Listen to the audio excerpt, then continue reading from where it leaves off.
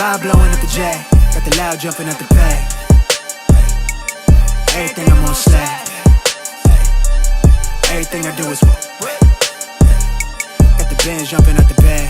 Vibe blowing up my J, got the loud jumping up the pay. Everything I'm on slap.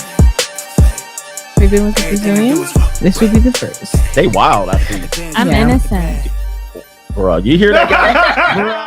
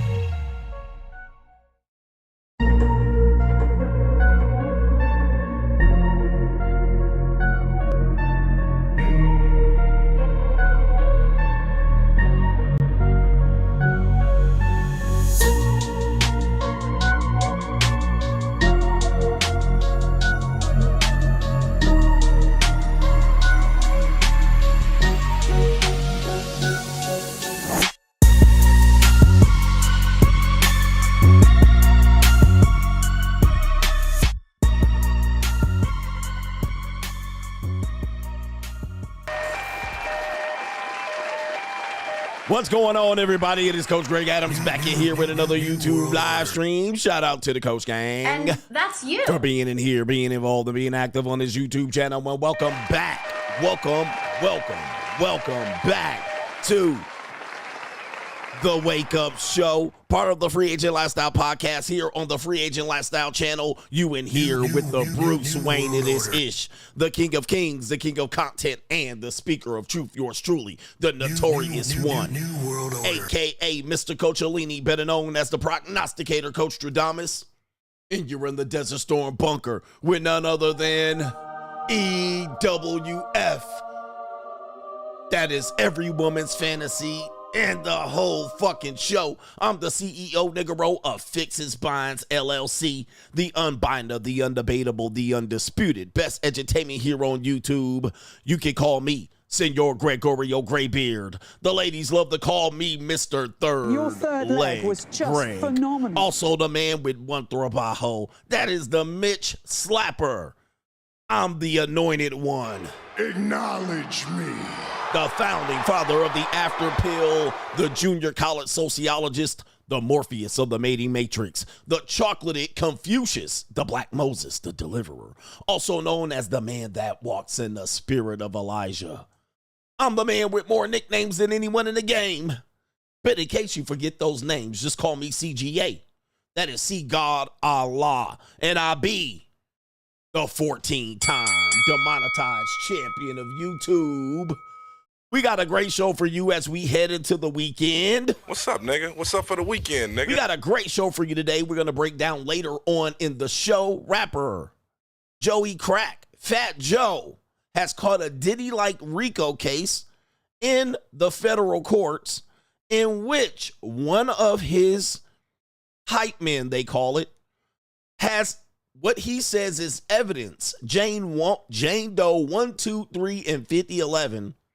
He has evidence that he has had over 400 sexual escapades, including escapades with teenage girls as young as 15 years old and around 16 years old, including some that he has reportedly gotten some, well, let's say the miracles of modern science, breast implants or possibly BBLs for young girls as young as 15 years old.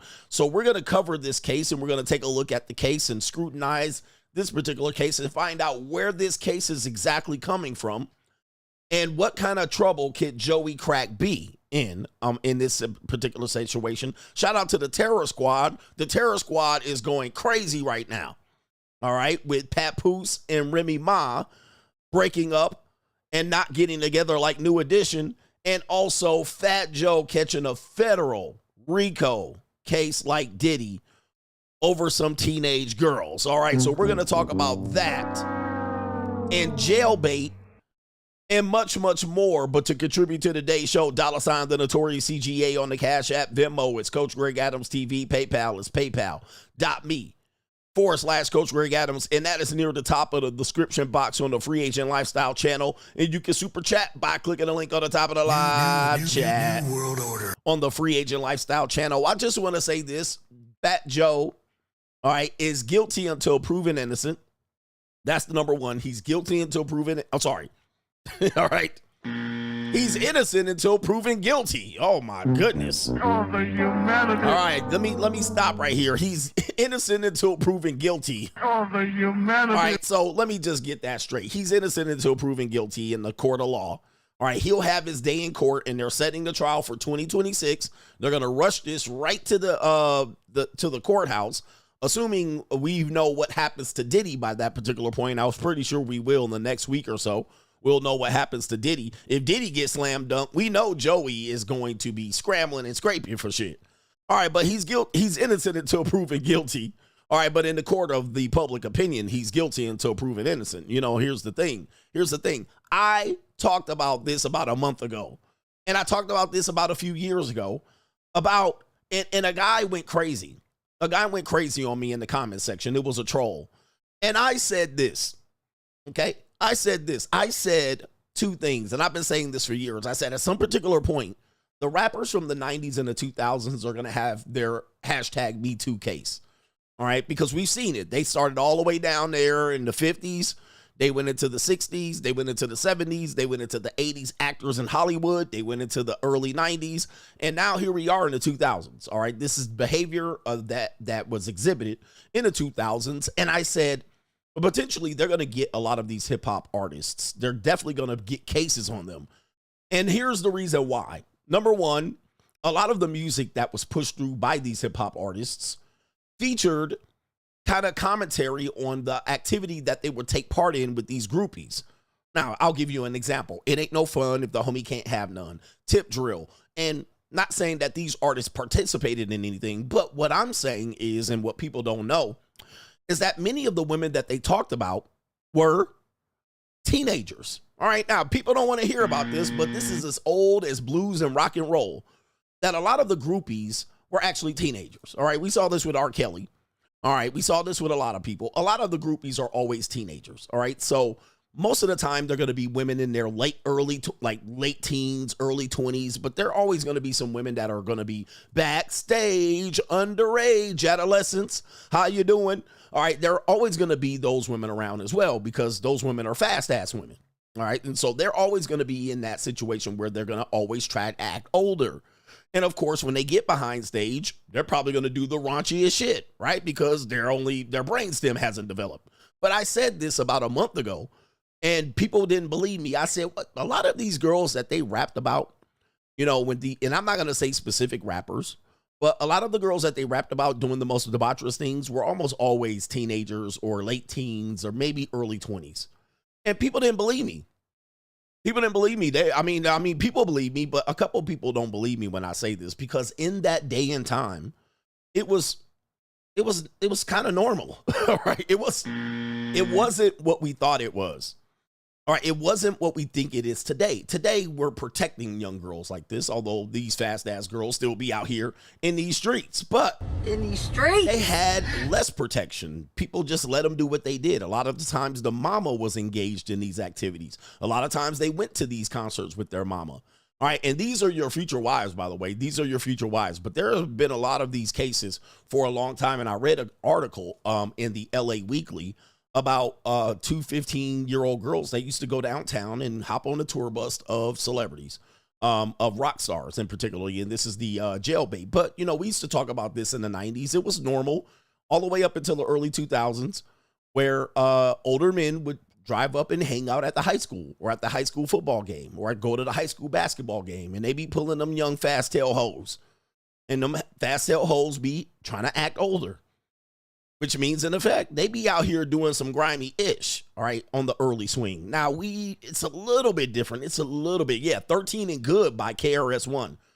And when you think about the women of the night, a lot of times these are young teenage girls. I mean, it's just a reality, running away from home, and running away from middle class existence in suburbia. So it's not just regulated to what we would call the ghettos and the projects and the barrios and the favelas. All right. It's also middle class teenage girls in the suburban communities that will run away from their home because, oh, my parents don't understand me. Okay. But yes, man, I'm going to tell you, man, it's one of these things where people are getting a reality check with it. And I'm somewhat surprised in the Diddy case, this did not come up at all. All right. It has not come up. There were any minors, although there were suggesting that there were minors attending their parties. It never came up at all. So there's that. But in this case, it's coming up. And we'll talk about that later on. Plus, we have a woman that says that she knows the reason why men and women are not getting together like they used to be in traditional relationships. And men, we have two men that are going to pretty much co-sign it of why men and women are not going to be able to get together like the good old days, like things used to be. And it sounds like doom and gloom. Sounds like they've given up hope. But these are two people that arrived at a conclusion that we've already discussed about 5 years ago. All right, so they're arriving. The normies are catching up, in essence. Okay. Young girls think they know it all. Yes, and that's a female speaking. Young girls think they know it all. We have to talk about the teenage rebellious nature of young women is that they think they're grown, and naturally they are. They've developed their little bodies. Their bodies start at the early stage of development. Many people think that at this stage, they probably look the best they're going to look. All right, and there's going to be a steep decline. And then also they're developing their ability to have children. All right. And so thus, when they do this, they have to want to spread their wings, although they're not safe and secure. We tend to portray these women as victims as such because they're minors. But at the same time, a lot of times it's their own. They have to learn the hard way. It's like the Little Red Riding Hood. They have to learn the hard way. And they go out there and they go outside and they think they're grown and then they get taken advantage of very relatively swiftly. And somebody then pimping these hoes on the blade. All right. They pimping them on the blade. So it kind of it's a sad story. You know, it's a sad story. I am not empathetic about anyone. Everybody makes their own Mickey Ficky bed and they just gonna have to lie in it. All right. But that's how I look at it. You know, if you think you're grown, the best way to teach if you're grown or to learn if you're really grown is to take your ass on the streets. Who remembers this? You know, you were a kid, you're like 10 years old, 12, and you're like, I'm going to run away. And your parents would be like, no, Johnny, don't run away. All right, it's bad out there. All right, you had that parent. Or you had the parent that said, okay, pack your shit up. Go on out there. All right, go on out there. Take your little teddy bear. Take your safety blanket. Go on out there. And then you watch Johnny stand at the door. You just be like, take your ass on. All right, you'll learn. All right, you'll learn real fast. And you wanted to teach your child a lesson, although albeit it was going to get Willie lumped in the head and possibly something done to them that they'll never forget. But sometimes you be like, all right, nigga, you're just going to have to learn. All right, go ahead. All right, don't come back. All right, but when you come back limping, all right, we know what happened. Your ass learned that it ain't, you don't know shit. So go on out there. So there's two type of parents. And a lot of us definitely have to figure out if we grown or not. You know, some kids got to learn the hard way. Some of these fast-tailed girls got to learn the hard way. And they did learn the hard way, although they're protecting them now. It is what it is. All right, shout out to our brother, Double D. Mr. Derek says, is it you? You are the one. Late fleas. Shout out to you. I'm not sure what it is, late fees or fleas. All right, but shout out to you. Appreciate you for being here. All right, coming back with a limp. All right, shout out to our brother here. No government name. The benevolent Coach Alini. Is Juneteenth a legit holiday that should exist? Or is it made up just to help continue the victim mindset for the normies? Remember, slavery is a choice. And you're free to starve.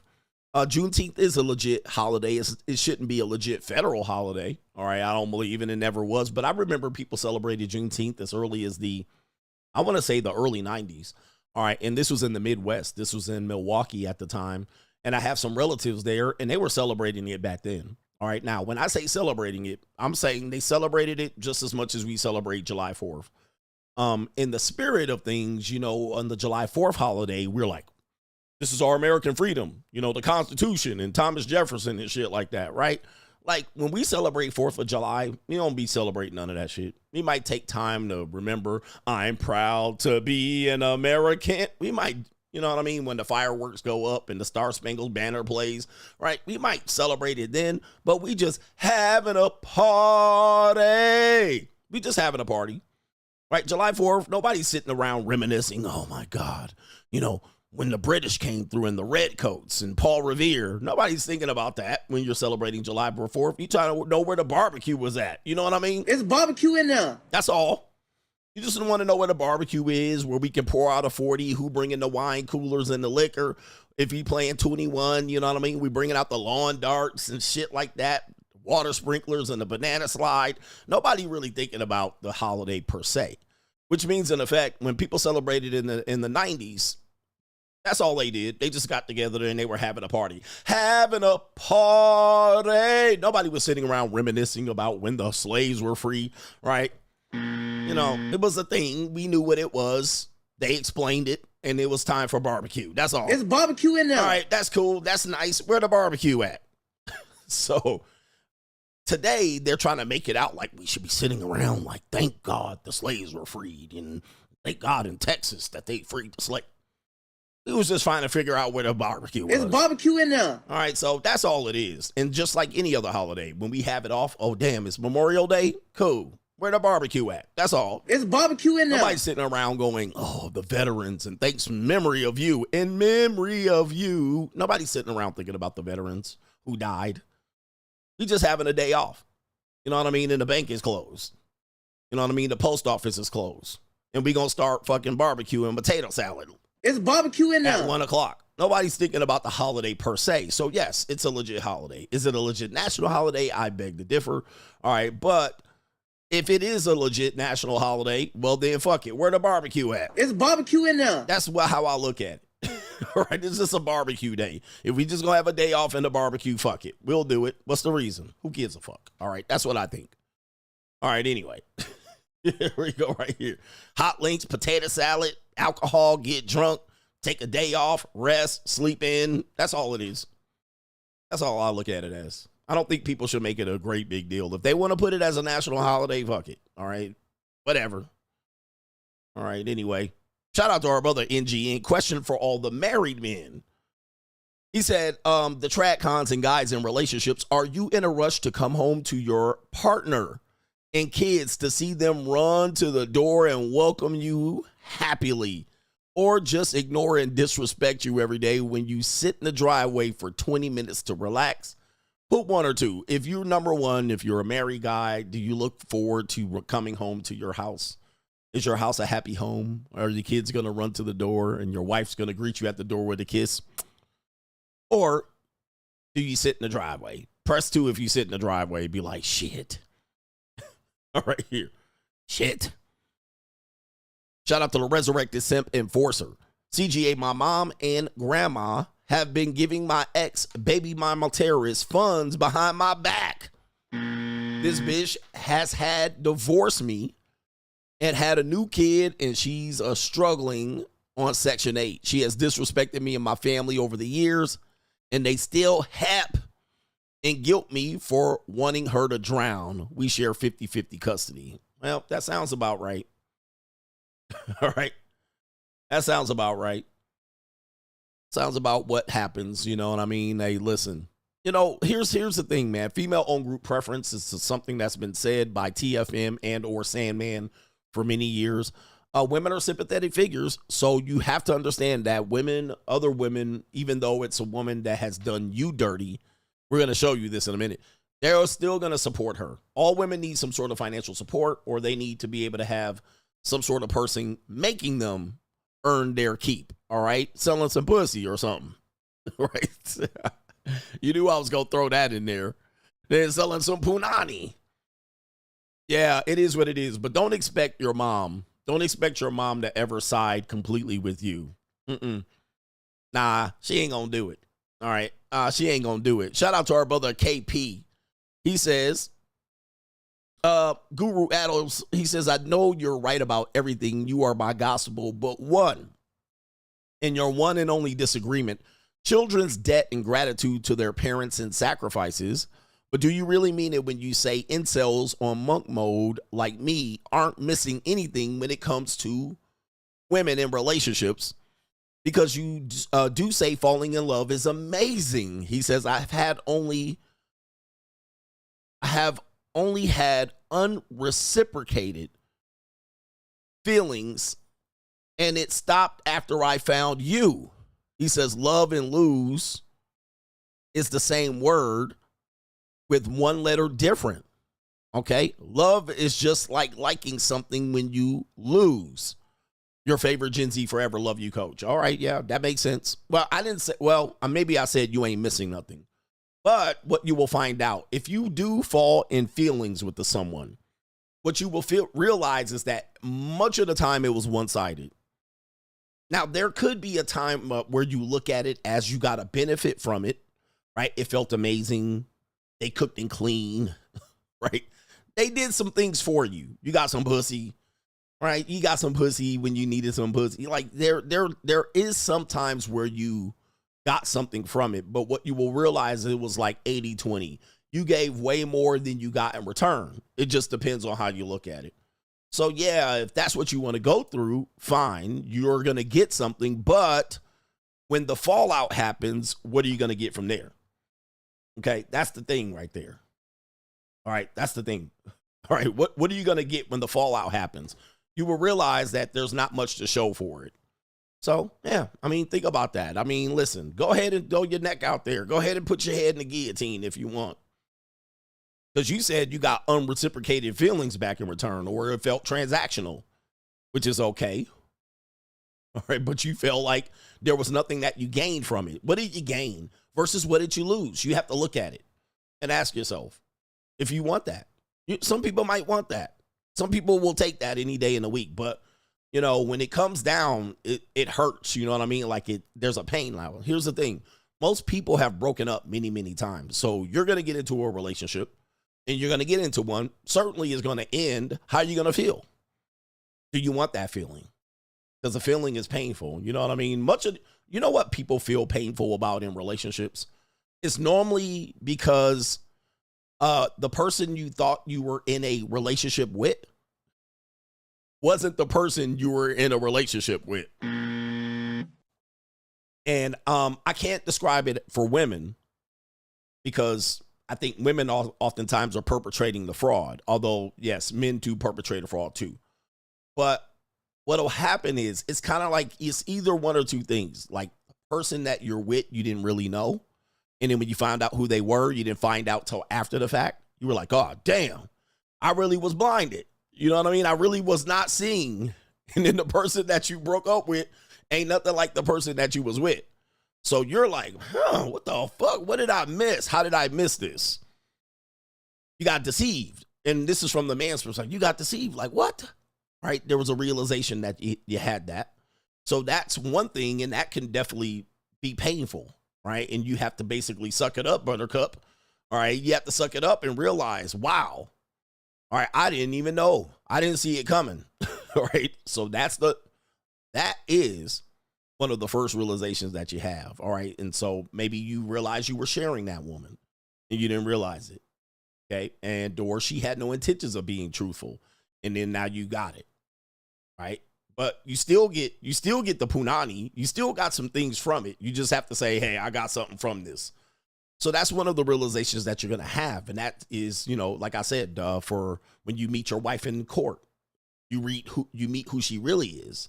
You find out who she really is when you're in divorce court. You even find out that she fell out of love with you 3 years prior and that you were faking the funk the entire time. She hated your guts. Yeah, now you see it and you're sober. Sometimes you see it even later than that. So that could be painful, right? You be that being painful as hell. Like, God dang, why was I so foolish? As we said, what a fool believes, right? There's a lot of things, man, you know, for men that go through it. And I know women can speak on this, but I'm not a woman. So anyway, enough about that. That's a great super chat. So do you have the stomach to go through these? Do you have the stomach? That's the question, because you're going to go through it. Now, unfortunately, I cannot help a lot of you guys. I don't care if you are experienced with women or inexperienced with women. You're going to go through some bullshit when you're dealing with people. All right, you're going to go through some bullshit, and it's just part of the game. A lot of people think they're missing that. I want love. You want the love. You want the affection. You want the hugs. You want the attention. You want the quiet kisses. You want the sex. You want the romance. But what happens when you realize, if you realize at some particular point, that wasn't real, or it was real, but it's no more? What do? You don't have the stomach. Most of y'all don't have the stomach for this. Do you have the stomach? All right, you don't have the stomach. All right, with that being said, we got Doom and Gloom CGA. Let's matriculate this show downfield. Hit the like button.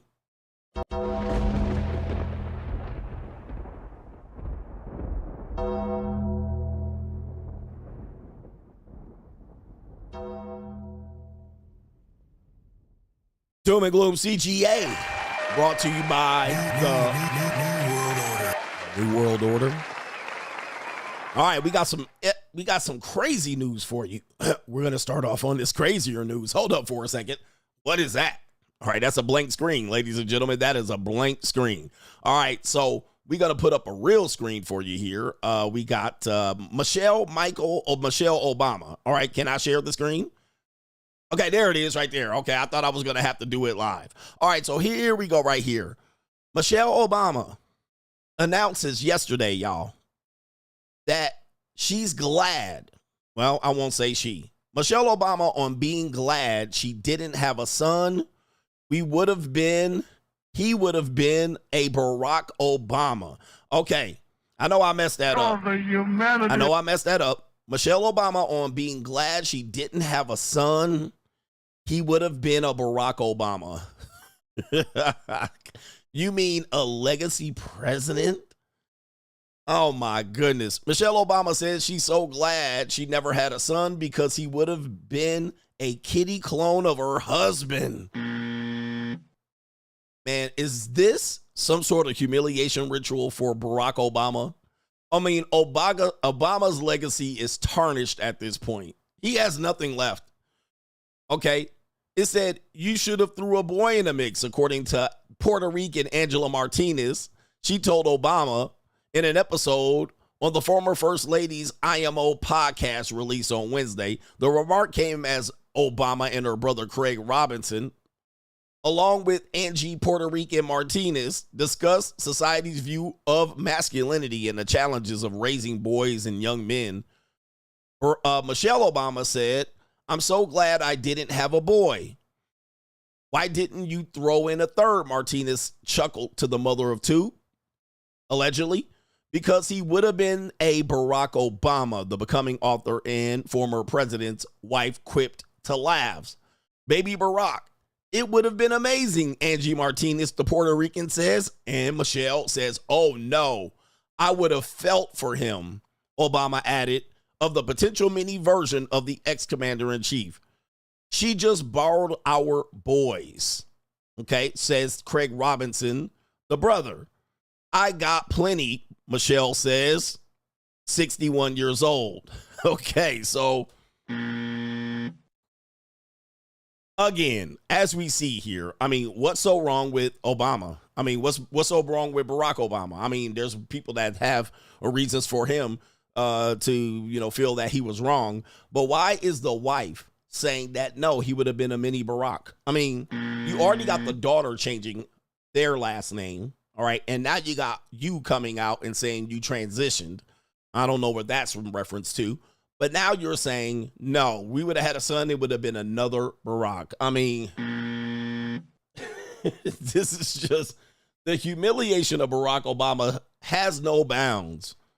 And this woman continues to throw Barack under the bus. I mean, it's not like he shouldn't be thrown under the bus, but not your own wife running around on every opportunity she possibly can on that silly podcast that she has. All right. But she's throwing this man's legacy all up under the bus. Okay. So anyway, All right, we got this one right here. We got another woman on Doom and Gloom CGA says the homeless shelters are full and the jobs are not hiring. All right, boy, the binds are going to be fixable out here. Here's the sad reality. Run the film. System is fucked. It's fucked. When I tell you that I've seen mothers in their cars sleeping with their kids, I don't want to hear that shit. Hotels are booked, motels are booked, homeless shelters are booked. What the jobs are not responding or hiring. Everybody trying to make a way, and ain't no way to make. Like, okay, yes, that's Doom and Gloom CGA. It wasn't like I didn't warn you, especially for the uneducated, the schizoids, and of course the single mammies and the lights. Donald Trump's taking a hatchet to Section 8 and the migrants, all right? And he's taking people down, all right, with it, who thought that the government was going to help them. But that's what you wanted, and you wanted to vote it in, and you wanted to re-vote it in, but not today. All right, you're gonna be out here broke. All right, if you don't fix yourself. Through your thick skull that I'm broke. All right, but that's what we're talking about right here, and it's a lot of women. You talking about mothers living in cars, homeless shelters being full. These are the things that you don't see coming down the pike. So you definitely have to get your boss up mindset. Boss up, nigga. All right, because these people will be the next rebellious voting base that's going to vote in the next president in the 2028 election. So these people are going to be disgruntled, they're going to be upset, and they're going to be looking for change, and it's going to come into the form of whoever's presidents will be kissing these people's ass. All right, but I think we've been well overdue for that, and people are getting priced out. So it's time for you Boss up, to nigga. realize ain't nobody coming to save you. All right, they can't. Not even Kamala Harris can save you. All right, here we go right here. Doom and Gloom CGA. The Social Security is on track to run clean out of money by 2034, when the retirement program would need to cut monthly benefits by 20%. The average retiree receiving $1,900 a month would drop to $1,600 a month. Wow. You get it through your thick skull that I'm broke. Yes. Dead, flat, stony broke. I've got $3.85 in my purse. I actually warned you of this. This has been a warning since the 1990s that this is going to happen. So we're just been kicking the can down the road, and it's surely to happen. One of the reasons they're going to do this, or one of the ways they're going to curb this, is obviously they're going to raise the age of the person receiving the benefits, which I believe is 66 and a half at this particular point. And you even had presidential candidates such as Nikki Haley, and possibly Elizabeth Warren saying they need to raise it up to 72 years old. People are living way too long. It's not like the olden days. The Social Security Administration was only created in the 1930s, and thus it was at a time where the workforce was industrialized, and many people died in war or they died early. They became disabled because of the work that they did. So retirement is what we think. I said retirement is dead. All right. It's not possible for most people. People are not going to be able to financially prepare themselves for it. And as you can see, I show you data on this. We have too many people living paycheck to paychecks. Not enough people have emergency funds or ability to be able to perform a $1,000 emergency. This is where we at, hyperinflation kicking ass, and this is where we're going with it. Plus, people are living longer. But it came about, the idea of retirement came about when the Industrial Revolution became common in many municipalities, and it came in a form of private pensions. Now, the Social Security came in about in 1935, and that was after Woodrow Wilson initiated the idea that you guys should have a Social Security number, which you became a corporation, not a person. All right, and so since this is what I call the new fandangled idea, well, it doesn't keep up with the times we live today. A lot of people don't have a job where they can just set aside Social Security. So you're an entrepreneur, you are a gig worker. Yeah, you don't have any Social Security coming your way. So this is where we're at. It's going to be one of the things that's going to be a problem for people who are already planning on receiving Social Security, plus expecting it. And if you put in child support, or if you put in child support in the Title 4D court who goes through the Social Security Administration, it is being graped. So it is kind of like money karma. The people who actually took advantage of child support who goes the Title 4D system basically takes federal funds from the Social Security Administration and matches it for the judges' retirement funds. It basically is you're taking from it early. So if you're finessing the child support system, you're probably going to get less benefits down the line. So it goes kind of hand in hand. So I'm looking forward to seeing how people figure out how to navigate this. And by the way, 2034 is only 10 years away. It's less than 10 years away. So I do want you to acknowledge that it sounds like it's a far time. It's a long way away, but it's actually closer than you think. Yes. It's closer than you think. This little shell game Ponzi scheme that they were playing with the system, it ain't going to last very long. So you better come up with another way to survive. Yeah, back in the day, your grandpa used to survive off of Social Security for 25, 30 fucking years. All right, they retired at 55, and then they lived to 80. All right, and then people used to basically keep their ass alive to get their Social Security check. But not anymore. All right, so you better figure out a new game. All right, a new game. New world order. Okay, we got another one right here, and this is a good egg segment right here. I know we do doom and gloom, but let's give you a positive story in doom and gloom CGA. The United States of America has added more than 1,000 millionaires every day last year, according to the report. This is the rich getting richer, the poor getting poorer. This is what I call the large income gap.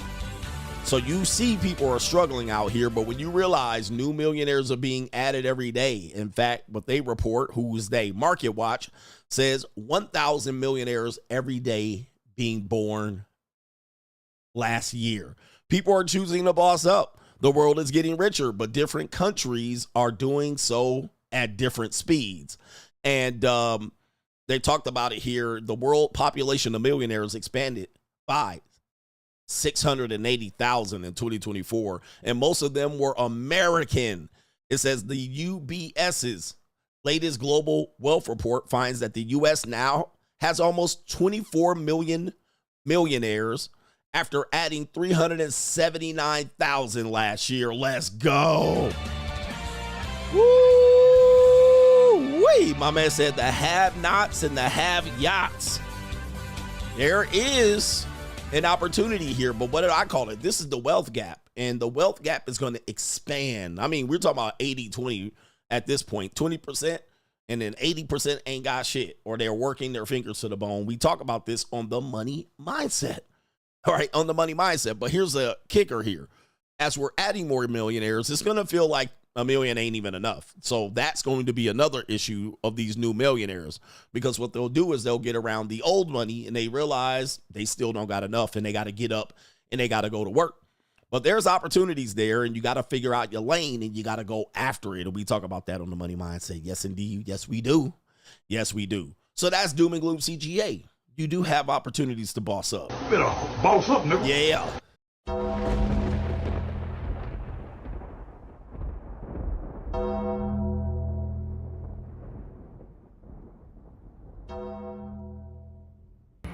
The Money Mindset 2025. Join us if you are looking to elevate your mindset to the next level and get your financial information and game back to where it needs to be. This is the blue chip mindset on steroids.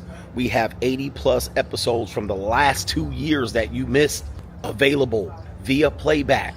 You can get all of those episodes. Also, every live stream on Sunday night with all of our great contributors with subjects, cryptocurrency, investment, money 101, money 201. Also, if you're looking to become a social media content creator, this is the group for you. 2 times a month, we give you content creator information about how much money you can make via content creation.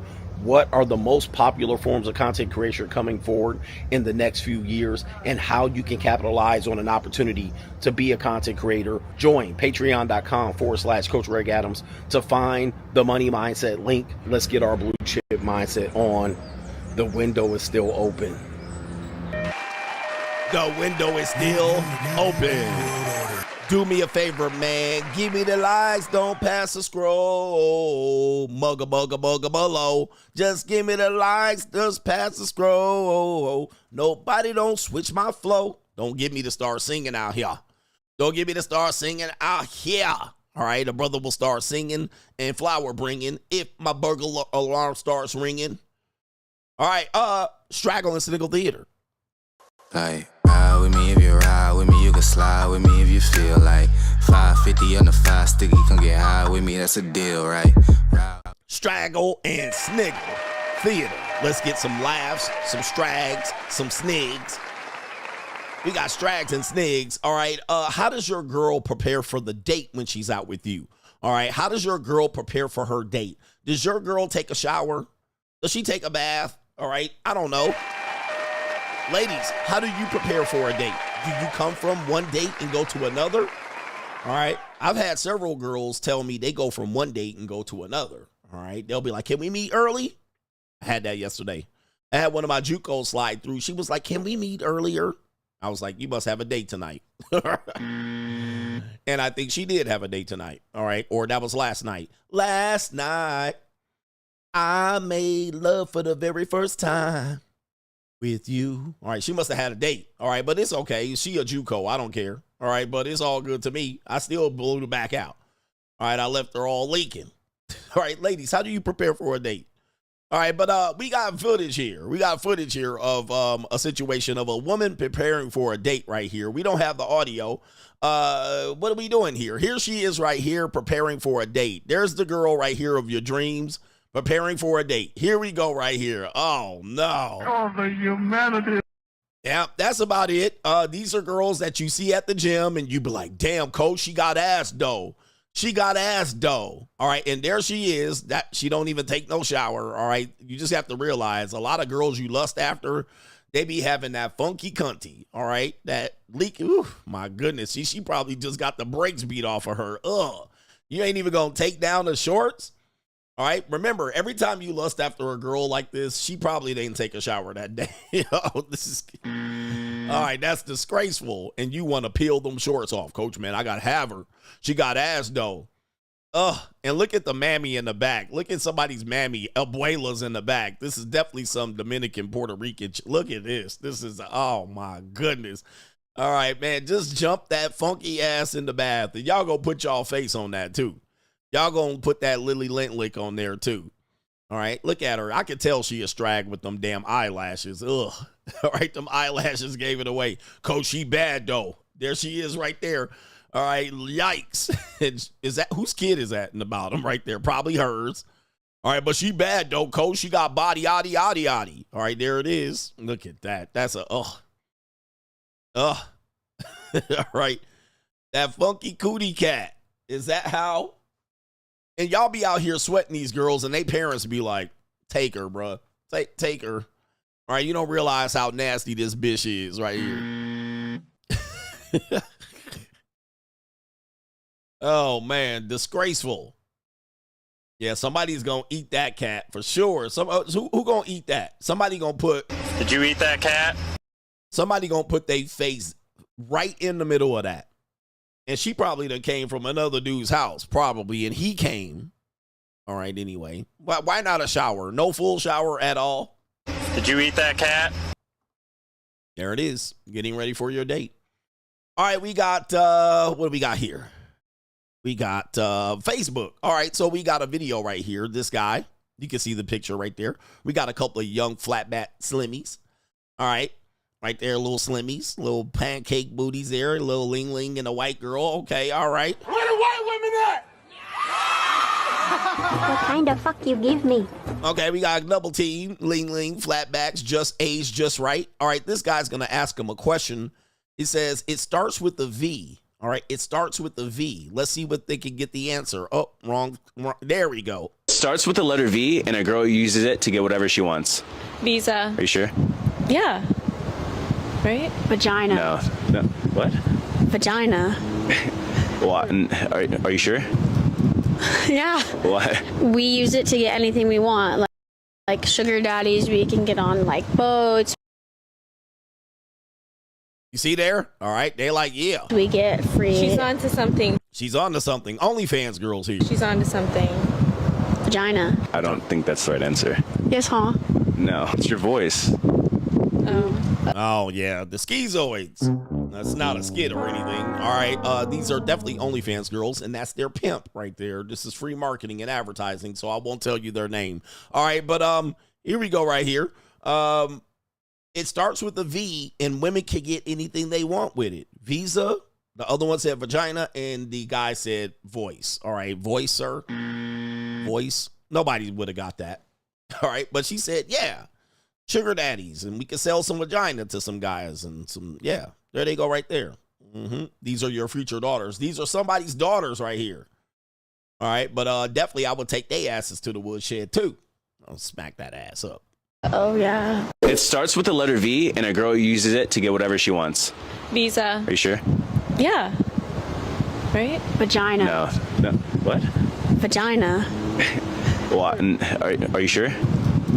Yeah. What? We use it to get anything we want, like sugar daddies. We can get on like boats. We get free. She's on to something. She's on to something. Well, she is on to something, and she's probably on something too. All right, but I definitely will be on both of them, just to be honest with you. But somebody said virginity. All right, but yeah, no.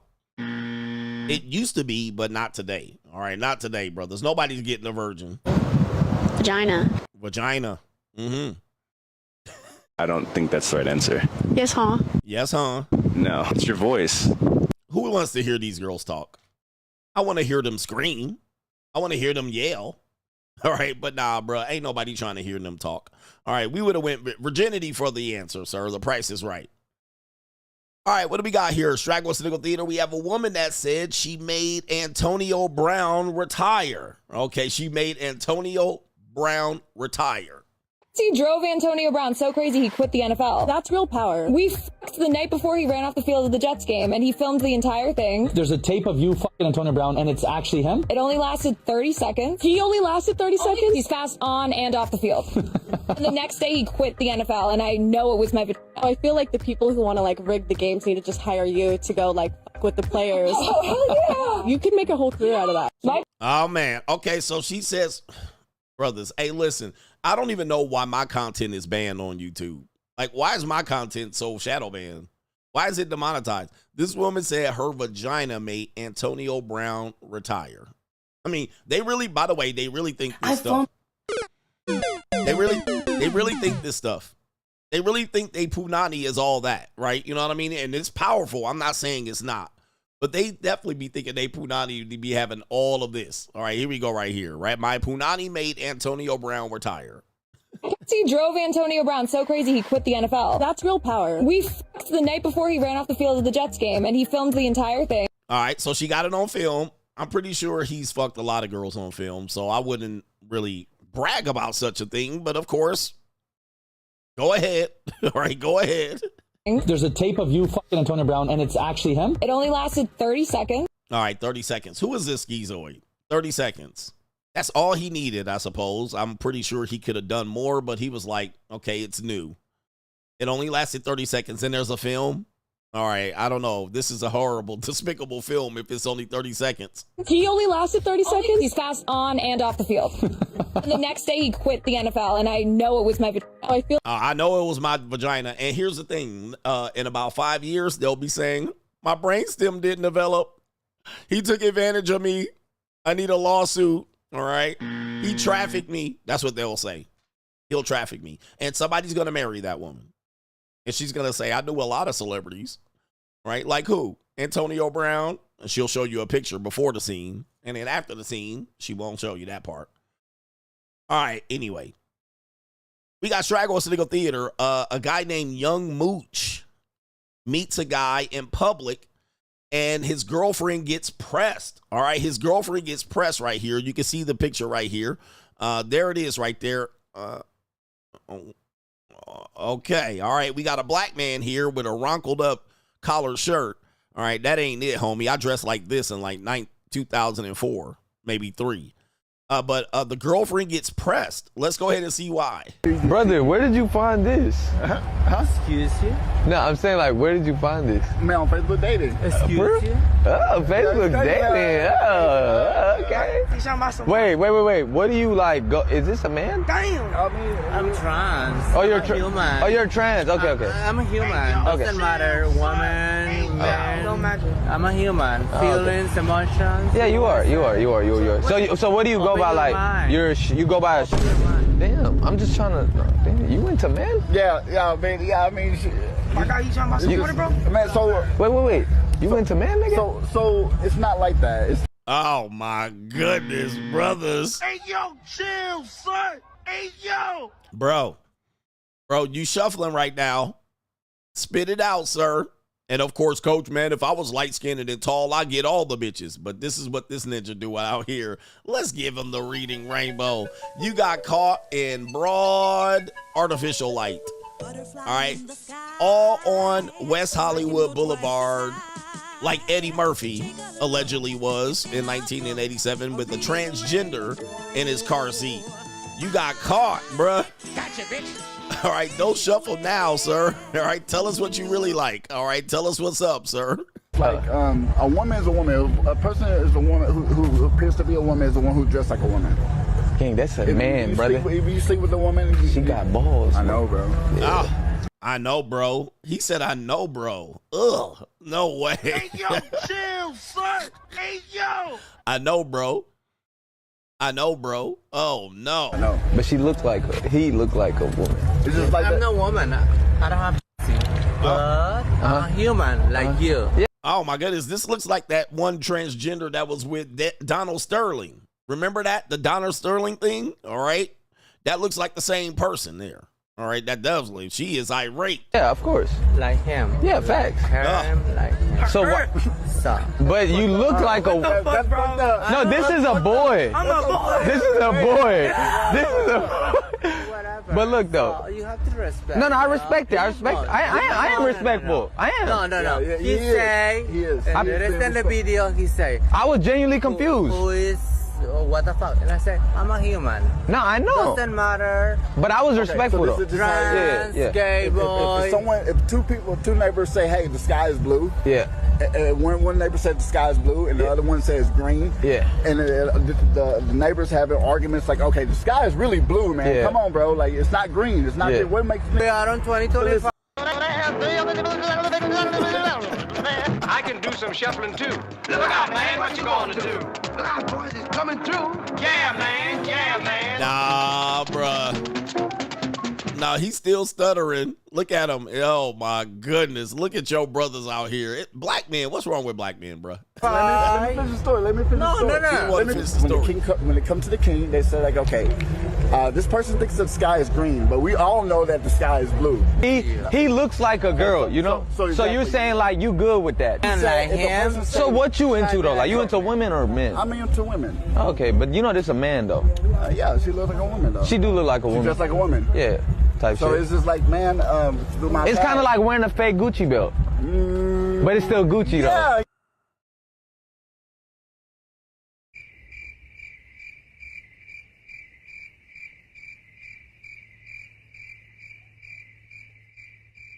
Okay. I'm shell-shocked here.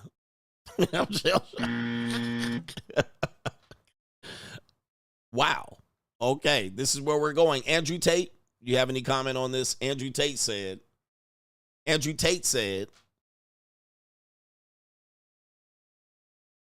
okay, send it.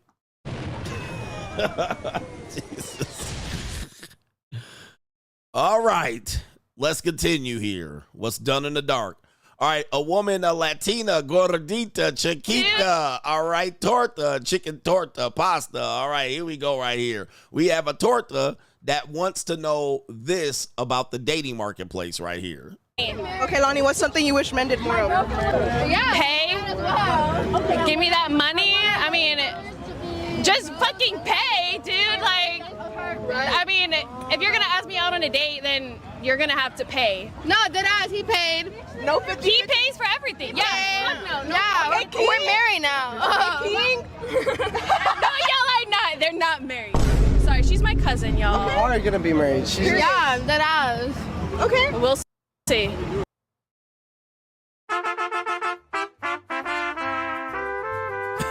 All right. We got some Santa Ana tortas here and the Chiquita in the back. Definitely Inglewood's finest. Okay, so okay, let's go back to this. First of all, we have the guy that pays for everything, and take a look at him. All right, let me see if we can get a good video of him right there. There he is. He definitely got his hands around the neck. The guy in the back pays for everything. All right, so we already see what's happening there. So he's paying for all of these bitches. All right, so yeah, I mean, I better be fucking all of them.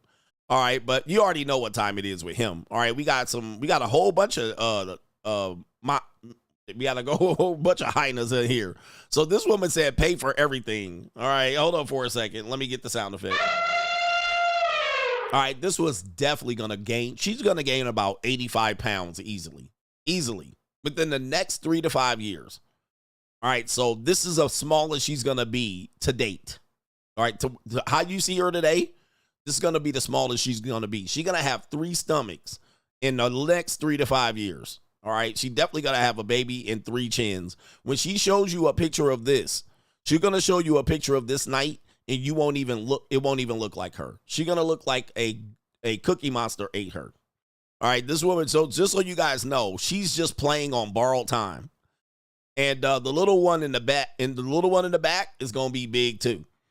The little one in the back is going to be overweight too, severely. All right, they're going to eat too many chalupas, too many motherfucking tamales, arroz con pollo, chili con carne, all right, carne asada.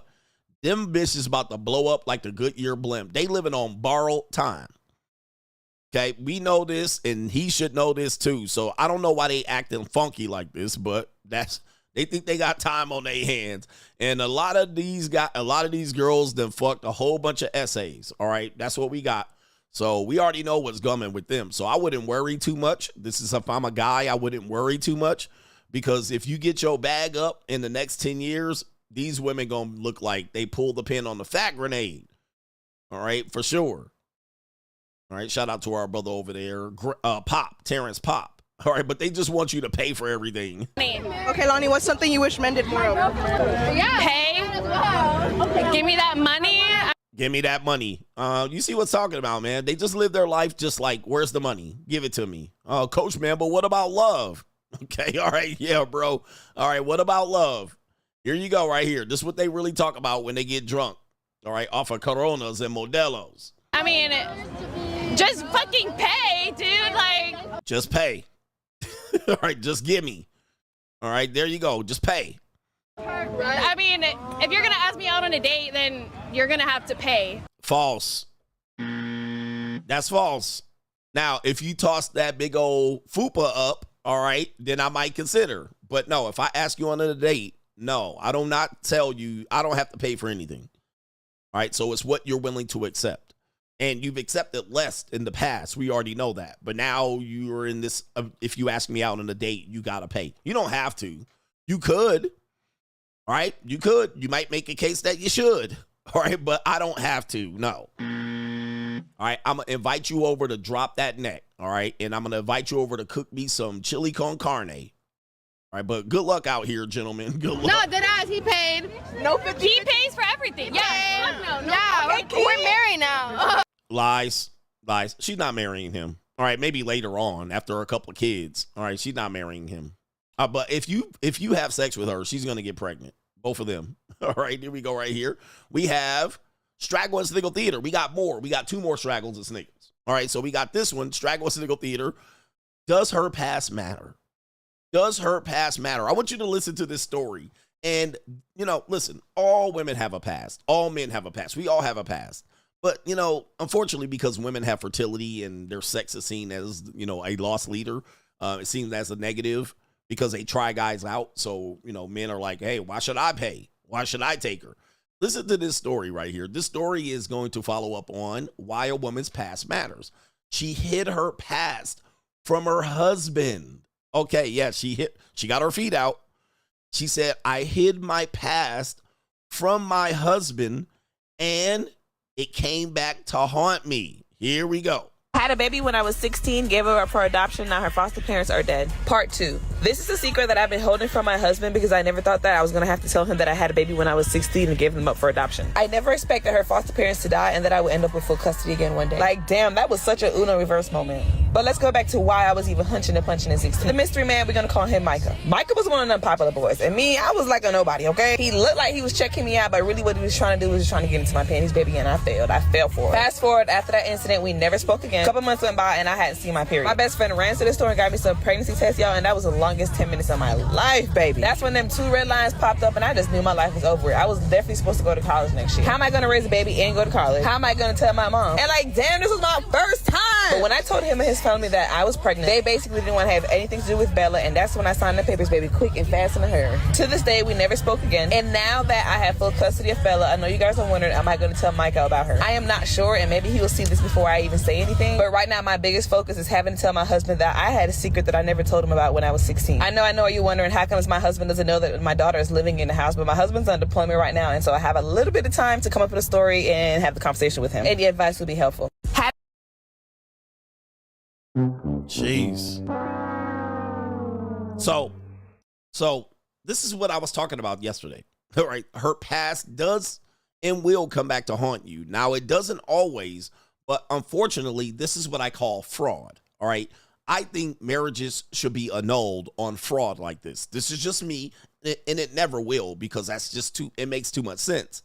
I mean, even France knows that we're not going to do any DNA testing because it's just going to ruin everybody's family, right? So we already know it's going to open up possibilities for men to just run down the court and get divorced on fraud, and then the woman gets no benefit. Now the government has to take care of that woman.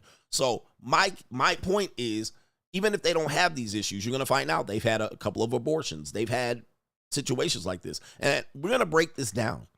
All right, we're going to break this down because there's so many red flags in here that women will bring into your relationship and then expect you to accept it. She's expecting her husband to accept this. Let's break this down. This is crazy work right here.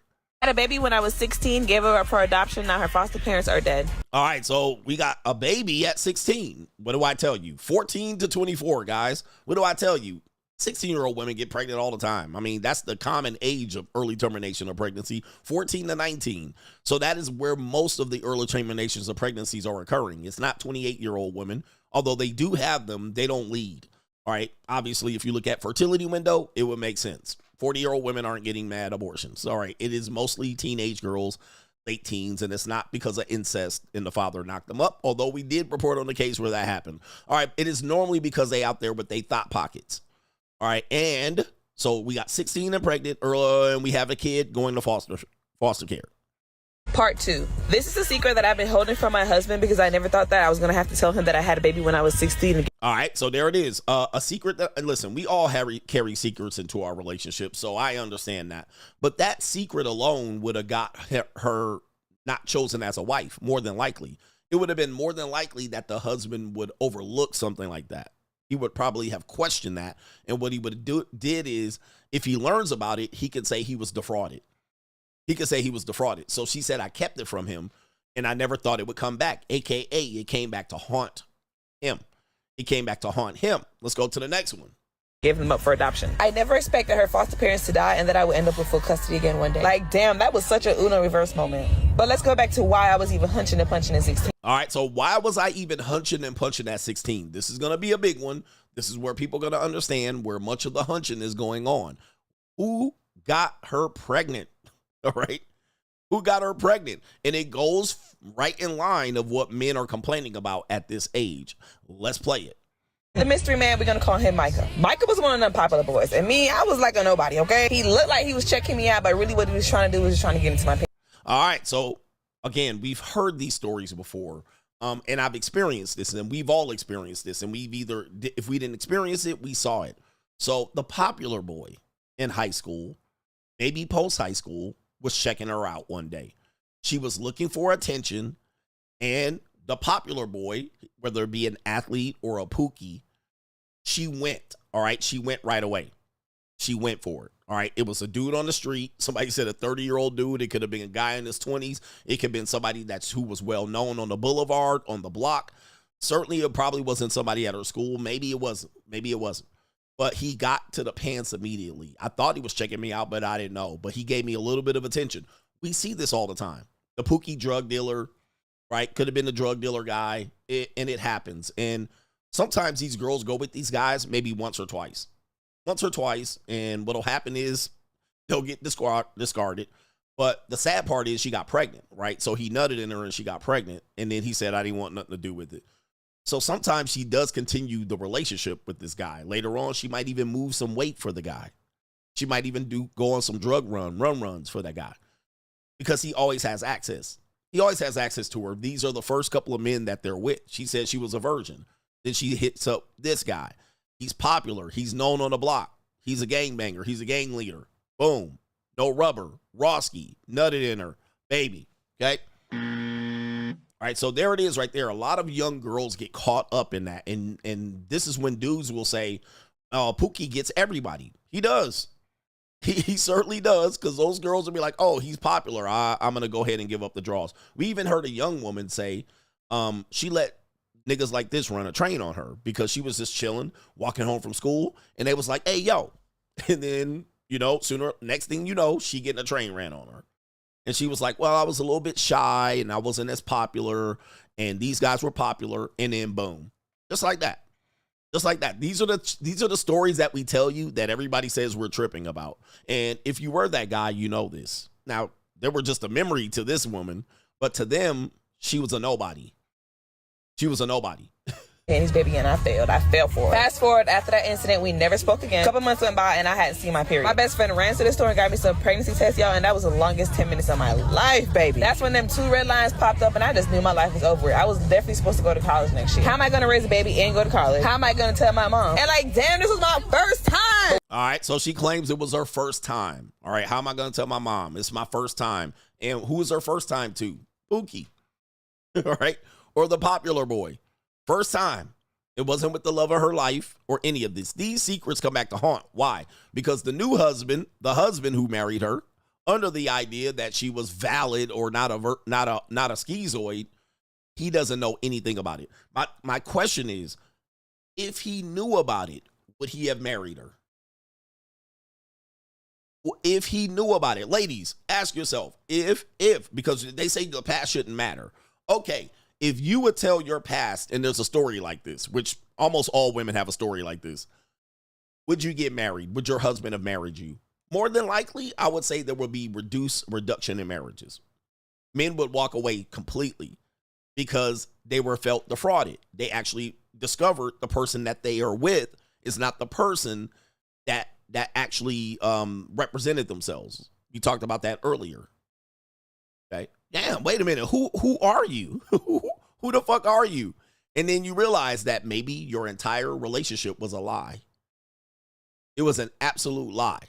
So there it is right there. And it gets worse. All right. So we're going to add this on. When I told him and his family that I was pregnant, they basically didn't want to have anything to do with Bella. And that's when I signed the papers, baby, quick and fast in a hurry. To this day, we never spoke again. And now that I have full custody of Bella, I know you guys are wondering, am I going to tell Micah about her? I am not sure. And maybe he will see this before I even say anything. But right now, my biggest focus is having to tell my husband that I had a secret that I never told him about when I was 16. I know you're wondering, how come my husband doesn't know that my daughter is living in the house? But my husband's on deployment right now. And so I have a little bit of time to come up with a story and have the conversation with him. And all right, so she's still gonna lie. So she said, my husband's on deployment, military family, military.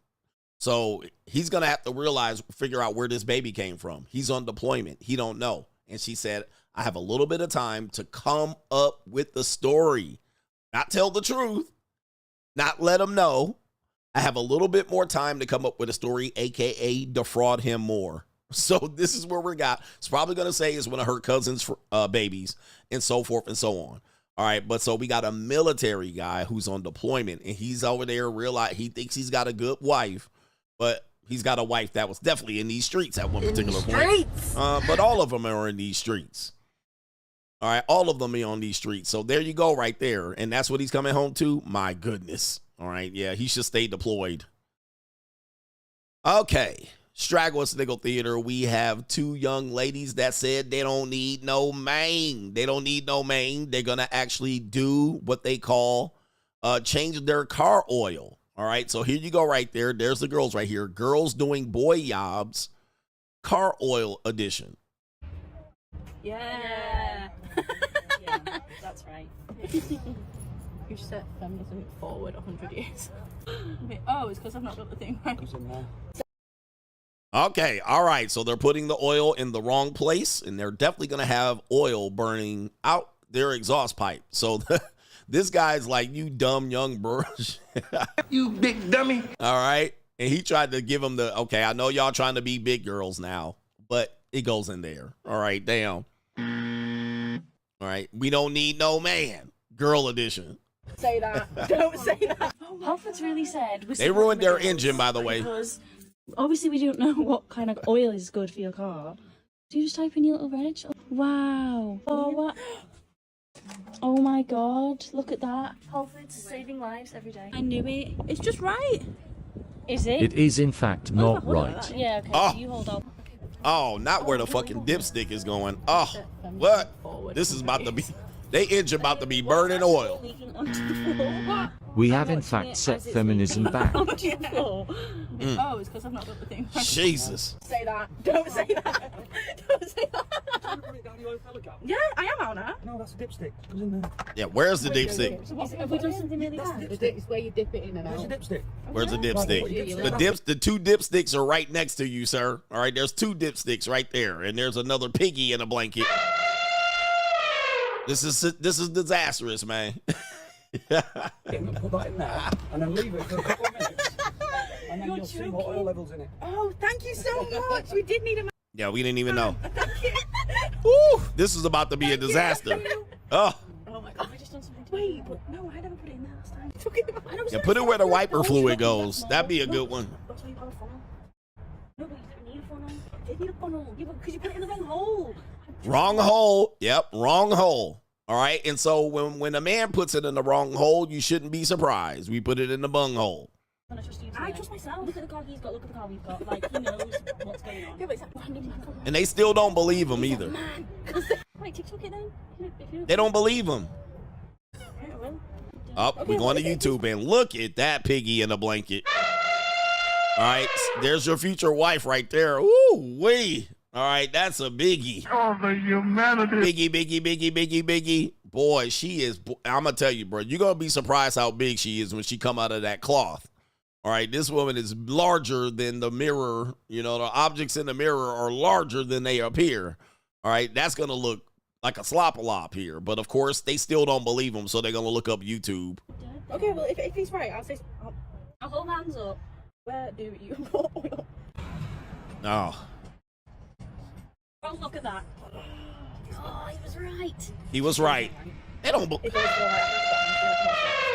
Yeah, the engine oil level should be at the top of the second marker. Oh, my goodness. Look at this. Bitch, please. They probably got oil everywhere. They just flicking the dipstick. Pause. So come back for the next episode.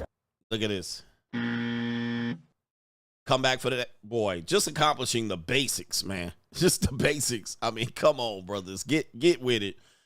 It's sad. Speaking of, last one on Straggle Sniggle Theater, we have this right here. We have a black man's dream, or we have the woman dreaming of black men. Take a look at what we got on your screen, and let's take a listen. Like the darker skin, I love me my chocolate man. What race would you not date? I know I'm white, but I just don't like white men. You don't like white men? No. You will never see yourself dating them? I've never been with one. I will never see myself with one. And it's not even like I know I'm white, but it's just like they don't know how to put it down. It's just like not a vibe for me. They're not freaky like I want them to be. Okay, now you're chasing clout. They're not freaky. They're not freaks. What about... All right, there you go. The real problem is niggerism. Oh, that's the real problem. Goodness gracious. Well, how did I know that you didn't have white men? All right. There's one reason, and one reason I know that you've been getting dicked down by niggies. And the reason is right here. And plus, your hair looks all sweaty and oily and matted to your head. Look at this, man. This is poor trailer park trash. And she said, niggies, step up. Take a look, gentlemen, niggies. All right. And she said, I can love me a black man. So, black man, what do you think about this woman right here? A black man's dream. Do you ran into the right folks? What's your type? You like black, white? I like white girls more better. Okay. Yeah. Especially the thick time. That's what I'm talking Word. about. Snowbank. In other words, pog. Pod. That's what I like. Yeah. Hey, say that bit again. Say it one more time, but say it slow. Pog. P-A-W-G. Fat ass white girls. That's what I'm talking about. What you like, bro? Yeah. I like fat ass white girls, the thick time. Ooh, the curvy types. Yeah. Those are my favorite. Okay. Yo, that's what I'm talking about. Okay. She's fall. Fat ass white girl. Fat ass white girl. Shit, I got you. I You know know what I'm talking about? All right, that's Straggle and Sniggle Theater. Like, ride with me if you ride with me, you can slide with me if you feel like 550 on the 5 sticky, come get high with me, that's a deal, right? Coach, man, you like it thick? We like them thick out here. Let's go. All right, let me get to these super chats. We got a great show pressing forward right here, and it is Friday. People just got paid out here. All right, I'm pretty sure you got paid. Where that money at? Give me the monies. All right, but give me the likes. Shout out to Snap Tech Fix. It's not like that, but you out here with a whole man. Yes, it ain't like that. It ain't like that. You just don't understand. All right. Oh, man. Come on, man. Stiliano says, I know people are going to take my line, but they take yours anyway. He says all the time. He says women are like fish out of water. They're very fragile, and their mouths never stop moving. Shout out to you. Women are like fish out of the water. They're very fragile, and their mouths never stop moving. He said free agent lifestyle for life. Shout out to you right there. They be taking it too. And they always hungry. All right. They're always hungry. Always hungry. All right. Yes, indeed. So you be prepared for this. Be prepared for this. They never really kind of have their finances together. That's where you come in. All right. They're constantly always looking for men to either live off of, to finesse, to trick, or to solve their problems. All right. That's where it is. And so when you know that, you know better, you do better. All right. That's the point. We're not making fun of them. I'm not making fun of them, but you just got to know better and look out for it. Because a lot of guys, I saw that dating coach guy again on another video, and he seems to be really hung up on the money thing. All right. All right. He seems to be hung up on the money thing. Shout out to our brother Big Joker ATL says, Coach, it's a damn shame YouTube keep playing with your numbers. Yesterday, your show was glitching so bad that at one point, in the midst of me refreshing the stream, it showed 12K in the chat. He says, what the F, man? What is the point? He says, oh, yeah, I already know, trying to discourage you from giving out this info. That blue pill neckbeard that works in the basement at YouTube raging because he getting priced out. It's Boss Up 2025. Yes, indeed. Boss up, nigga. Every time you guys go through that, somebody will screenshot it. They'll say there's 12K people viewing. All right. Now, I don't know how many people are actually viewing, but I know what number you see on the screen is not the actual number. They're trying to discourage me from making this content. All right. So eventually they'll just grind the gears to the point where I just give up. That's what they're hoping. That's what they're hoping. All right. But shout out to whoever's doing that behind the scenes. World order. They're trying to see that. Shout out to you. Maryland guy says, what up, Coach? After I heard your message of bossing up, I picked up a second part-time job and got another stream of income doing Bitcoin mining and do a little bit of DoorDash on the side. I would love the super chat more, but everything is so dang expensive right now. Shout out to you, Boss Up 2025. Boss up, nigga. All right. Yes, everything's expensive. 100%. Everything's expensive. Right. I'm going to have to save some ducats too. Shout out to our brother KP, says, much thanks for your response. I realize I don't have the stomach for love. I do have the stomach for honest, mutual usury. I can't post on locals without paying. Why? You can post on locals without paying. He says, but here's a video of Gen Z Cornstar on YouTube about Gen Z women's kinks. I'll paste the link here. And on your show next week should be named, do you have the stomach for this life? Twitch or YouTube. Here's the link. I don't see the link. He says, I do have the stomach because you prepared me for this, but I'm not sure. Maybe you're not in the United States. I'm not sure. But do me a favor, man. Yeah, do you have the stomach? Do you have the stomach? I think here's the thing, man. I think what men are looking for is what he said, honest. What do you call it? Honest or usury? I can't remember what you said. You're looking for an honest mutual usury. So you don't mind getting used as long as you You don't mind getting finessed as long as you're getting something out of it. And I agree. Like, I think where men are working and I get used is to give up something and get nothing or get little. Now, if you give up something and you get something in return, is it really usury? Is it really usury? I don't think so. I think that's not usury. I think you got what you wanted and they got what they wanted. It's only usury when you don't get what you want. So that's where you're at. But I think what men are looking for is an honest woman. I don't think an honest woman exists. I think they're all kind of hiding something. They're hiding something that which if you knew, you wouldn't be with them. But a fair exchange is not a robbery. And I don't think, shout out to Charleston White. I don't think that if I got something in return that it was, that they use me. Now they'll use me if they lied and defrauded me and they made me think it was something else. That might be some sort of usury. But if you look back, you probably got way more out of it than they gonna get. And also in the future, what does your future look like versus what their future looks like? Do you guys realize this? Like a criminal, like when a criminal commits a crime, you feel victimized, right? You're like, damn, they got me. They got me for my shit. But what you will realize is they're only going so far. That like their life is about to be fucked over. Their life is already shitty. Yeah, they got you and you have insurance and you can replace it. You're like, yeah, but you feel victimized. You feel assaulted. You feel like you got exposed. But at the end of it, where are they going in life? Like the long term of it is way better.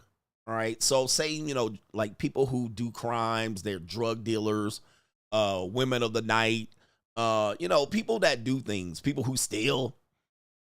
Like most of the time they go to jail, they get killed, right? They go to prison. Their life never really catches up. Like it's going to catch up to them. Trust me. It's whatever. Like the little game they're in, they're going to get caught at some particular point and it's going nowhere. Or like if it's a woman that gets over on you, bitch is just going to be single. All right. She's going to be single the rest of her life, or she going to get fucked by 50 other guys. You're just like, whatever. And your life goes on. You know, that's kind of how I look at it when people do things like that. It's more their bad than it is your bad. You can replace whatever they got, but they can't get exactly what they got from you. All right. They can't continue to get that. So they might have got you once. All right. But it's going to catch up. I've seen this happen like on the first 48 where some dude will kill some dude and then they'll either go to prison right away or they'll get killed. It's like, wait a minute. It's like, right? Like they get killed. And you're like, damn, like you literally just took somebody's life and then 2 days later you dead. Like whatever. It's already in. Look at Tupac, the Tupac alleged killer. All right. He was out for a whole year. He allegedly was one of the people who killed Tupac. And then he out there for a whole year and he gets smoked right in the middle of the street at a gas station. At some particular point, shit comes back full circle. Their life is really a shitty life. And your life is probably good and they got you for a couple $100 or they got you for a watch. At some particular point, they gonna get got. They never really win in the end. All right, so anyway, he says people who have good intentions right there. Yeah, it is what it is. Or they'll go to jail right away. They'll do some killing. They'll kill some guy, and then they facing 25 years in prison real quick. So it's not a big deal. All right, shout out to H Everyday. Yo, Coach got home, and Poetic Justice was on, and the scene where Pac picked up his daughter. Pac and Tone Loc were talking. Tone Loc said, "It's like I'm her daddy anyway, since they both came from the same tired hoe." Janet Jackson's ex-husband was a Spanish dude in the mailroom. Niggy movie facts.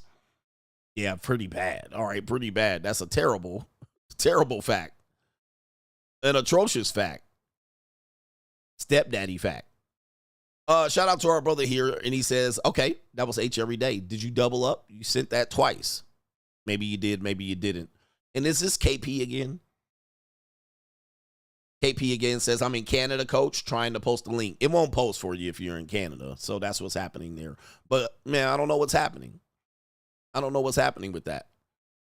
Yeah, brother said they're losers. Yeah, people are losers. You know what I mean? And they see you as a lick, and then you're just like, all right, you got me. All right, but now where you going? Shout out to H Everyday says Poetic Justice was deep. Janet Jackson had a house by herself, no man.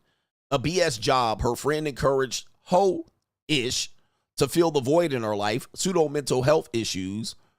Staring in the mirror, and she starts crying. Pac was a whole pookie. He says his mama is single, a nurse, sassy, and berates him.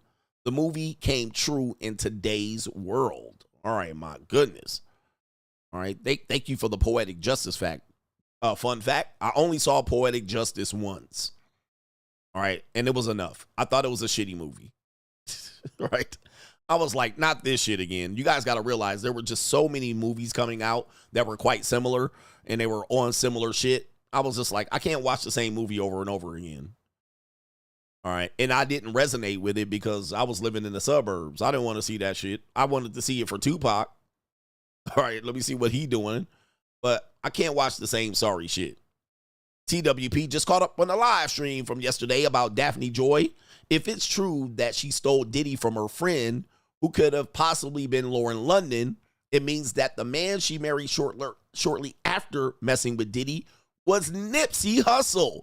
Diddy even produced a song on Nipsey's album, Shaking My Fucking Head, bro. Yes. Yes. And that's what I think it was too. So that at the time, at the time she met Diddy. Diddy was allegedly dating a woman who people claim was Lauren London. Lauren London later married Nipsey Hussle. So, yeah. Right? Yeah. She later went on to marry him.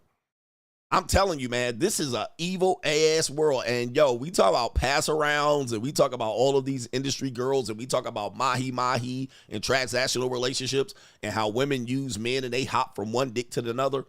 It is simple, man. And you guys got to deal with that. Okay. You got to deal with the reality of that. Even at the top where you think guys can get these girls and they got beautiful girls and wives. Hey, there was somebody else's girl, bro. All right. Somebody else's girl, fam. All right. They just parking over here and over there. So she dating Diddy and Nip at the same time, allegedly. And yes.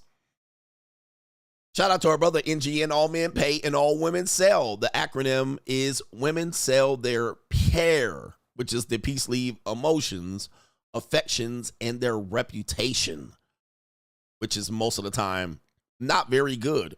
We have Derek says, well, what do you think of Jenny Ortega? She reminds me of a young Rosie Perez, minus the accent. I think Jenny Ortega is sexy. All right, she has sex appeal. Is she like phenomenally beautiful? I wouldn't put her at the high beautiful mark, but she has a lot of sex appeal. She does look good. How tall is she? All right. Let me see what it is right there. 5'1". Yep, that's what I thought. She looks like a sawed-off girl, little cute Latina, Mexican. All right, she does look small, for sure. But she has sex appeal, for sure. All right, She has a nice lips, nice face. Puerto Rican. Is she Puerto Rican? All right, I like the way she looks. She looks small and tiny, though. She definitely looks petite. All right, I'm looking at some pictures of her. Yes. Right up my alley. Right up my alley. All right, I'll take her, fold her ass up like a little letter from the second grade. And we got Callie West said, but coach, those hoes lie in their sleep. They never get pregnant the first time. They get dug out about 100 times. If they admit this, then they will no longer be considered innocent. The victim card gives 304s the illusion of virtue. And it's almost as if, how do you believe a person got pregnant one time? Off of one time. I mean, it's possible. It's possible, but how often is that going to be the case where she got pregnant the first time she had sex? I don't think so. The soundbite is the problem is niggyism is the greatest soundbite yet. He says, but Andrew Tate said a 10 transformer is better than a 2 woman. Send it. He says the most live viewers I've seen is 18K on your stream. I'm mad I didn't screenshot it. Shout out to you. appreciate you here. The real problem is niggerism. That's the real problem. The real problem. We got Jewel says, what makes matters worse, a female's past of having a child and giving it up for adoption, or a female pregnant by another niggy and have her husband believe it is his and he raises it. Number 2, by far. Having to raise a kid that was told to be yours and it wasn't, I think is a crime against humanity. Okay, that I think is a crime punishable. Punishable by death. All right, come on, man. You cannot have a baby by another guy and then say it's another guy's baby and then he raise it, and you watch him raise it. You watch him sacrifice blood, sweat, and tears. You watch him bounce that baby on his knee. You watch him toss the baby up. You watch him curl up, fall asleep with the baby in his arm. All right, you watch him do this, and you watch him sacrifice and go to parent-teacher conferences and do this for damn near 2 decades, knowing that they ain't his baby. I mean, that's like that should be tarred and feathered. That is a crime against humanity. He should be punishable by firing squad. If you knowingly did this, this is to me one of the most egregious acts. I mean, you have SA and grape, and you have grape of children, then you have this. All right, that's right up there, bro. That's right up there. That is bad. I mean, I would crash out for sure. Somebody would have to go sleep. Vereen says, who making it out, Diddy or Fat Joe? I'm curious to know that. Diddy might make it out, but the government seems to be very emboldened to put another case on another rapper. They must know that they have Diddy by the short hairs, and they can get Fat Joe as well. The government is not out to lose cases. This is not a show. So this is not a dog and pony show. This is legit. And last one, can you explain why normies get offended when they hear men say they've never been in love, only in lust? Notice how no one ever sees the big picture or a picture of Big Mike while he was pregnant with either daughter. Think about that. I've seen pictures of her pregnant, or him, them. I've seen pictures of Marcelo Obama allegedly pregnant. I mean, not many. All right, but have you seen a picture of your mama pregnant? I mean, it's not something that I would be looking for, but people have their own conspiracy theories related to that. I believe many of them are true, or at least they're what do they call it? They're on the right track. They might not have the whole story, but they're on the right track. So with that being said, all right, this is why I'm shadow banned. New world order. This is why I'm shadow banned. They're on the right track. They just on the wrong train. Like, they're close. Like, I've actually knew stuff about women, like my gut instinct told me, and I even brought it up to them, meaning that when I confronted them about a situation, I wasn't completely right, but I was right. Meaning that something they did was fishy. They put it off like it wasn't fishy, but later on I discovered it was fishy, but it wasn't exactly how I thought, but it was close. It was something that they were doing that was fishy. I didn't have it exactly right. I was confronting them and saying, this is what I think it is. It wasn't exactly right. So in the situation with Obama's, I think people are hitting around the right area. They might not have the exact thing, but they're hitting on something. They know something. 100%. Yeah, I was in the ballpark. All right. I was in the ballpark. Like, I knew something. And they passed it off as nothing, but then it became something, but it was something else. And I was like, yeah, I knew it. I knew he was doing some bullshit.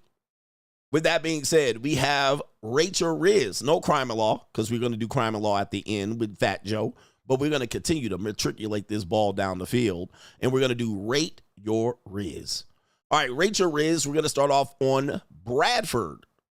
All right, Bradford Rizz. I don't know where Bradford is. Is that the United Kingdom? All right, so here we go right here. Well, babes, where you from? You from? Where you from? Oh, shit. I'm sorry, bro. Sorry. Bro.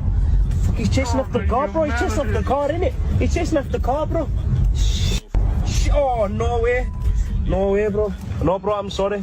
Bro, where you from? I'm sorry, bro. I'm sorry. No. Disrespect me. Bro, I'm sorry. Come out the car. Come out the car. No. Where you from? No, bro, I'm sorry, bro. Bro, I'm sorry, bro. Where you from? I'm sorry, bro. I'm just from here, innit, bro. I'm just a humble taxi driver, bro. No, bro, I didn't know she was here. So you got to be careful about your cold approach. Ray his Rizz. There's the girl right there. And boy, she is shaped straight up like a box of cereal. All right. Just like a box of cereal here. No body shaming. All right. But hey, you had to go for it. Low hanging fruit. You had to rate your Rizz. You had to pull up on her. All right. But apparently she had her man with her. And he didn't appreciate the dirty macking. And of course, he's not shaped like a box of cereal. He's a mighty muscular man, and he had you skedaddling. So much so that you ended up in a dead end, all right? Up, nowhere to go. No matter 1, 2, baby. Goodness gracious. And now he all up in your face, like, step on out the car. Get on out, talking to my beach. Like you ain't sitting here. All right, get on and come on, take this ass whooping. All right, why you crashing out over your girl? Hey, man, your bitch chose me. Yo, babes, where you from? You from? Where you from? Oh, shit. Oh, my goodness. Got out of there. All right, it happens. It happens. Not to that extreme, but you got to watch out for this type of stuff here. All right, you got to watch out for it. All right, Straggle and Sniggle Theater, we got Rachel Rizz, the mall edition. We're going back to mall Rizz, y'all. Oh, I love it. This is how it used to be in the 9-0s. All right, so here we go right here. There we go right here. We got, oh, okay. I already know how this is going to end. A minor. You can tell by the legs, man. You can tell by the legs. They look like doe deer legs. Right? Yep. I don't think she's all the way developed yet. Definitely her brainstem. Here we go. Excuse me? Sorry. You just caught my attention. Like, I was walking by. What's your name? Marin. Marin? Yeah. Where are you from? Here. You're from here? Like, what's your ethnicity? No. Italian? That's cool. I didn't want to bother you or nothing, but I was wondering if I could just get, like, your number. Sure. All right, bet. How old are you, by the way? 16. Oh, no. Are you above 18? I'm 22. I hope you have a good night. Oh, and she was going, too. So, look, she was going. You know, the big boys is the right there. She said 16, and that's the friend right there. That's the friend. You knew she was 16, my nigga. Come on, bro. She looked 16. She didn't look 21. All right, come on, man. Stop it. 16. But guess what? She was going, though. All right. She was going. She was going. All right. You can tell this girl was in high school. I mean, this should, you listen, people will be like, we can't tell no more. I mean, I get it. I'm a little bit older. I get it. You can't really tell sometimes, but you can tell, bro. She's walking around with slippers on. The horse slippers, by the way. You know, prosties be wearing these fucking slippers outside. All right. But on Figueroa. All right, but you can just tell from here, nigga, this is a minor. All right, come on, bro. You trying to go to jail? All right, thank you for the girl for telling us the truth, by the way.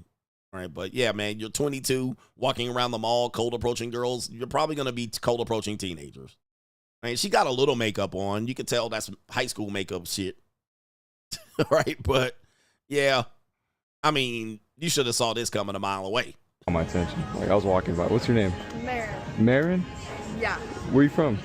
Here. You're from here? Like, what's your ethnicity? No. Italian? And most of the time, yeah, she was going.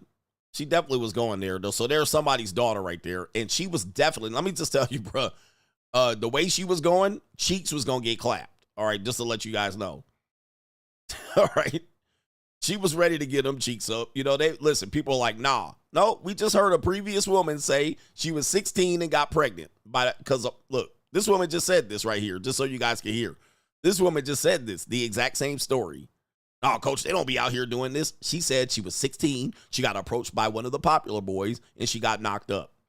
Dug out, nutted in, and knocked up. All right, so don't think she wasn't going either. Just like that. She's going to have the same story. I was sitting at the ball, and some popular boys came up. And I remember them when I was a freshman, and they were seniors. Now, by this time, I was 16, and they was in college. And I gave up the booty cheeks, clapped, nutted in, and knocked. Hey, plan B. All right, so it's not out of the realm of possibility that these girls be coming out here with the hot, itchy cootie cat. And they be out here trying to toss it at boys, 21, 22, 23. All right, so there it is right there. She was definitely going. Yeah, that's cool. I didn't want to bother you or nothing, but I was wondering if I could just get, like, your number. Sure. All right, bet. And that was easy. Rachel Rizz, she said, sure. All right. She said, sure. Easy. My dad ain't around. My mom ain't around. I'm up here, posted up. Sure. Okay. She going. Like your number. Sure. I bet. How old are you, by the way? 16. 16, yeah. I'm glad she told the truth, but if she would have said 18, she would have been lying. But she's going, bruh. She going. All you had to have was a doobie. You could have had a spliff. You would have had a damn a blunt. You would have had a blunt. She would have went. She would have went. Rachel Rizz. By the way, there's a woman that did this. She was with her father at a basketball game, and a nigga approached her when she went to the bathroom and offered her a blunt, and she went. And she went and got sold across the interstate. Who remembers that story? And she was 15 years old. All right, she was 15. So don't think they ain't going to go. All right, it's natural. And this is what we're going to get to. The reason why I'm talking about it is because the main event features this story. It features this exact scenario. So who remembers that story? Where the girl was at a basketball game with her dad, and then she went to the bathroom. A whole essay picked her up. And then she left the arena with the nigga, and she got trafficked across several states. All right, and how he got her was he offered her some marijuana. Who remembers that story? Crazy shit. It was at the Mavs game. Yep, so it happens. The girl was 15 years old and that's how it happened. All right, so anyway, and she, by the way, let me see if I can pull it up. Let me see here. Just so you can see. It's here we go right here. Let's pull it up. There it is right there. All right, so she's going. When I say she's going, she's going. There she was. She was at the Mavs game with her dad. She went to the bathroom. She excused herself. He offered her some drugs. You want to go smoke some weed? She said yes. He's over 15. He's definitely over 20. And she was going. Just so we can see. Yeah, that brother's starving. So we can see. It don't take that much to get him going, bro. All right? And they just be curious and itching and out here ready to get them cheeks clapping, trying to be grown. We're going to talk about this in the Fat Joe case. All right? So if you have daughters, just know you know. It don't have to be drugs, but it could be anything. It could be, hey, it's just a grown older man. Look, just like this woman was saying right here. A popular older boys wanted me. I was an insecure little girl, and I wanted to be popular, and I wanted to be needed and liked, and now I'm going. Okay? Little Red Riding Hood. It don't look like he dragging her by the arms, kicking and screaming. By the way, if you realize pimp culture is exactly this, it's going to make sense. This is how pimps get their girls. They start them at 16. That's when they first start them. They first start the conversation. They first give the phone number. They first start 16, 17, 18. You know, I can pimp you. We can make some money. And that's how they stay. Now, the girl will go off and on with the pimping just like that. But it'll start just right there, 16, 17. It's never really like 25 and 30. All right, but anyway, rate his Rizz, right? Rate his Rizz.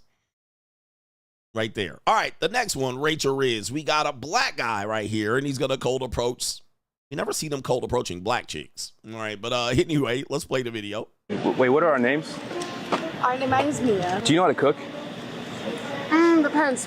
Like on what? I can make platos. Platos? Okay. Platos. Mm-hmm. Okay, that'll work. Do you like to clean? Like to clean, no, but I do it. You know how to? Okay, okay. Do you like children and stuff? Yes. Okay. Do you know how to deal with difficult situations under pressure? Wow, this is an interview? Mm-hmm. Yeah. Yeah, okay. Yeah, for sure. All right, nice. Then your wifey material.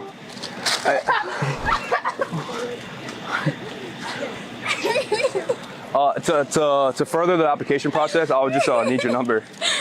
Okay, my hands are dirty. Can you put it for me? Yeah, what is it? 929. Hey, wait. All right, rate his Rizz. He's got a couple of Puerto Ricans here, and he's approaching them on campus. This was very good. This was not gamey type Rizz. This was a nerdy type Rizz, asking them a couple trivial questions to qualify them for wifey. All right, and he's just going to beat them cheeks up.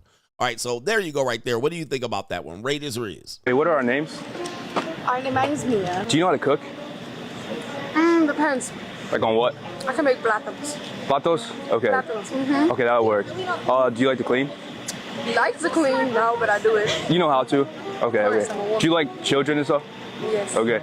Do you know how to deal with difficult situations under pressure? Wow, this is an interview? Mm-hmm. Yeah. Yeah, okay. Yeah, for sure. All right, nice. Then your wifey material.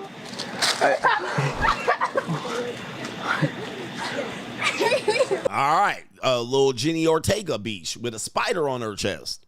Okay, not the spider on her chest. All right, shout out to him. She's got a little cutie with the bangs in there. Nice little ombre going on the hair there. Good looking. That was good. All right, I think that was very good. He did a good job. People are saying that it wouldn't have worked if he was short and not muscular. Did it work because he was tall and muscular? Do you think? Okay, all right. I don't know, man. Shout out to her right there, Dominicana. Mommy. All right. Yes, indeed. Shout out to Mommy. And I'm glad he didn't go with the torta. He went with the cutie there. Rate his Rizz. All right, we got Rachel Rizz Miami Hotel Edition. All right, here we go right there. And take a look at what we got right there. A certified skeezer. All right. And she's got, oh, wait, you can't see it? Got a certified skeezer, right? Miami Mommy edition right there. She got the booty, she got everything. TNA on her belt. Okay, let's see your Rachel Rizz on the Miami Mommy edition. I'm fucking dead. What? Oh my God. Excuse me. Can I show you guys a magic trick? Yeah, okay, so look, pick a card. Any card you want. Okay, take it. You sure you want this card? You don't want to change it? No? Okay, put it on top. Tell me when to stop. Stop. So we're gonna cut the deck. Again. Again, okay, tell me when to stop. No. So we're gonna cut again. That's it. Here, is this your card? No, but, well, wait, it's a 5, right? This is a 5, so we'll count to 5. We'll go 1, 2, 3, 4.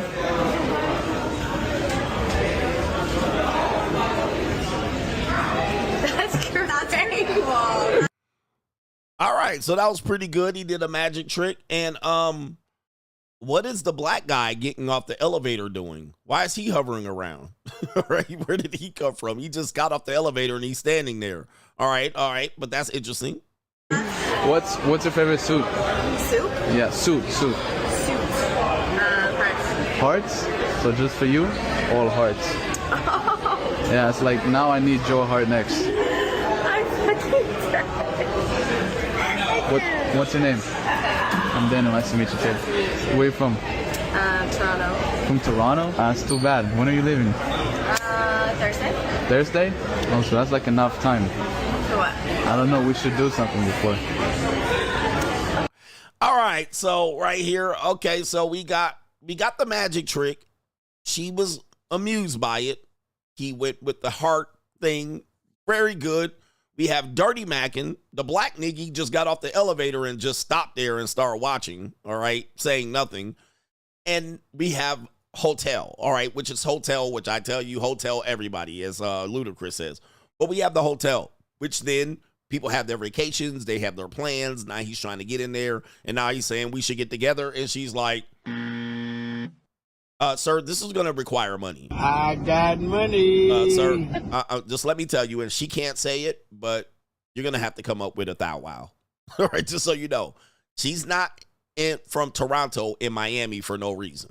And I'm just assuming. She's like, bruh, we should get together. Let's see what happens here. I don't know. I haven't seen the whole video, but this is going to require, this is a bad close. His clothes is not good here. All right, so what are we doing here? How's she gonna break this to him? Yeah?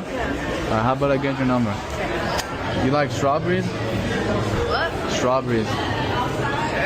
I'll text you strawberries so you know it's me.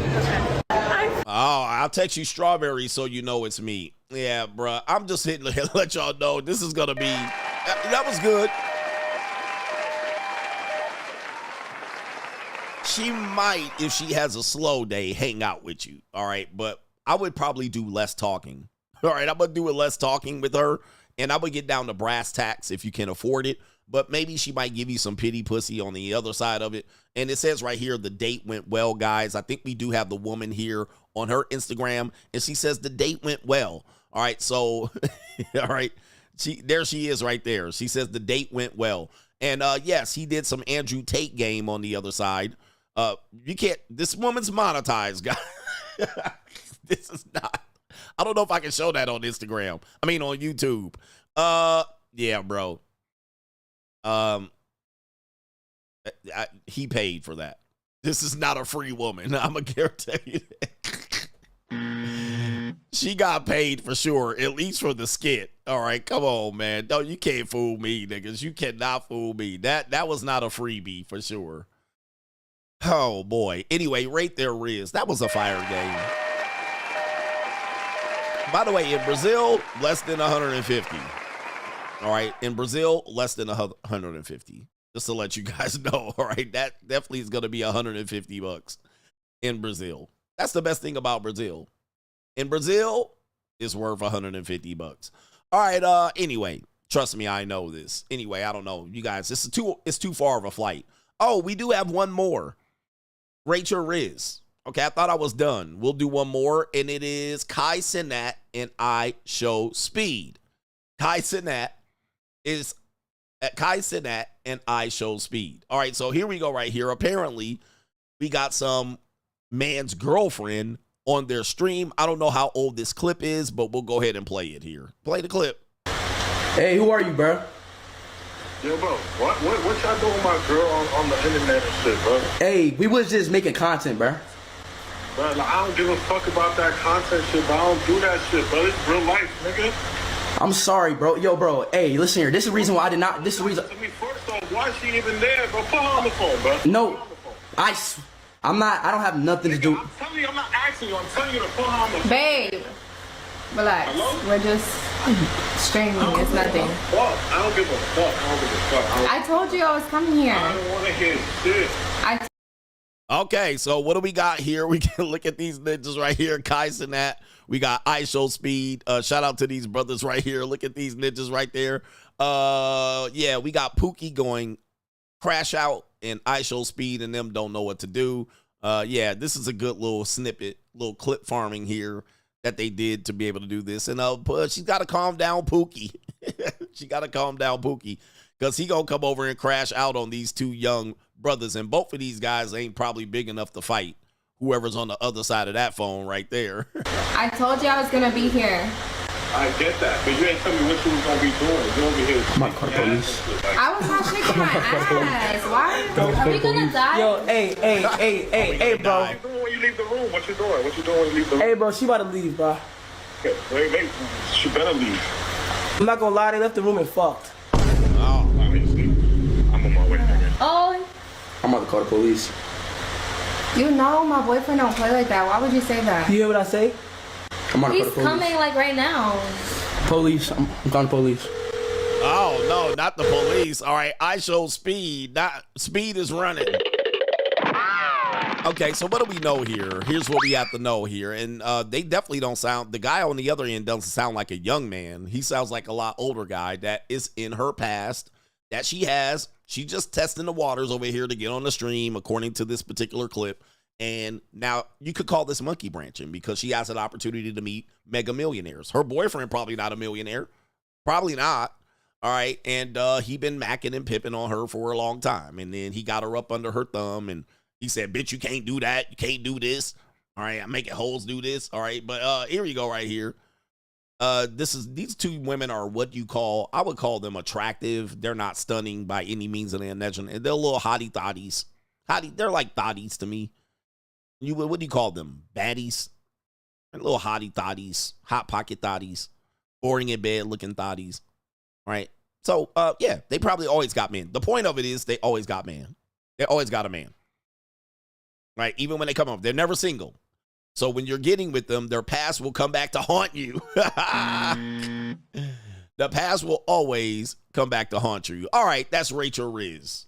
That's Rachel Rizz. Fine shits. Yeah, I guess you would call them fine shits. All right, I would call them fine shits too. You know, something to just, I'll use them to poke on this, poke on that. All right, nothing special, but nothing ugly either. Mid. Yeah, I mean, they're mid little thotties. Little thotties. That's what they used to call them. All right, anyway, what do we got here? We got a little good news here. Speaking of right here, we got Post Malone headed to the JUCO. All right, what are we doing here? Post Malone has been seen with a young Ling Ling. What kind of fuck you give me? A young, tight, and in shape just right Ling Ling. American people ain't kind of fuck. And Ling Lings are always on sale. All right, we have an Asian brother that's going to justify this. He's going to talk about it. He's an Asian guy. I don't think I have his clip lined up, but an Asian guy. He talks about why he's never dated or been seen with an Asian woman. He says, I can't afford them. They always for sale or for lease or for rent. But Post Malone headed down to some prime kitty cat, some prime poon. Post Malone ditches fiance for 20-year-old just right college student. Hello. And she... I cook, I suck, I shut the fuck up. Okay. All right. And it says at 20... Post Malone is 29. Really, Ninja? This Ninja look 48. 29. What the hell? I guess this is not that big of an age gap at all. Post Malone's 29, dressing like a cowboy. Does he know who he is? Does he know who he is?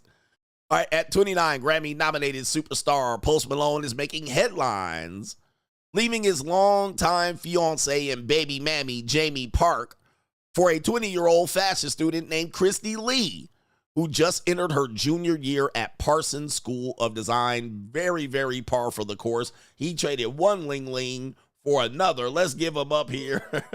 I love it. Post Malone, you look fucking fucked up for 29. I'm going to tell you that right now.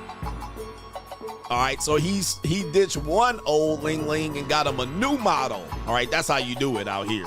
Shout out to her right there. What kind of fuck you give me? All right, yeah, man, get them fresh start if they don't want to act right. You know, because normally Ling Lings don't want to act right after a certain time. All right, he doing country music now? All right, shout out to him. He like this. American people ain't kind of fuck. Love fuck, hate fuck, sex only fuck, breakup fuck, makeup fuck, drunk fuck, buddy fuck, pity fuck. He like, bitch, you don't want to act right? Trade my Ling Ling in for a new one. All right, get her out of there, bro. 29? I mean, 29, bro. I don't think so, man. I don't think so.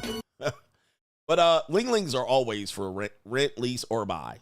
All right, here it is. Here's the clip of the young brothers talking about this. They have a culture in which they are leased. All right, let's see if we can get this clip up here. This is the guy right here, Ricky Tan Light. Here we go right here. Never seen you with an Asian chick before. Why? It's not for lack of effort. I couldn't afford them. Bro, every time I try to like holler at like an Asian chick, like they always made me feel like I was applying for a loan. Oh, like they want to run my credit. They want to know my like taxes. They want to look at my income. What was your last 3 jobs? I need references. I've never qualified for Asian booty. All right, Ricky Tan. What kind of fuck you give me? All right, is this a Vietnamese guy or is he Filipino? Filipino. Is he a Pinoy or Vietnamese? All right, but he's like, man, I can't qualify. And he's talking about the Americanized ones. He's like,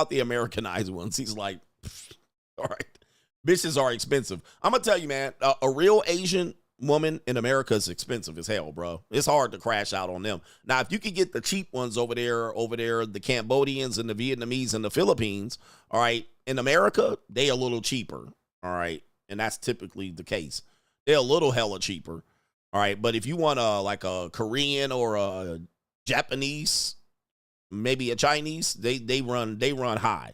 They meter runs high. Now you might be able to get in for free, couple onesie twosies. You better get out of there. All right, you better get out of there. If you thinking of maintaining, we're talking about maintaining a Ling Ling. I know dudes are like, I got a couple for free. We're not talking about a couple. We're not talking about a onesie twosies. We're talking about maintaining relationship. Maintaining Ling Lings are expensive. Right here. I'm not no fucking a couple of Ling Lings here and there on a one night off onesie twosie. All right, people have to understand what we're talking about. They are expensive, and that's what he's saying right there. Ricky Tan, he said they expensive. What kind of fuck you give me? You want the cheaper ones, go to the darker skin ones. Vietnamese, Thailand, and Philippines. They get a little bit cheaper. A lot cheaper.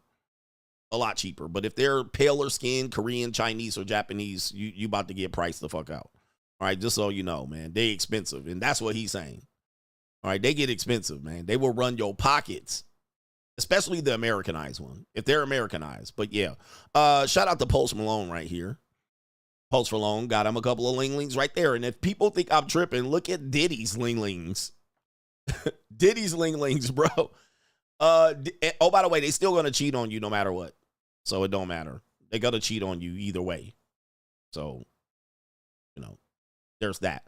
But look at Diddy's linglings. He got 2 women right now that basically going to get the equivalent of like $40 million from this nigga and possibly put him in jail. Nope. All right. All right. So he got two linglings, got him on trial right now. He's scrambling and scraping for his life right now. All right. But anyway, shout out to Post Malone. Got him and there's a girl. You would see her. You wouldn't know she was for sale. And there she is. All right. And you wouldn't even know her to get rich guys. This would be the type of lingling that would say, I get rich guys all the time. You would be like, you're a fashion student. Ma'am, calm down. All right. You'll have that guy jump up here. These trick ass, rich ass simp millionaires. Guess what? You would be like, you're for sale? Yes. In my opinion, almost all linglings are for sale. All right. It's just culturally part of their culture. They all for sale. Yep. Ask Jeezy. Ask Jeezy. Right. And this woman don't look like, you know what I mean? Like you could go to Quagmire's house and find like 50 of these linglings. You're like, well, why would you pay for this lingling when she looked like a regular lingling? Why would you even pay?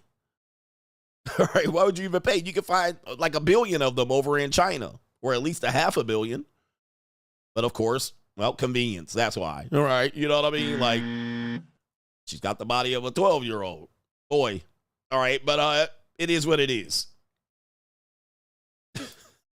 He said, ask Russell Simmons. Dude, they all for sale. All right. So it's never going to be, you know, like I said, onesie, twosies, here's and there'sies. All right. Listen, that's not going to essentially disprove what I'm talking about. We're talking about some onesie, twosies. Sugar Shane Mosley, 100%. Okay, so there's a lot of cases where we're talking about it. Where's that one lingling gap with the soundbite? All right, but especially if you don't understand that, because they know how to make you feel like they love you. All right, I really love you, and then you fall for a hook, line, and sinker. But their culture comes from being pseudo prosties, and they cheat even in cheating culture. It's not really cheating like we have it in America. 100%. 100%, man. It's a thing to get used to. So then you carrying her bag around. Oh, we got the soundbite right here. We got the soundbite right here of the day right here. Let's see if I can pull this up. This is the soundbite right here. Tight little Asian pussy is tight enough. You don't need What's harder? All right, my tight little Asian poom poom right there. There it is right there. She says right there. Tight little Asian pussy is tight enough. You don't need Yeah, there you go right there. He said, ask fresh. Dave Chappelle. Yep, dude, there's so many cases of this. I know dudes be like, I'm going to prove that you can. There was a dating coach that tried to debate me, bro. And he even had to come to the realization that he got priced the fuck out. They're monetized over here. Nigga. What we want to tell men is if you do get into the ling game, just know to come with your money. Just come with the money.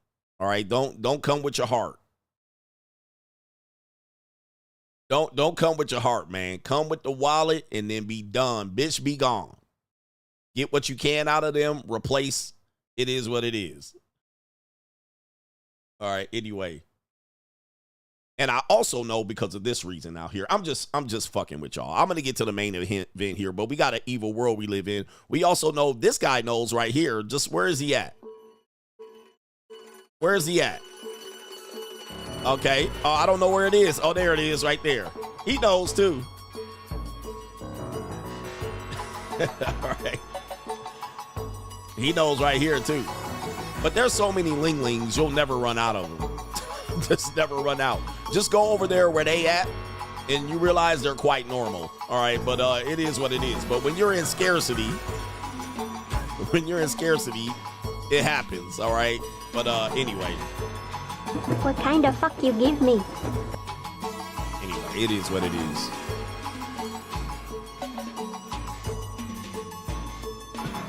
Here we go right there. Yes, let's go. I cook, I suck, I shut Greg the fuck Fu up. Young in the building. I've had like, in the last 3 years, I had like 5 Ling-Lings on payroll. All right. I've had a lot of Ling-Lings over the past couple of years. More, you know, because I'm in Las Vegas. All right. There's more Ling-Lings here. Well, there's a lot of Ling-Lings in California, but they way too expensive, bro. All right. They way too fucking around. They don't fuck around. First of all, they don't come outside that often. They always in their house like kittens. So then when they come out, they often hovering around a noodles joint. You know what I mean? Or a boba place. And then they scatter to their car. So it's hard. No, was it 5? It's about 5 of the last 3 years. Maybe 5 or 6. 5s, 6s. I've had them all. Cambodian, Chinese, Filipina, and Korean. Those 4. But let me tell you, man, Greg Fu Young has been, but in California, they mad expensive, but they normally don't come outside. And when they come outside, they hover around each other and then they scatter like motherfucking kittens. They hard. They be going to get the boba tea or some ramen and shit. So you got to kind of hang out where they at. You won't really see them just hanging out outside. But I also was around Irvine, California. So they hard to get to. They be scattering like this. They be going to their car. They take their boba tea and they go to their car real quick. You can't really catch them outside. All right. So anyway, I'm just telling you how it works. Yeah, they don't like the sun because they don't want to get dark. So you got to finally catch their ass slipping. Yep. Yeah, it is what it is. So, but then when you finally catch their ass, mostly you can catch their ass on the internet. They be on the internet all day. So you got to catch their ass. But you can catch a whole bunch of them over if you take an airplane. But watch out. They can spend $5 real fast. They play the long game on you.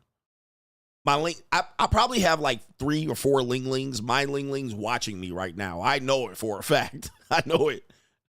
But you got to catch their ass, man. They don't be just hanging outside and going to the nightclub and shit. You got to catch their monkey ass. But they be on the internet all day acting innocent.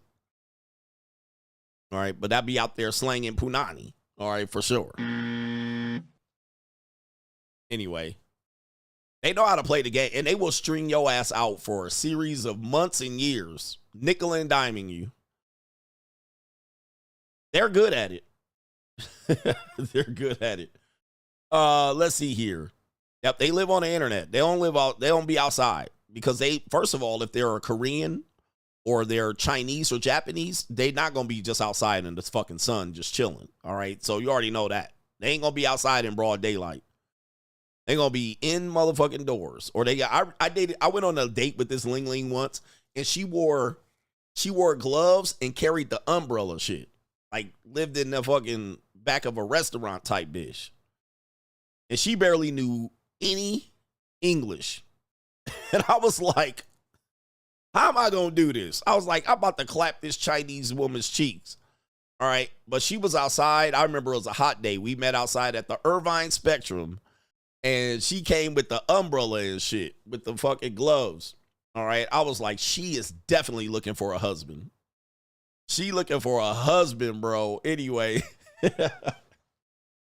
Oh, man. I was like, she was putting I'm looking for a husband game on me. I was like, oh, I better watch out for this. But she definitely was going to kill me at the end of the day. Give me some applesauce. Applesauce? I make applesauce for you. Here, applesauce, ass nigga. All right, anyway. Shout out to Post Malone. Let me get to some chats, and then It's an Evil World We Live In.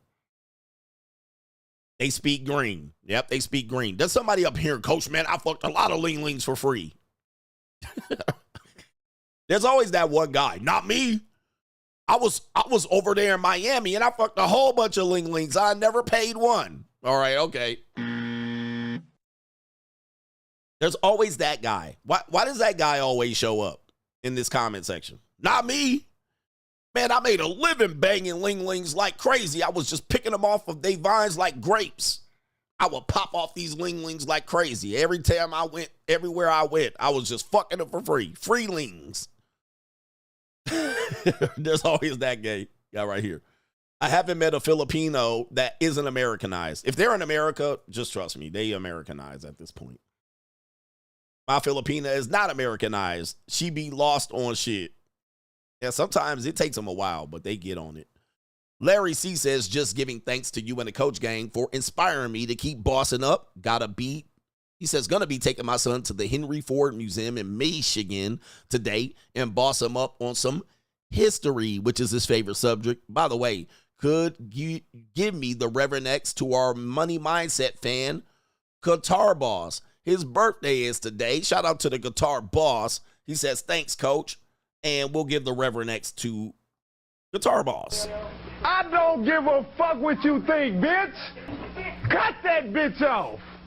Next call. All right. Shout out to you right there. And Larry C says, happy birthday to Guitar Boss. And shout out to you for taking your son out to learn some history. We call it history over here. Yeah, he said those be the hood ling-lings. They don't count.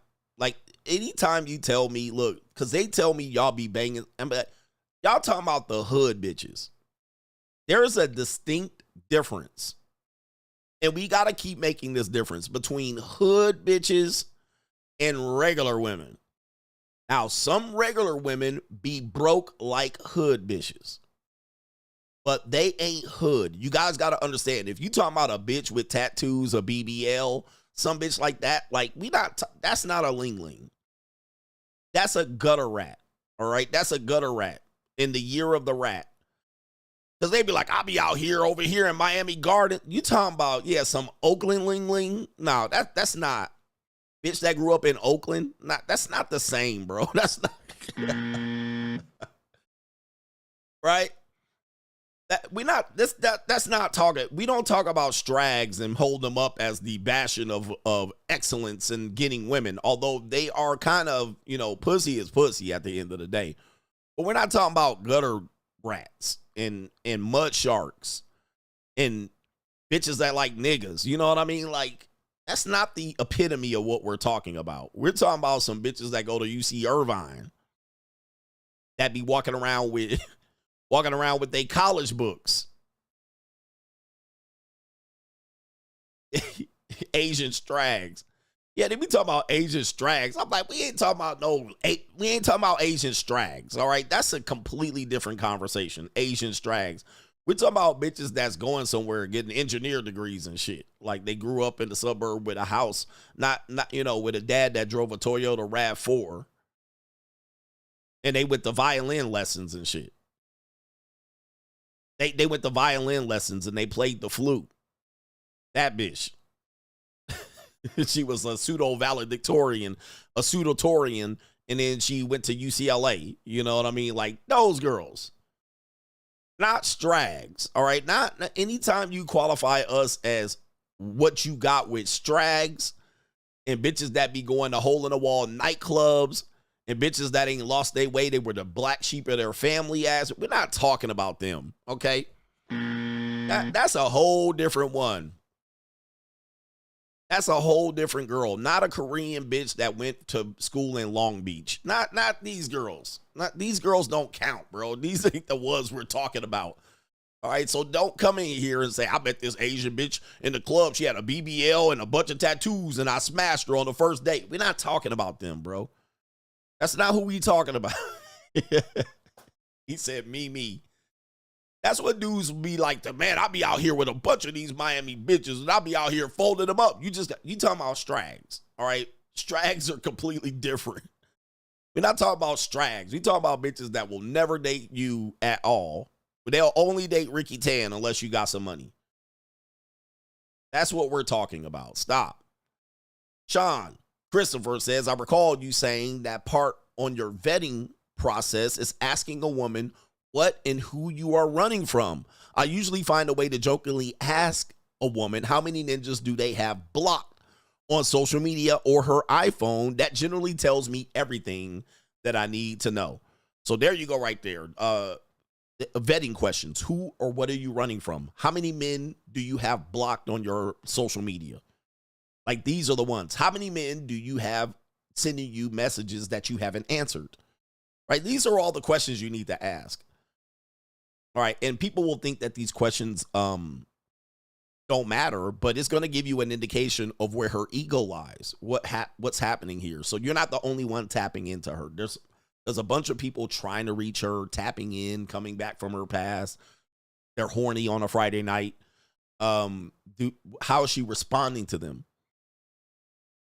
How does she respond to them? Does she ignore them? Does she block them? These are all things you want to know, because these are going to give you an indication of where you put her on the relationship spectrum. Where's she going to be on the relationship spectrum? If she's like, oh, I got all kind of guys reaching out to me. Okay, you got to realize you cannot wife this bitch up. All right, do not wife her. If she says my phone is bone dry, or if she says I block any guy from my past, I block guys that then you're going to know where to put her, how she operate. Yeah.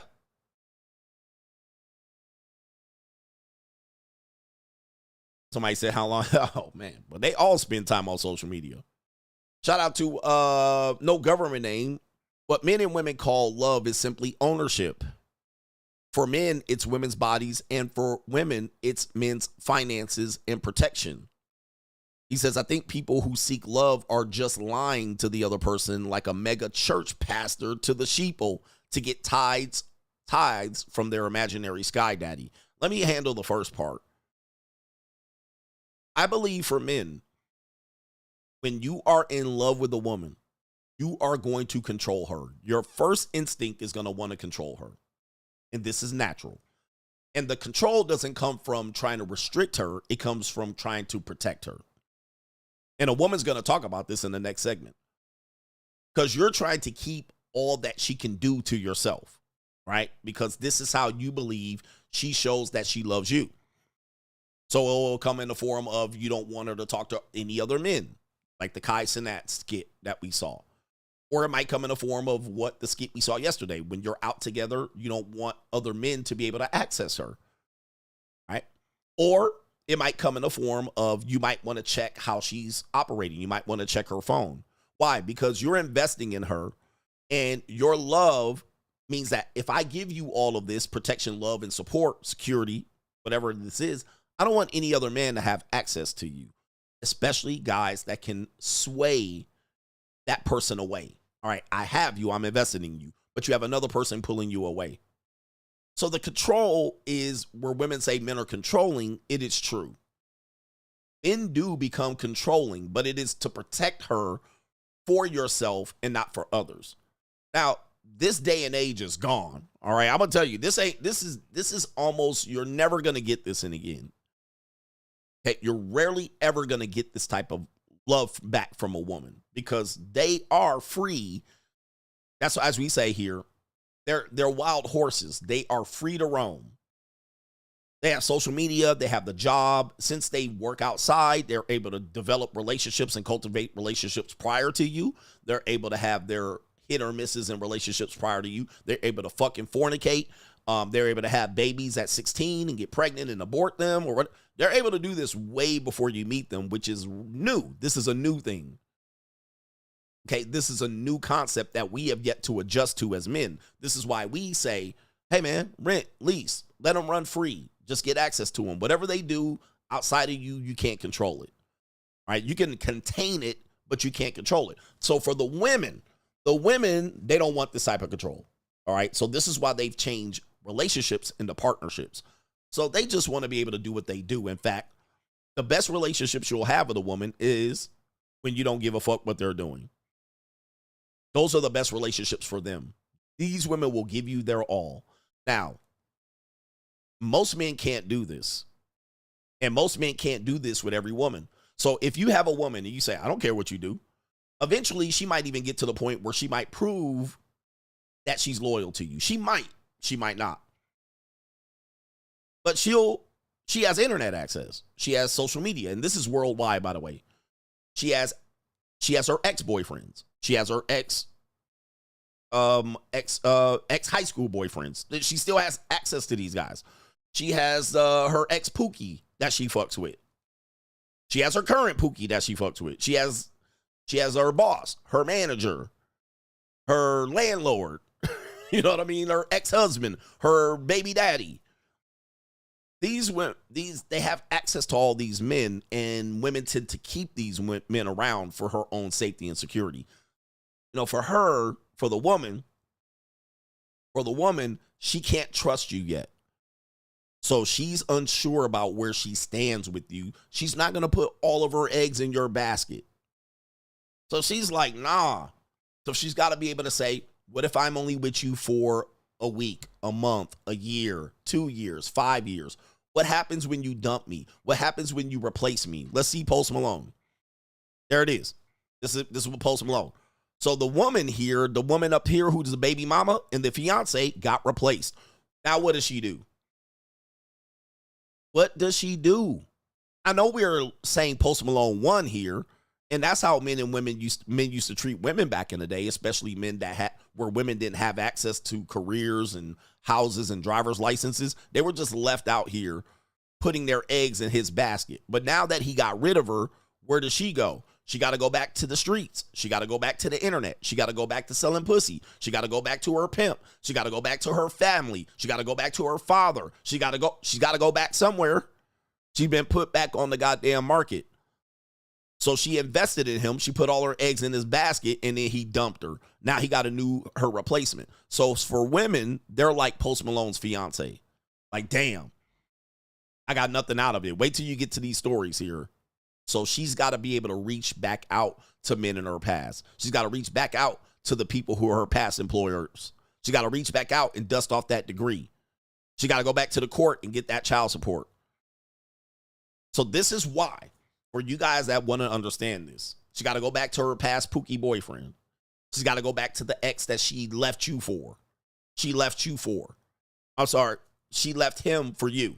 Right? She was with this guy. You gave her a better deal. She was into you. She left him for you. And now you dump her. She going to be ringing his fucking phone again. She's going to be responding to his messages again. And she'll be in his fucking lap in 24 hours.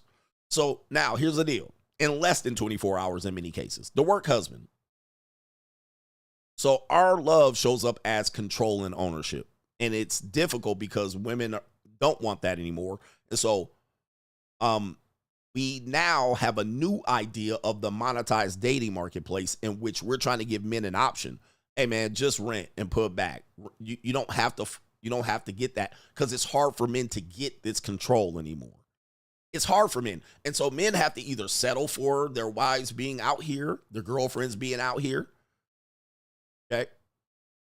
You have to settle for it. You have to settle for it. When she's not with you, she's doing something. Like she's getting in contact with something. I'm going to talk about this on Sunday when I do my JUCO stream because I had this situation recently and I had to let a bitch go. It was like, okay, I see where this is going here. So she's still maintaining relationships and loyalties to men in the past.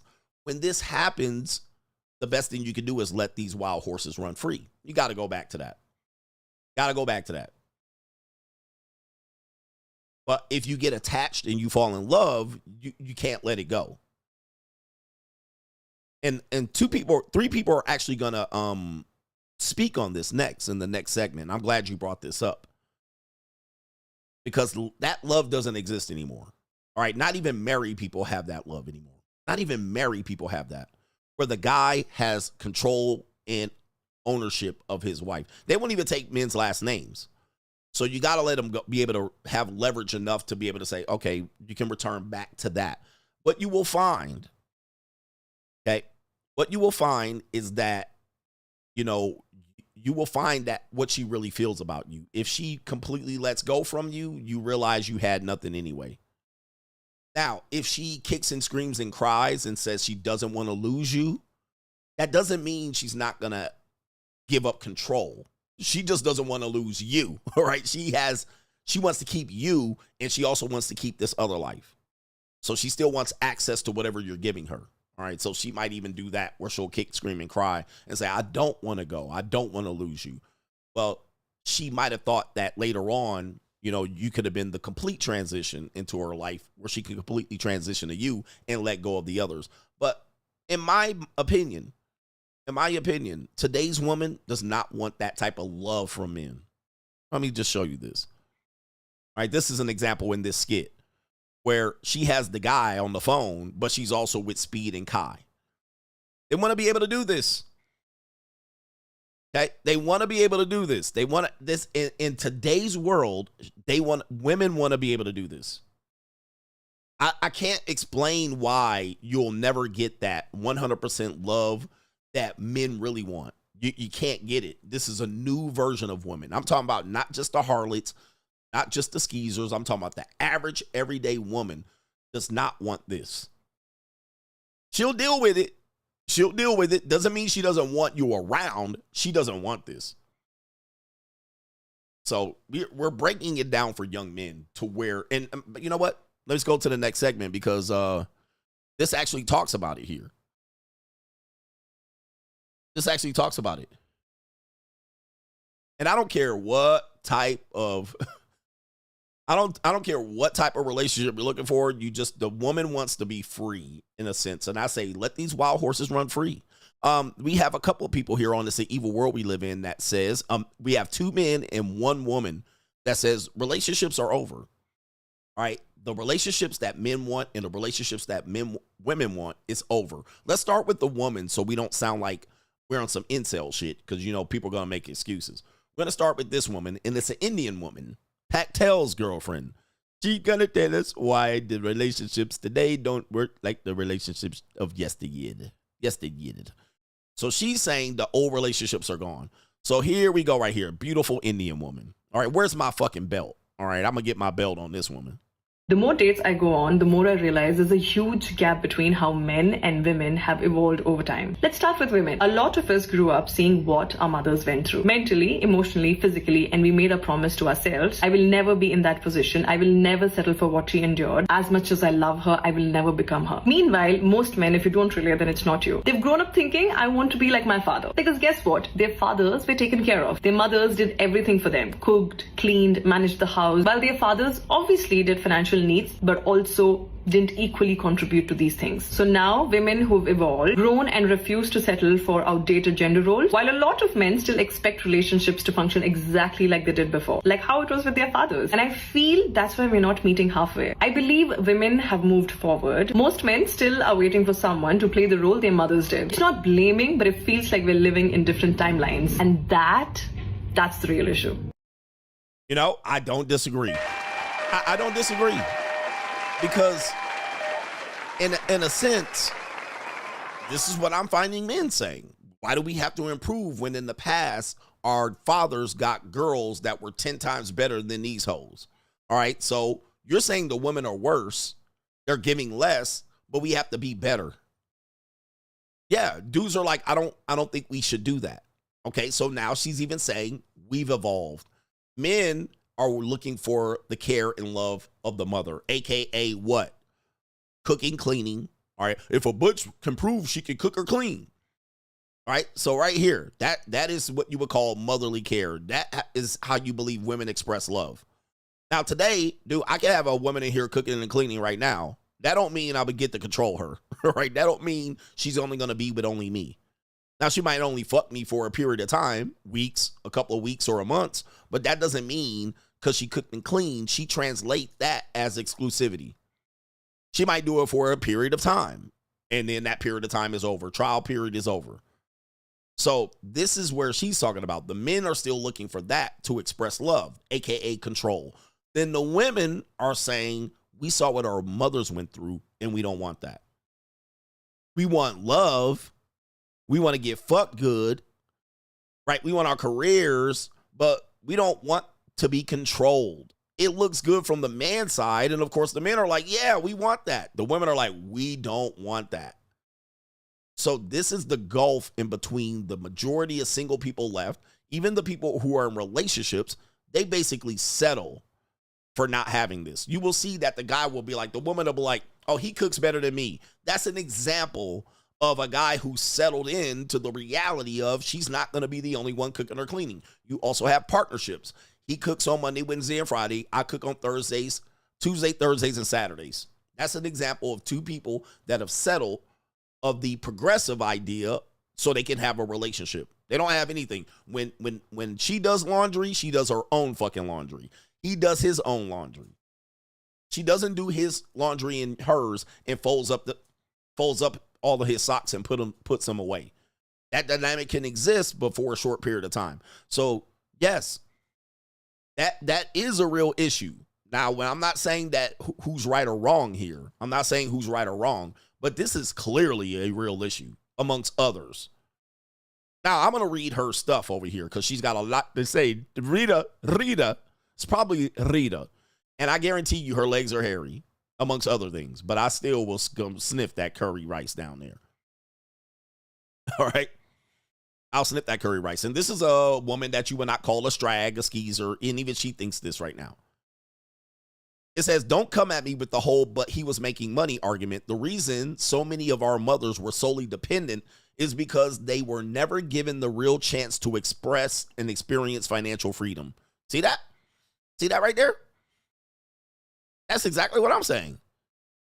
All right? You might think, look, women want this ability to make their own money. They do. They don't want to ride in your car. They're not impressed. They want their own fucking car. They don't care about your G-Wagon. They want their G-Wagon. All right? Because they can get it, in a sense. Now, most of them that's going to get it is going to be selling some vagina, all right? Or they're going to work until they're 45. But it says right here, if the women in the past had the experience of getting their own freedom, maybe they wouldn't have had a voice at the table, a say in decisions, a place to express their opinions. So the quiet women were quiet because they didn't have their ability to experience this freedom, which looks like control from us. But for the women, they didn't like this. They're saying the mothers didn't like this. If they had their ability to express their own financial freedom in a say, they would have had a voice at the table. They would have had a say in decisions. They would have had a place to express themselves. What do we say? We want a woman that is submissive. We want a woman that we can say, don't talk over us. We want a woman that's not loud. We want a woman that's not disagreeable. We want a woman that's not argumentative. They're saying, well, we have the ability to experience financial freedom. So that means we get a say. That means we get to talk. Not only that, that means we get the monkey branch. We get to level up, level up, level up, level up. Now, I'm not saying I agree with their position, because this does then, they have a false representation. They're going to run into a wall, which is the wall, financial wall, career wall, IVF wall. They have some problems. They have problems, but that's their own problem. I'm going to be out here with some 20-year-old linglings in Japan. I don't give a fuck about it, but they are going to have their issues that when they kick this can down the road, some of them won't, some of them will. Some of them will settle. Some of them marry an older guy. Some of them marry a gump, all right, at some particular point. But much of them are going to have a problem down the line with this, because unless it adjusts in their favor financially, unless it adjusts, they're going to have a problem with this. They're going to jump on a lot of dicks. They're going to have a built-up body count. And she says, and regardless of how many hours someone works outside, helping with small things inside the home, like washing their own plate, woo, or setting the table is not a big deal. It's not a big deal. No one's asking you for a full meal to be cooked or a house to be run by them. Just basic contributions. Okay? So this is the evolution of the modern woman's thinking, if you will. We saw our mamas and grandmamas. No, we're not making your plate. We're not washing your plate. No, we're not washing that fucking knife and peanut butter that you left on the edge. We're not cutting your apples. We're not making you snacks. We're not fetching your meals. That's what she's saying here. She's saying this is what modern women have evolved to, since we can make our own money outside of the house and we can have our own access to a group of men hypergamously. Okay, no more. No more my fucking stay-at-home mom. No. The only exceptions to this is the men that make a high amount of money. And even then, I had a lot of clients who had stay-at-home moms. And what I found was that either the women were highly attractive and less educated, or they were midway attractive and highly educated, and they chose to be a stay-at-home mom. They weren't like uneducated, docile women who didn't know shit and know how to balance a checkbook. All right. When even in the suburban communities with these people that look like they have a stay-at-home mom, I knew at least 3 or 4 women that either was a doctor or a lawyer, and they were a stay-at-home mom the majority of the time. And the husband made a bunch of money. I knew one was a dentist, and she worked part-time, and she raised like 4 boys. Now, their marriage wasn't great, but that's neither here nor there. I knew several women that were lawyers, and they either worked none or part-time. Actually, I take it back. I knew another woman who was a gynecologist. She had her own office, and she served as the primary mother. I knew another woman that had ran her own construction company, and she married a guy who was a C-suite executive, and she became a stay-at-home mom. So they chose to do it. That doesn't mean they were just dumb, dim-witted women who had submit. And trust me, them women weren't like, I'll listen to everything you say, honey. I mean, they basically played the gender role thing, but they weren't like docile and submissive and didn't know what to do and didn't know how to balance shit. So balance checkbooks and have no understanding of what money was. They came from good families and stable families that probably had their own money as well. But with that being said, what men are asking for of the woman today, them women don't exist no more. Nope. No. Them women don't exist. Even if their job is like, you could quit your job, they probably wouldn't quit it. They'd be like, nah, I'm going to keep my job. All right, I'm going to keep my job. But then you say, well, why should men do the things that the women are requiring? That's the conversation. Why should I then continue to do what I traditionally brung when you're saying there's no gender roles? So why am I supposed to make as much money? Why am I supposed to toil and do all of the things outside that seems to not count? It only counts what I do inside the house. So why should I do anything outside? Should we share responsibilities of what we do outside the home? Okay. Now, this is where we're standing, and this is why I tell you, we're at a stalemate in relationships. This is what it is. We're at a stalemate. The people that are married, that are half of them going to be divorced, and you also have another majority of people, women, that are going to be single, as well as the men. And this is why we have this stalemate. And she even adds more. Because being a housewife is a 24-hour job, raising kids, maintaining the household, and nurturing a family that's real, unpaid labor. Just because it doesn't come with the salary doesn't mean it isn't work. It says, let's stop acting like value only comes with a paycheck. Guys, I experienced this even in my own marriage. So the women today, they look at what they're doing as work, which I think is problematic. It's a mistake.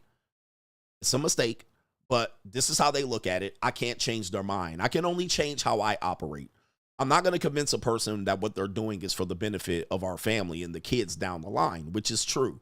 Kids that come from stable households, that there's a nurturing parent, they're available to them and monitoring what they're doing. And these are kids that benefit. Now, the kids that don't benefit have 2 career parents that have a nanny and daycare and babysitting. These kids oftentimes are going to be the losers, and these marriages almost end up in divorce. But the women no longer look at this as what women do to nurture and protect their kids. They look at it as work. So I should get paid for this labor. And in an event that I'm not, then it's only fair that you contribute back. What that means is you're not getting traditional woman that you believe. You're not getting it. You got to live in like Alabama or Mississippi, all right? And you got to be at a SEC university, and you got to be in a sorority or fraternity, and you got to be white.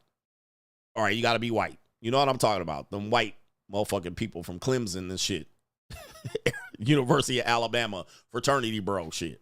Let me see if I can do it. Oh, you know what? Let me see here. Let me see here. See here. You gotta be like this. And they're still on that type of time over there. It could be like this. All right, this right here. Now remember, this girl allegedly was fucking her dad. Right? This is like, if you want that type of life, you got to be this. And even these women are schizoids and shit and sell pussy on the side, some of them. But even this woman was accused of sleeping with this guy's father, right? But if you want that type of girl, these girls are kind of raised to be that. These are almost the only women left in America that are raised that they look forward to being this. All right, but these women still will have a job that supplements the income. These still women will whore and holler.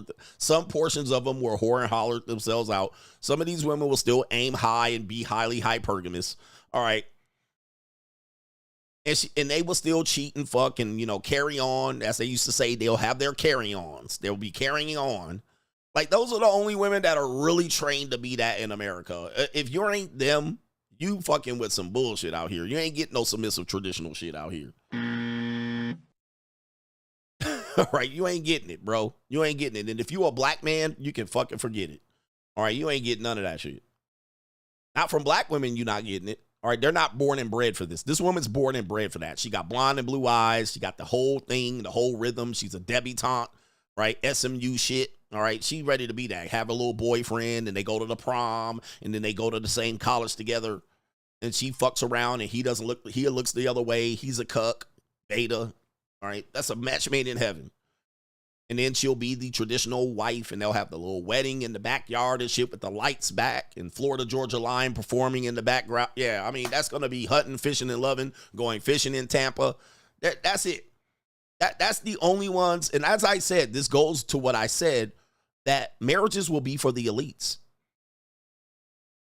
And they're going to go through bullshit. He'll cheat on her. He'll have a gambling addiction and fucking blow all of their money. And then dad will bail them out, either her dad or his dad. They'll have family secrets. He'll have a black woman that he sees down that sucks his dick. All right. She'll fuck with the pool boy and the personal trainer, and they'll just keep up motherfucking looks. They'll keep up looks for decades. That's all that's left in terms of traditional marriage. That's all that's left. All right, in my opinion. And by the way, this woman is backing up what I'm saying here. Just Preet's daughter is backing up exactly what I'm saying. All right, there's a gap, especially in the progressive areas. Maybe if you go down south in the rural area, but now you're getting some rural, uneducated broad. All right, you don't want to, trust me, you don't want that. You don't want a rural, uneducated broad. The women in here completely agree with her. This is actually true. Hits home. She explained it so nicely. She did. This one says, so true. Someone told the truth. Thank you. I don't want to be my mother. I never wanted to marry a man like my father. All right, but I love them both. Okay, Rita, you came from a conservative family, and now we finally see you wearing whatever you want. All right. Oh, see, there you go. Rebelling against conservative family. And a couple of other women right here. Absolutely true. Couldn't agree more. Absolutely. Very well explained. This is the main reason. This is true. We got a lot of bots in here. We don't want to be like our mothers and fathers. Okay. So that's what it is. I mean, I think she's right. But what men want to do is argue this, which I'm saying, I don't know why you're wasting your time. Like, this is what guys want me to do. You want me to say, well, this is wrong, and they should look at it differently. I told y'all a long time ago, I wash my hands. I wrote a book called The Free Agent Lifestyle where I told you niggas, right, I told you this was coming, and it's going to get worse. You better learn how to live your life outside of this idea that you're getting a traditional marriage. You're getting a traditional wife. You better wake the fuck up. Sorry, guys. Now, if you just happen to get one and prove me wrong, fine. I'm going to clap my hands. I'm going to celebrate you. If you just happen to get, I'm not against you getting one. I'm not against you even pursuing one. But you better learn how to live your life as a free agent first. Because literally, I had one. And that shit changed and pivot at the drop of a dime. Bait and switch came and rung the bell. I had a wife. She was stay-at-home mom. She was traditional. Until she wasn't. She wasn't. All right. And then when she decided she wasn't and she changed the rules, she bait and switched me. It wasn't like she planned to bait and switch me. It just came about. She grew into this particular, she grew out of this role. She was like, I don't want to do this role anymore. And I said, well, that's a problem because I want you to do this role. Guess what? Undertaker Bell. It was over. What do you want me to do? She wanted to do a different role in the middle of the marriage. And I was like, whoa, that's a problem because I married you because we were going to do it this way. She said, I don't want to do it that way no more. Bye-bye. That simple.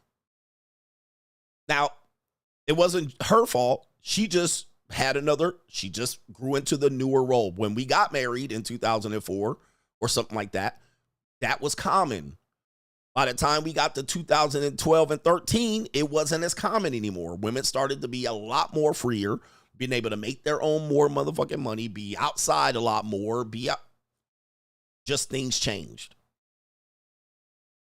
Things change, and I decided no mas. All right. Now, some men decide to hold on to it and adapt and change within the relationship. Some people chose to do that, but I would have been choosing a lesser role. I would have been choosing a different role for myself. That would have prevented me from becoming who I wanted to become within my role as the husband.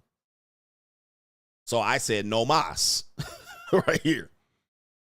No mas. And that's okay. But you guys are looking for this, and I just don't think it exists anymore for the majority of men and women.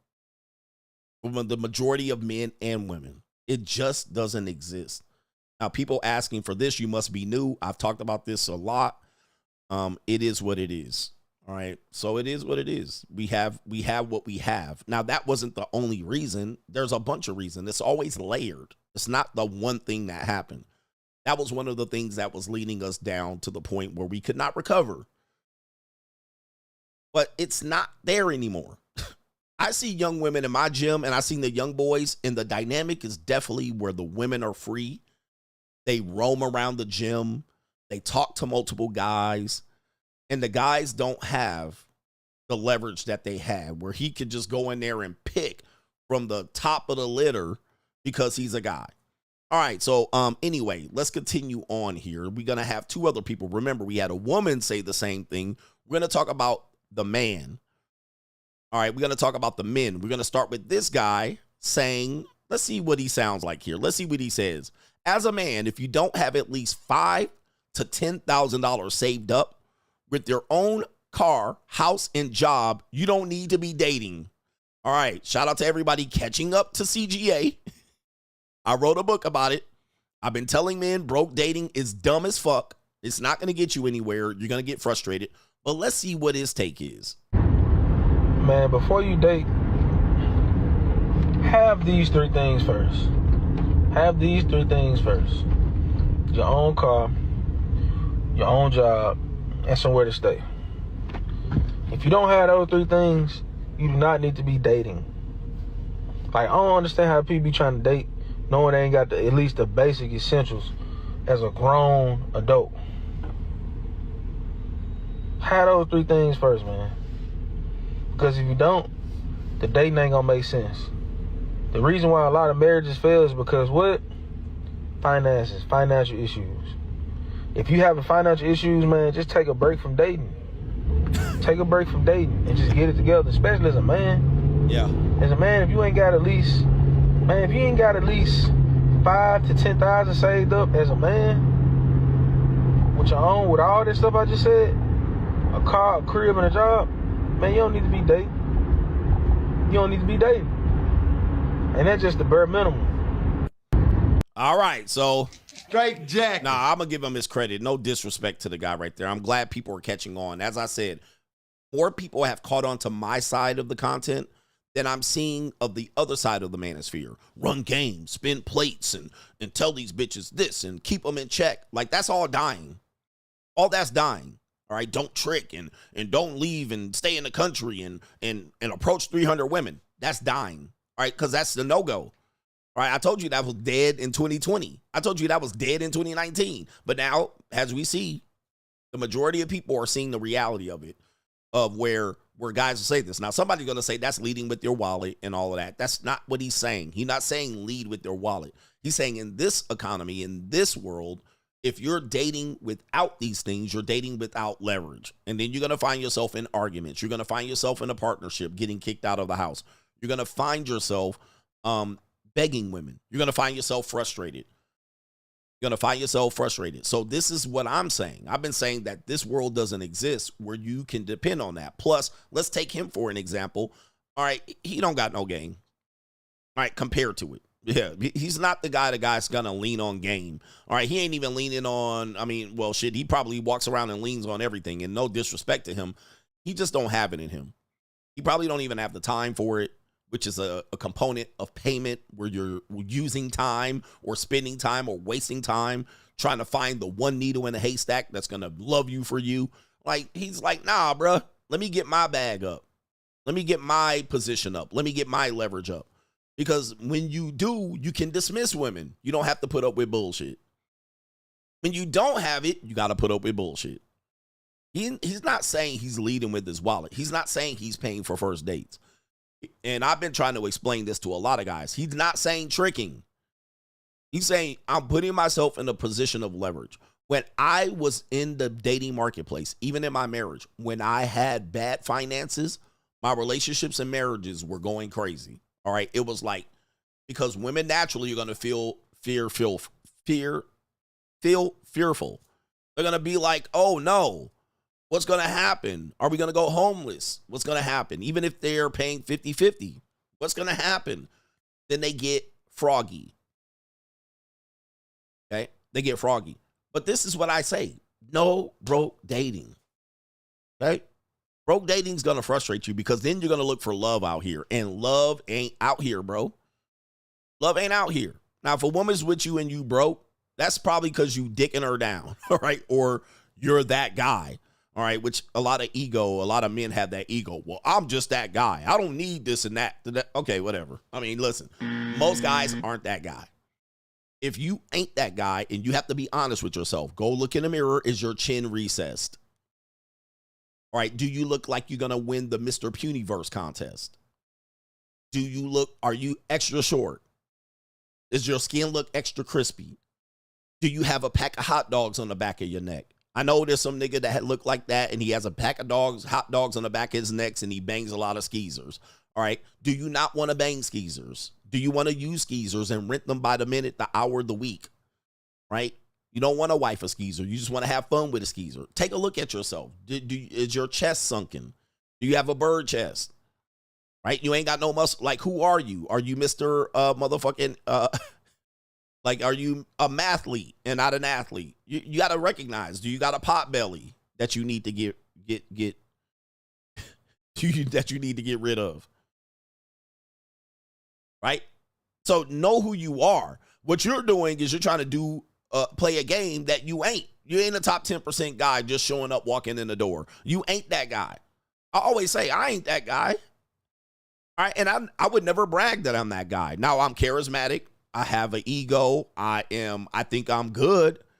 But I ain't that guy that could walk in the room and command attention. When I walk in the room, I mean, a couple people might look at me, but most people ain't going to stop, and the director ain't going to scratch or skip. It ain't going to be like, when I walk in the room, bitches ain't going to start holding their breath and shit, clutching their pearls. I'm not that dude. I don't have that. I have an aura, I have a charisma, I have an essence, but I'm not that guy. So I would not hinge on becoming that guy. I'm not the guy that's going to whoop everybody's ass in the room. I'm the guy that walks in the room and everybody be like, oh, he's here. What's up? And a couple of hoes might be like, who is he? Or not even pay attention. And I can sit off to the side. I can either make some motherfuckers laugh and kick it. I can teach some people, or I can be quiet. Either way, I don't disrupt the room. I don't take the air out of the room. I'm not that dude. So I know that. I don't play to point where I try to become that, because there's stuff that comes with that. You know what it means? Like, you got to break out and whoop some ass at any particular point. At some point in your life, you got to throw nuts. Like, you got to peel caps. You got to pop off guns. You got to take niggas bitches, right? There's stuff that comes with that. So I come in with a whole different essence where I know I'm not going to use that to my ability. And I'm okay with it.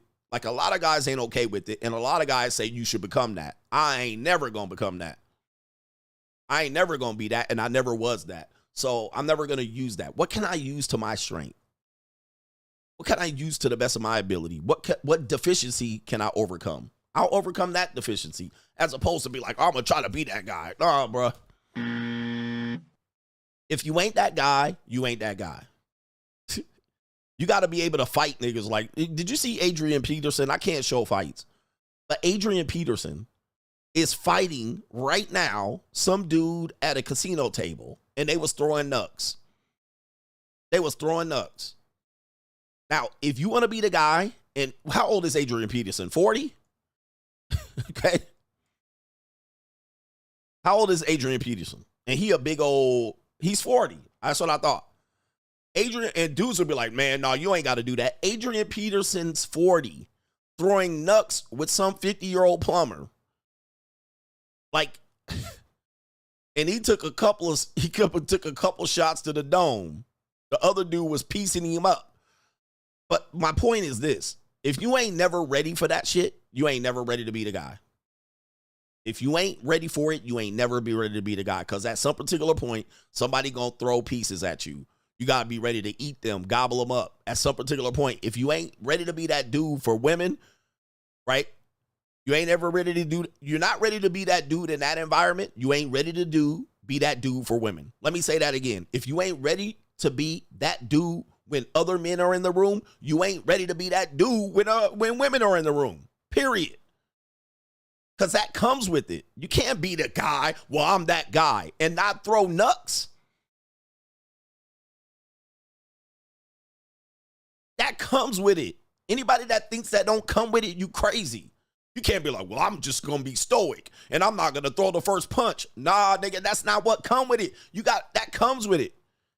That's what Clint Eastwood existed and motherfucking the nigga Dirty Harry. That's why they existed. You got to be ready to motherfucking go and walk paces and turn around and shoot a motherfucker. That's what comes with it. You can't say you can just be absent of that. I'm going to be absent of that and I'm going to be stoic and the bitch is going to love it. Not really. No, not every time. Now, if you old like me, I can get away with it. Well, I'm just an old guy with a gray beard. I can get away with it. But you got to be able to say, when motherfuckers say, can't nobody whoop my ass.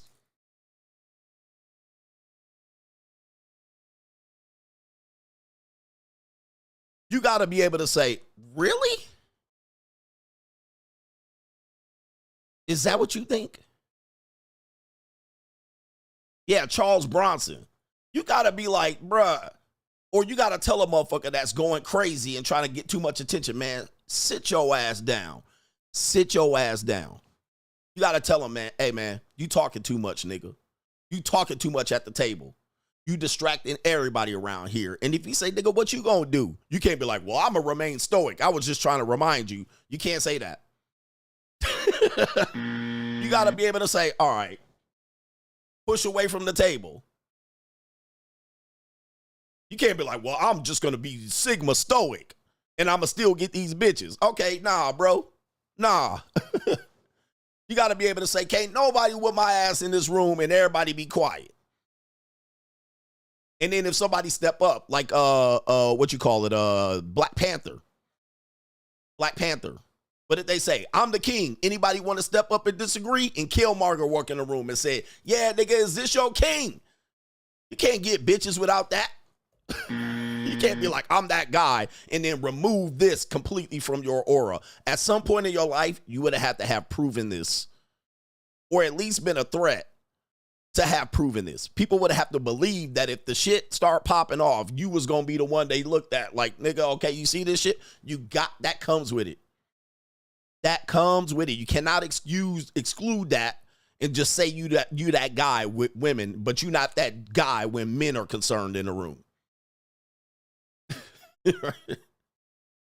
All right, so that's the point I'm making with it. You can't take those two apart and then say I'm that guy and the women just know I'm that guy. Hey, you can't just be in here talking about pulling bitches and nobody ever seen you with one soggy bitch. Ain't nobody seen you with a receipt. Ain't nobody seen you with no fine broad, no fine shit. Nobody seen you with two fine shits. Nobody seen you with a car full of women. Nobody seen women tucking a motherfucking napkin in your shirt and putting a plate on your lap. You can't say you got bitches and ain't nobody seen you with no good looking broad that was sitting there in silence. That you walked off the table and she ran after you in her high heels to catch up to you, ass nigga. Like, no. You can't just say you that dude. I'm just telling you, man. I'm just trying to help y'all out.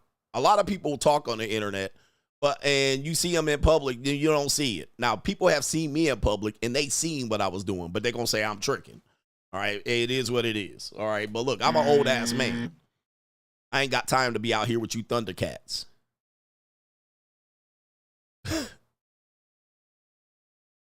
All right, anyway, let's tell you right here, it's the evil world we live in. I know, we got show left. We got this one right here, another video. Last video of a guy that says, most women don't want to be with a man. Okay?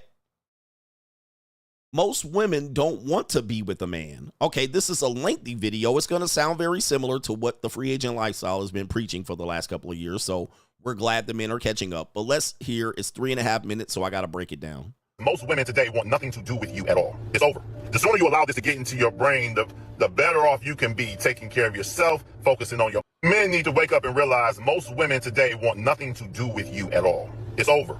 The sooner you allow this to get into your brain, the better off you can be taking care of yourself, focusing on your own life, and moving forward outside of women. The only women out here that want to be with a man in a relationship is people of high status. Because social media has allowed the world to show exactly who the poor people are and who the rich people are. Who the people who are high level and the people who are not. A lot of these women out here today, they don't want to date a low status man because their whole life is wrapped up in the cell phone and social media. So now they're looking at all the different men that are high status and they say, well, either I'm going to have a high status man or I don't want anybody at all. All right. So again, this sounds like what we've been saying. I'm not trying to take anything away from the guy, but I mean, I've been predicted this was going to be the case now. Now, there's going to be exceptions to the rule. There's going to be some fat, chunky broad that's going to be with a fat, schlubby guy. There's that. There's guys that date on their, there's guys and girls that date on their level, and they settle at some particular point. They settle for each other. All right, but we're not talking about that. We're talking about people in the competitive dating marketplace. Look what happened last year. Over 500,000 women broke off their marriages. Over 500,000 women broke off their marriages. Marriage is done. And there was no way in the world I would ever sign a marriage certificate with a woman for any reason whatsoever, because I'm too intelligent to make the mistakes that I've seen everybody else make. Jack. I would never do that. Okay? So you have to understand, women are not willing to give up all the attention that they are receiving on the phone to settle down with one man. Women can now live out the life and show who they truly, really were that they never could be with real effort. Now people are going to disagree with him, but he's right. Obviously, I've said this at the 21 convention. This is true, and we just talked about it today. This woman said the same thing. This woman said the same thing. Like, look, we are a new woman. You can't take us away from social media. You can't take us away from other guys giving attention to us. You can't take me away. I'll be with you, but I got other guys that buy me shoes and they buy me shoes and socks. Right? They pay for my lifestyle. I got another guy. Well, I could be yours, but I just have this pimp that I deal with. I have this Pookie. I have my ex-husband. I have my baby daddy. Like, this is the case where I call it polygyny. This is a halfway polygyny, or we live in a polyamorous society where women have multiple men, no matter if you can get the girl. Right? Even if you get you a girlfriend, she still has multiple guys. He's saying the same thing. Like, you're not getting that old woman that just been waiting for you and growing for you like a motherfucking radish in the goddamn yard. All right, nah, bruh. She done had her experiences, her life, her past. She got a plan for the future, and you're a part of it. That's it. That's it. That's all you can expect today. You don't got women that are going to save themselves for you and then wait for you to get your shit together. Nope. Such as becoming famous, becoming a celebrity. Any woman with a body can jump on social media and become somebody and get 1 million followers today. So women today are choosing the attention from millions of men instead of settling down with one man. All they want from you is to just feed them attention. They don't want you. They want your attention. There's a difference. Yeah. And says technology destroyed us. I mean, this is my whole catalog for the last 8 years. I've been going through this meticulously, trying to prove this. Now people see it. Okay, now people see it. It's clear. And anybody that doesn't see it, I don't know what to tell you. Yeah, like the guy says, the chick in Casino, Ginger from Casino.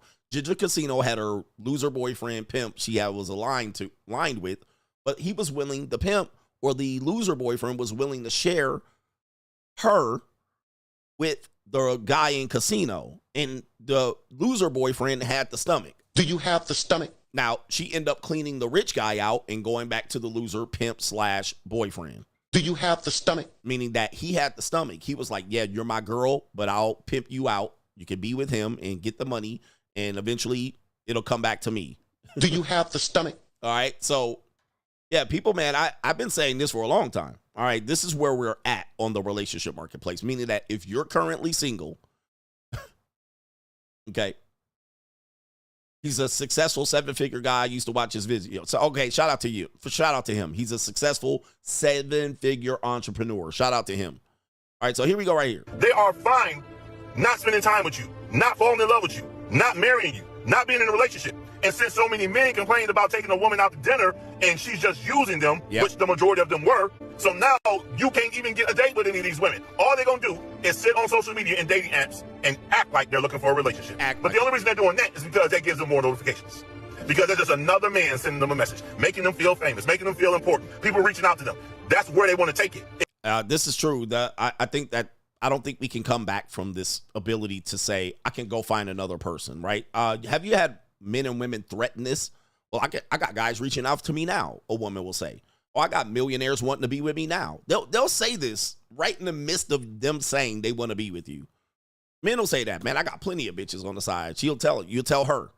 This is what people are doing in relationships. Certainly, if you haven't dated Gen Z, because I date a lot of Gen Z women, all right, monetized or not monetized, dude, that's exactly what they're saying. I got guys in my DMs. I got guys reaching out to me. I got athletes in this. I got millionaires like that. I got guys that want me here. My ex is reaching out there. That's basically what people are saying.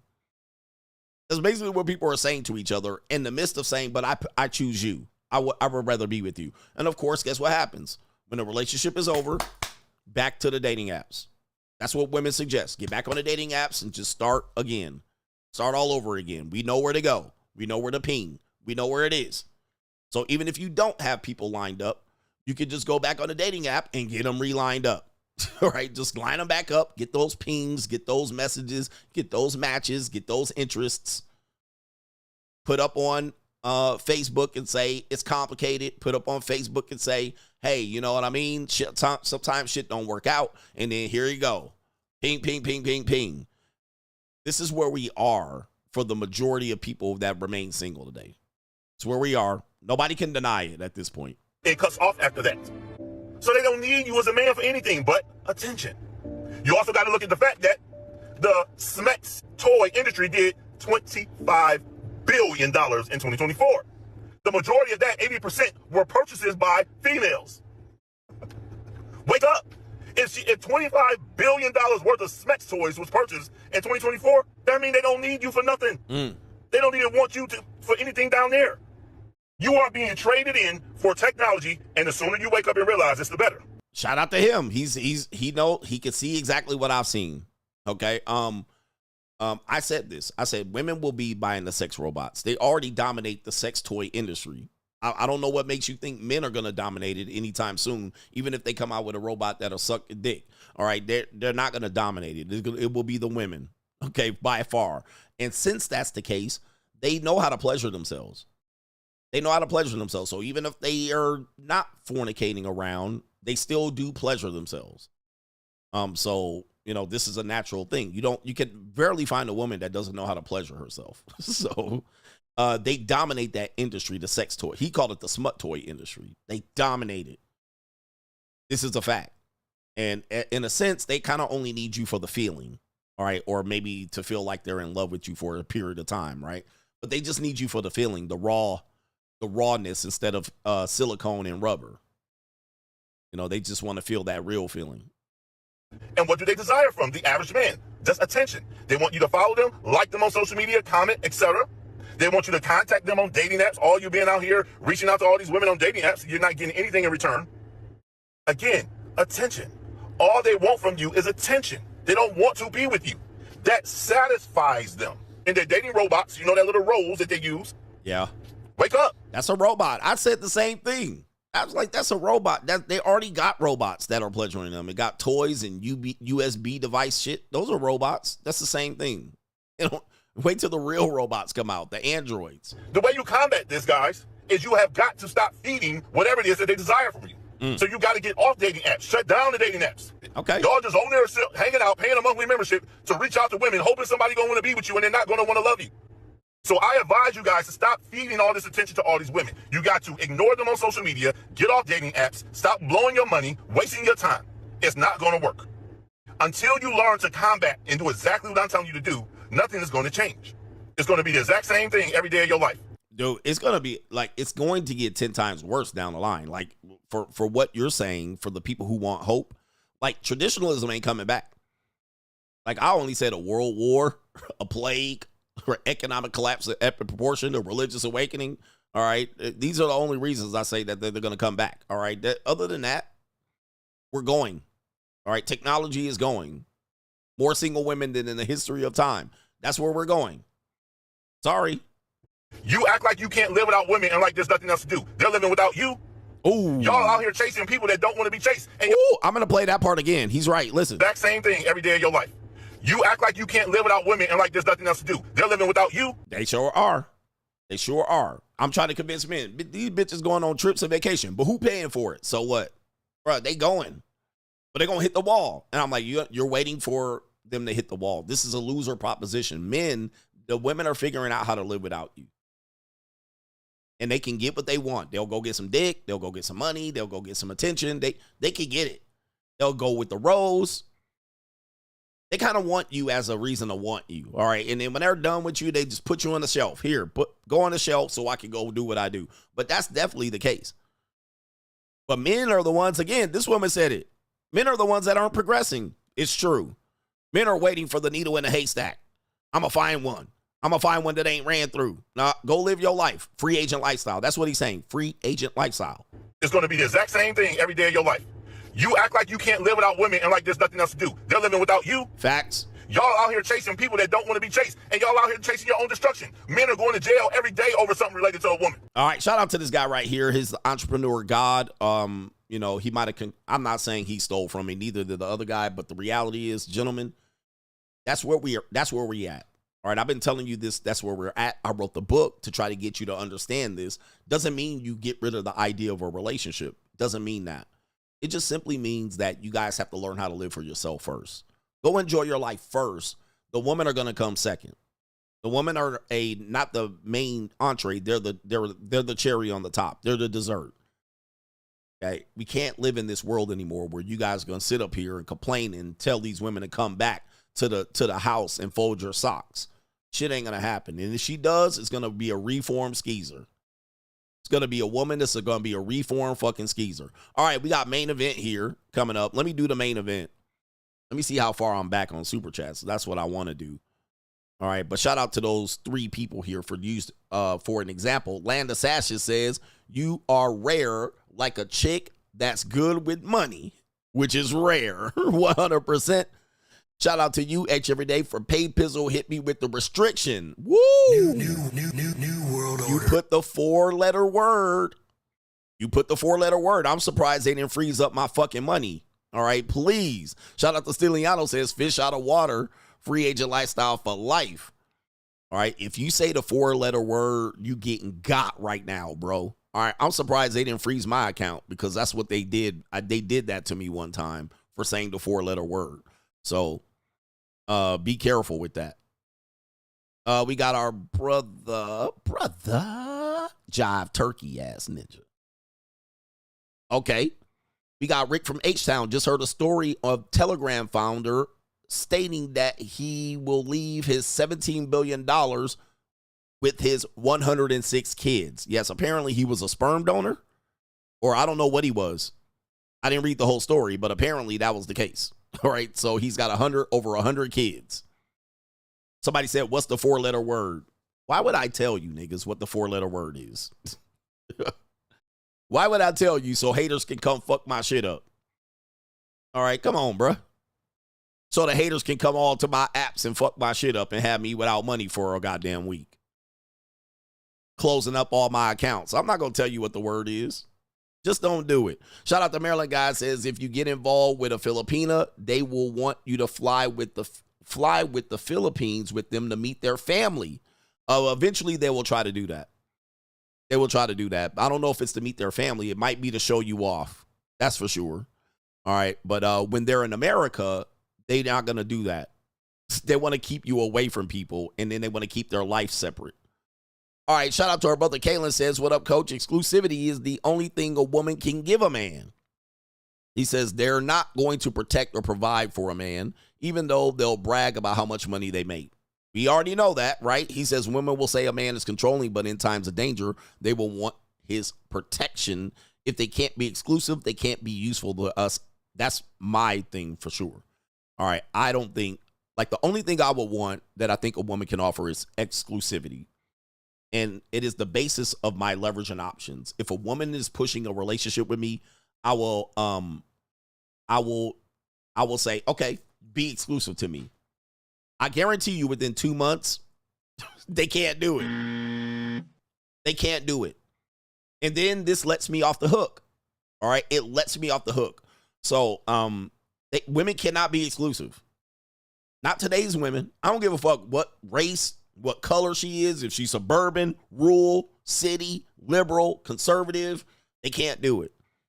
They can't do it the way you want to do it. They'll do it how they think I thought exclusivity means I can't fuck other guys. All right. No, that's not what it means. All right. That's part of it. But that means flirting with other guys. That means going outside with other guys when I'm not around. That means texting these niggas and cupcaking with them. They can't do it. It's impossible. But what that does is it allows you to let them know that you're not going to be here for very long. Right. It allows you to release them. They cannot do it. That is the one thing. And that's the one thing most men want. They want exclusivity. But yeah, the text messages and them DMs still going to be lighting up like a Christmas tree. And so what you have to do at that point is you have to put their ass back out there. All right, go on back out there, which they'll do okay. You don't want them to lose. You don't want them. I don't want them to lose. I want them to feel that, nah, you wasn't going to get me. So exclusivity is the one thing a modern American women and women in general cannot do. They can't do it. Once they've opened up to the opportunity, this is why body count matters. Once they've opened that world up, they cannot close that book. It's like Pandora's box. They've always had men reaching out to them constantly. And that is detrimental to the safety of your marriage. Like, how can I protect and provide for you? And you constantly got guys pinging you. All right. No, fuck that. All right. Because any of these niggas can walk in my door at any point. Or any of these men can walk in your door as soon as I drop you off at the house. They can't do it. So it actually gives me a power position because they'll beg for me. And then I'll say, okay, are you exclusive? You have to be exclusive to me. And then all I have to do is check. All I have to do is wait. It's going to normally take about 4 to 6 weeks. And they'll keep up for about 4 weeks. Once it gets about week 5 and 6, now you're going to find out. Somebody says they have too many distractions. Yep. They have too many things they're distracted by. And much of it is dick and attention. And they cannot live without it. So you're going to catch them eventually. And then when they do, you probably dismiss her. You be like, hey, I thought we were exclusive. Oh, I thought that meant that I wasn't supposed to fuck any other guys. Even then, they fuck other guys. They can't do it. It's boring to them. They haven't really lived a life like this. Listen, they never have lived a life where they were exclusive to one man. Ladies, where y'all at? Where y'all at? They can't do it. Dude, they never lived a life where they've only been exclusive to one man, only focusing on him, only paying attention to him and his needs. Any woman that is under 35 has never lived that life. Not one goddamn time. Not one. There ain't a woman in America that is under 35. Well, let's say 18 to 35 or 16 to 35. There ain't one woman that has ever lived 24 hours in that position. Not one. So he said only at work, not even at work. Not even at work. They've never lived this, but this is what men are looking for. You're not going to get it. You ain't getting it, bro. All right, shout out to our brother. Brayon says, once a man can control his emotions and lust, separate his ego from women, and learn how to become disciplined, then that man has become unstoppable. Lessons learned from the great Coach Greg Adams. Shout out to Brayon. You got to be able to do that. Separate your ego. You know, women mean no harm to you per se, not personally. They were just trying to survive. They were just trying to survive. Shout out to Michael. Says, Coach, you are actually a traditional man with a good mouthpiece, not like the goofy modern PUA mouthpiece dudes, but a real man who's a smooth talker. He says, you know yourself and you play to your strengths. Just recently we read The Art of War, and you're consciously or unconsciously using principles from it. He says, know yourself and know your opponent, and you need not fear the results of 100 battles. We respect the rules of the Art of War, or fail and die by them. Respect, Coach. Indeed, I've read The Art of War. And I've also read portions of the 48 Laws of Power. And I'm just telling you, man, it is like, sometimes I listen to it and be like, damn, that's what I was trying to say. Right? It literally is talking about, you know, we're at war when we're in relationships. But that's why they say all's fair in love and war. So love and war and relationships, it's a fight. It's a battle. It's a battle of will. It's a battle of your confidence. It's a battle of your protecting whatever you bring into the world. So you got to know. You got to know who you're dealing with. You got to know and understand them, and you got to accept who they are. What guys try to do is change these women. Women, you should change. Why? For the benefit of us. It's not going to happen. So I know myself. I know my opponent. I know who I am. Yes, I have a mouthpiece. I definitely am a smooth talker. I have the gift of gab. I have a talent related to that. But I'm not a mouthpiece dude to use it to get access to manipulate women. I'm definitely not doing that. Not anymore, at least. We got our brother here, Sean. Okay, already got that one.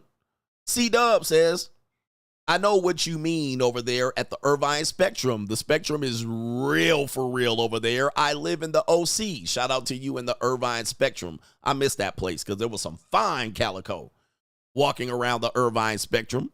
Rick from H-Town told me about the story about the Telegram founder with 106 kids. The Quiet Father says, salute, Coach. You are truly benevolent. My pog just admitted that the beautiful baby I gave her still doesn't fill the void from her dad's death 24 years ago. You were right all along. Oh, okay. Huh? To some of these women, men are just utilities. Nothing we can truly fulfill them for. He says, boss the fuck up. Damn. The beautiful baby that I gave her doesn't fill the void from her dad's death. So her dad died. Even the baby that you gave her doesn't fill that void. Yeah, that's pretty sad to hear. That's sad. That's sad to hear. My goodness.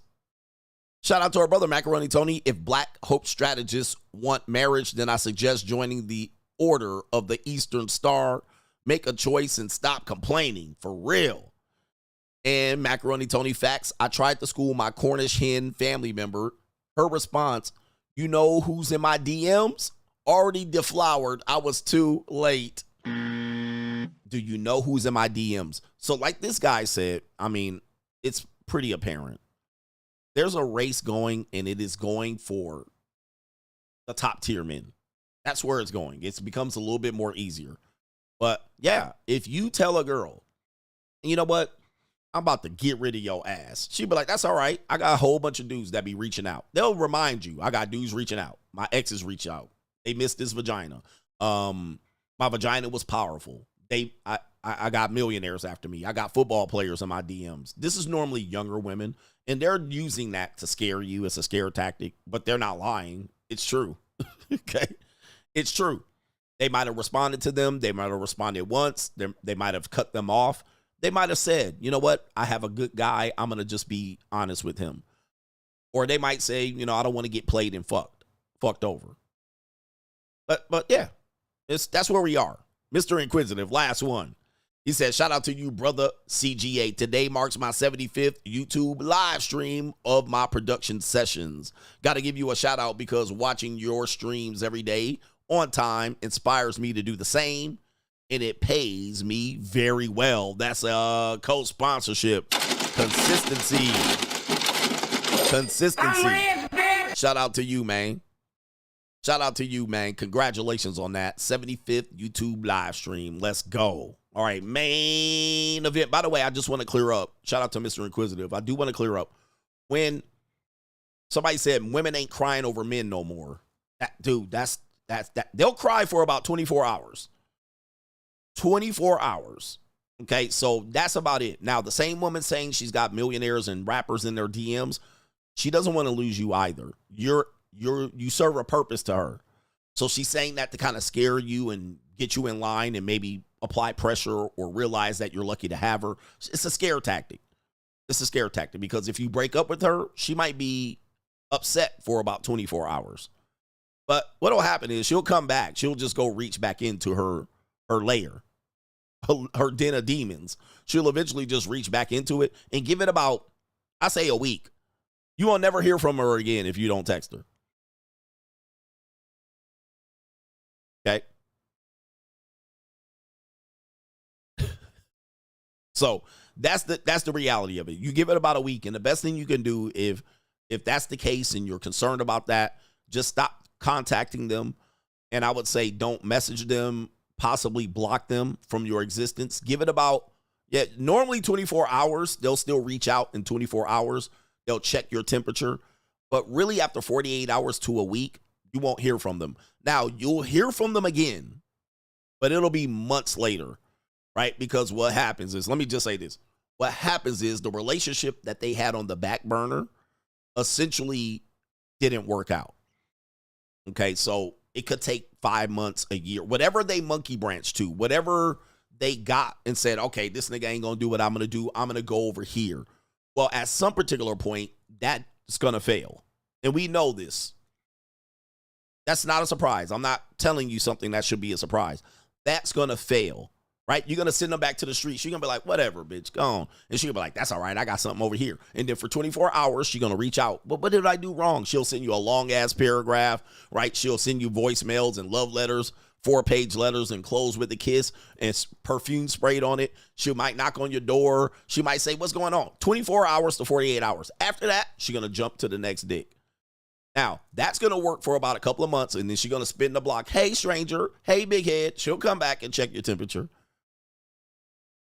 She'll get pumped and dumped. Pookie will drop her. The millionaire that she went over there got fucked her and flew her in and fucked her sideways and kicked her back to the goddamn curb. All right, and she'll check back in. There's about a 60% chance she'll spin the block. But she going to be rolled hard and hung up wet. She going to be rolled hard and hung up wet when she come back. She going to come back leaking.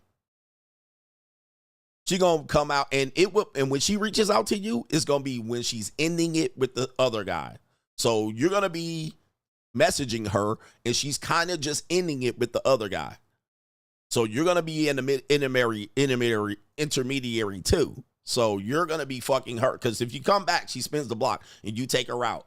Now she's looking for safety and security back with you. And she's going back to what's comfortable. It's easy. She could just jump back in. She don't have to get to know you. She could just jump over there. All right, but she going to come out papped out, clapped out, leaking. And she going to come back broke, by the way. She going to be broke than a motherfucking joke. She ain't going to have 2 red nickels. She ain't going to have 2 red cents to rub together. No plum nickels. She going to be broke, hungry, starving, peace league blown out, nutted in, leaking. So I typically don't respond back to them, or if I do come back, I give them a different role. All right, bitch, I'm looking for a maid. I'm looking for somebody to be in my content. All right, I'll give them a different role. All right, if I do, I'll be like, okay, I can use this bitch for something. All right, but do not give her the same role again. Do not let her jump back back to where she was at. Don't fuck her. Don't do nothing. All right, don't do nothing. All right, so just so you guys know, eventually 60% of them will check your temperature and come back, and they'll check where you at. All right, let me see where he at. I could jump right back in there feet first. All right, but it happens. It happens to me all the time. They don't want to cooperate, and they'll be like, nigga, I'll just go over here. And then they end up coming back. All right, so be like, yeah, bitch. All right, what happened? Now you want to cooperate, ass bitch. She just going to cooperate temporarily until she gets her shit locked in over here. All right, anyway, main event. Somebody said, don't fuck her. Just let her go, man. Play with her ass.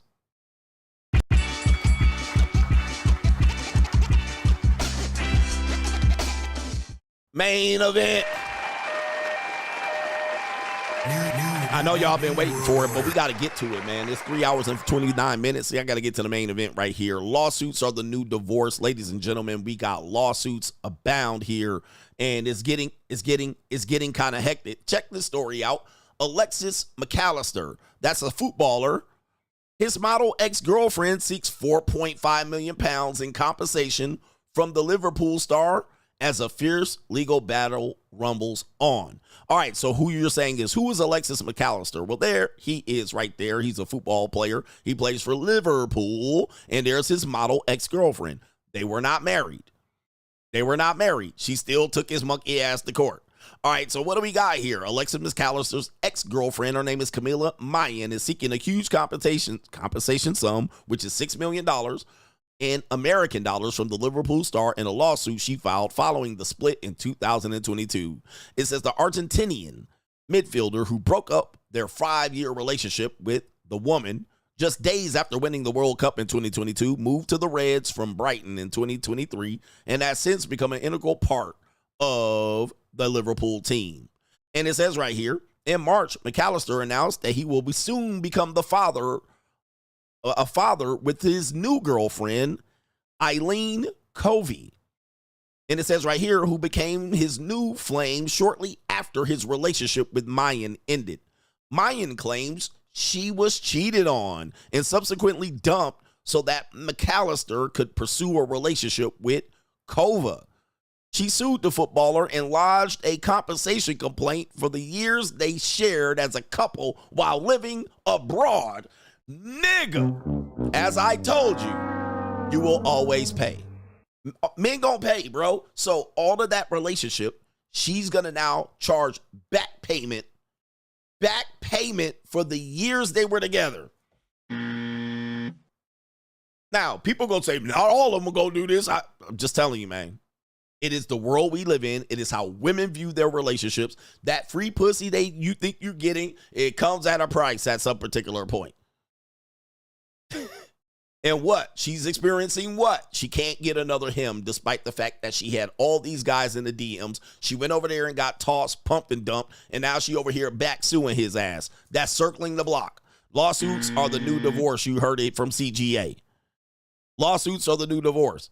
So he put her back out there. She probably didn't want to cooperate, and he said, bitch, I'm going to get a new bitch. And then guess what? Now she's suing after 2 years. It has been claimed that Mayan, who was reportedly kicked out of England after McAllister began the relationship with Cova, she's demanding $250,000 for every month the pair live together abroad, which amounts to $6 million. So $250,000 a month. That's what she's looking for. To Maya's frustration, the court has now ruled that the case will be heard in England, which promises to mark a setback for her legal efforts against McAllister. All right. And there is, I guess this looks like the old girl here. I'm not sure. I can't really tell. No, that is the old girl. All right. She got a little bad mouth there. I can't really tell. They both look similar. All right. That's her right there with that pencil neck. Damn, look at that neck. I would wring that goddamn neck. I'm going to tell you, boy. Boy, would I get that neck. All right, she looked like a Pez dispenser right here. Goodness gracious. All right, this is the new broad right here. I'm assuming this is the new broad, and he's showing teeth right here. Where he at right here? Niggas always gotta show they teeth. I can't tell who's the new or the old broad. I guess there's a baby here. All right, let me see if I can add some more to this, because I want to get to the Fat Joe conversation. Sorry for scrolling here. Okay, let me see here. Okay. All right. Anyway, she made her first address in the lawsuit in November 2024, insisting it was a matter of waiting patiently to discover the court's verdict. Speaking from his car as he left the restaurant, the midfielder said there was no more relationship. She took her path, I took mine, and that's it. Yep, she went to the streets. And it says right here, as for the other thing, the lawsuit, everything is in court where it should be, and we're waiting. Okay, when questioned about the allegation that he was unfaithful, he says right here, and that he kept her belongings, he simply replied, I think it's normal in a relationship. She made the decision to come out and make public things that she felt or that she believed happened, but I know how things went, and that's why I am very calm in this situation. Okay. All right.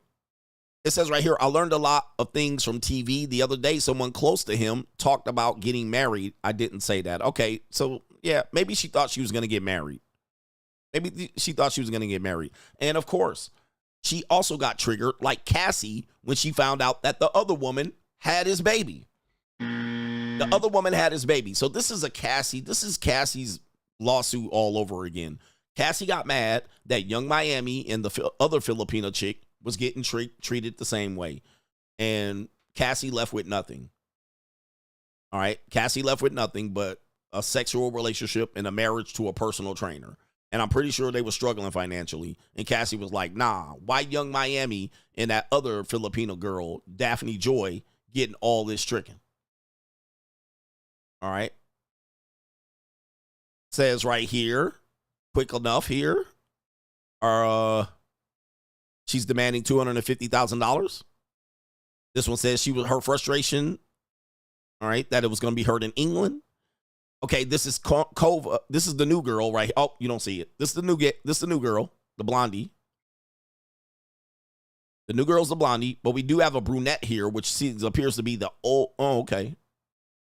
Okay, she turned from blonde. She was a brunette originally. Okay, there you go right there. You can't really tell. All right. All these bitches look like rats to me, but that's neither here nor there. All right, they look like rats in the face. All she missing is the whiskers. All right, anyway, we got Fat Joe. Fat Joe.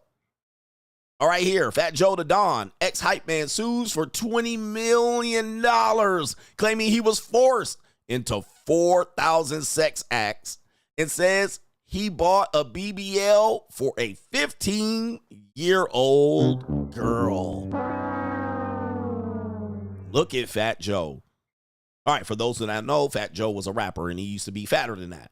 All right, but he's part of the Terror Squad, and we got a problem here, Fat Joe, and he got a major problem. This is definitely going to be on the level of the Diddy case, which means, in effect, this is a federal case. This isn't not a case that's just going to get settled. All right, this is the bad part about this. All right, so this is not like a civil case where you can just settle it and keep and wash hands. This, I believe, is a federal case, just like the Diddy case. So they're going to come after him. The only way it stops is if they don't come after him. That's it. So you got problems here. Now, let me just go back to this in case you missed it. I've been saying for a long time that the rappers were next on the Me Too chart. And I was saying that the era of the big pimping and pouring crystal on bitches and video vixens, I was like, those guys are probably going to get their next comeuppance on the Me Too. All right, I said that years ago. I said those guys, because they lived it, they lived the era like that. Not only that, they talked about it, they rapped about it. They had the hip-hop police around at the clubs watching you do it. They watch you getting finger fucked, or you watching you finger fuck young girls and getting your dick sucked in the bathroom. They watched it. That was stuff that was very common. It still exists today, but it was common to live it and rap about it. Now, the problem was a lot of these women were young, all right? A lot of these women were young, and I said that. I said a lot of the women that were doing that were 16 and 17. Not saying Joe is guilty of this, but the truth is that was the era. That was the R. Kelly era. That was when niggas wore big jerseys and headbands, all right? And was in the club, and young girls were singing in the club, right, doing this stuff. These were normally girls that were 15 all the way up to 21. Now, people were telling me, nah, that ain't the case, and I was like, yes, it was. A lot of that, what you're going to hear is that these young women are going to come out. The one came out against Jay-Z, and it was frivolous. Shout out to Jay-Z for dismissing it. But I said that era was filled up with that. it wasn't like 25 and 30-year-old women doing it. All right. It was normally going to be minors. And there was a lot of rappers that had cases and it went away. Okay. But I said this and people was like, no. But I said this, a lot of that backstage underage adolescents. All right. That was a thing. Now, some of these women are now your wives. Some of these women are now single with a baby. All right. Some of these women wish they had a baby by these guys, but they can't get the child support. And some of these men participated in these acts. You know, the orgies and the trains were normally going to be probably minors and slightly above legal having these orgies and trains. If you looked at the video victim models, what did that one woman say? Daphne Joy. She said 16. I lied said I was 18. Okay. I read you an article about the women of the 1980s era rock hairband days where they would come down as teenagers and they would get on a tour bus and they would fuck and they would get sent up to the rafters and then forgotten about. Next city. And those women loved it. Now, then later on, that same woman that said she did it at 15, 16 is now claiming she was a victim at 40 and something. All right, so I said this for real, that this is going to happen, and we're seeing it here because a lot of us didn't realize it. Now, these guys were young as well, so we do have to acknowledge that when these were happening and these were 15, 16-year-old girls, the rappers themselves were probably 19 and 20. They probably were no older than 25. So when you consider that, doesn't make it legal. Just we're saying that it's going to be able to be proven in this case if it does happen. But it says Fat Joe sued for $20 million by former hype man in explosive complaint alleges the rapper engaged in a sex act with minors and coerced him into more than 4,000 sex acts to maintain his standing. I don't know about that, sir. Forced into it? All right, that's going to be a no. Nope. He forced me to fuck the minors. All right, now I don't know about that. Now, also, when you include the fact that he is Puerto Rican, all right, Puerto Rican and Dominican women tend to get crazy and ham as minors. All right, so I'm saying, especially in New York City, all right, it's very common. Look at that one baseball player who had all them Dominican minors, right? And he lost his whole career, right? I can't remember his name, but I did a story on him. He played for the, I think, Florida Miami Marlins, and he was a big league player, and he had a whole 15-year-old down in Dominican. All right, so, I mean, that culture tends to have very promiscuous women at a young age. I mean, all cultures do. All right, but you're going to see that a lot of these girls were either Puerto Rican or Dominican. All right, so. But he forced me to fuck 4,000 times teenagers. All right, come on, man. The lawsuit comes after the rapper sued him in April for slander.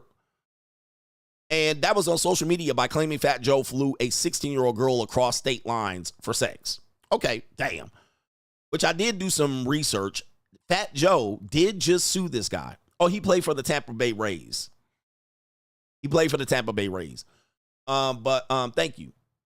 But Fat Joe files lawsuit against former hype man and lawyer for extortion scheme. So this was in April. So for people that want to realize why this case was filed by the feds, is that Fat Joe was the first one to lob a lawsuit against him. And here it is right there. It says he filed a lawsuit against his hype man, T.A., and the attorney, who is Tyrone Blackburn. Maybe this is not federal. Maybe it is. It says for defamation and intentional infliction of emotional distress. And it says right here, all right, you guys get it right here, not just for unpaid wages right here, but in other compensation, but also with the utter disregard for the truth and decency, false and outrageous allegations against Fat Joe that have absolutely nothing to do with Dixon's purported unpaid wages, including unspeakable acts such as statutory rape, forced labor, sex trafficking, and fraud. All right, he's going to have to prove this. So Fat Joe sued him first, and then T.A., who is Terrence Dixon, basically turned state's evidence against Fat Joe. Fat Joe's former hype man, his name is Terrence T.A. Dixon, has filed an explosive lawsuit in federal court against the rapper on Thursday. Dixon is alleging that his former boss, whose real name is Joseph Antonio Cartagena, engaged in coercive labor exploitation, financial fraud, sexual manipulation, violent intimidation, and psychological coercion. Dixon added that the hip-hop star behind some of the chart toppers about What's Love got rich and famous while he and his associates deliberately suppressed and silenced and erased Dixon's substantial creative and artistic commercial contributions, which was foundational to Joe's professional success and personal brand. He is seeking up to $20 million in damage. So this seems like a civil case. This is not a federal case. It's in the federal court, though. The complaint filed with the U.S. District Court, Southern District of New York, they've been busy, details such disturbing claims about Fat Joe alleged sexual relationships with women, including minors. That it contains a trigger warning on the first page of the 157-page document. For 16 years, Dixon served as Fat Joe's so-called hype man, a common figure in hip-hop who supports the artist by energizing the crowd and enhancing the overall performance. They basically rap where you can't rap no more. All right, he also contributed as a lyricist and a background vocalist, so sits as Congratulations, Money Over Bitches, and Ice Cream. Never heard of either one of these. According to the complaint, he has an unrivaled vantage point to observe the rapper's offstage lifestyle and behavior. Now, I just want to say this right here. Fat Joe recently has been walking back a lot of his lyrics. All right, just so you can know.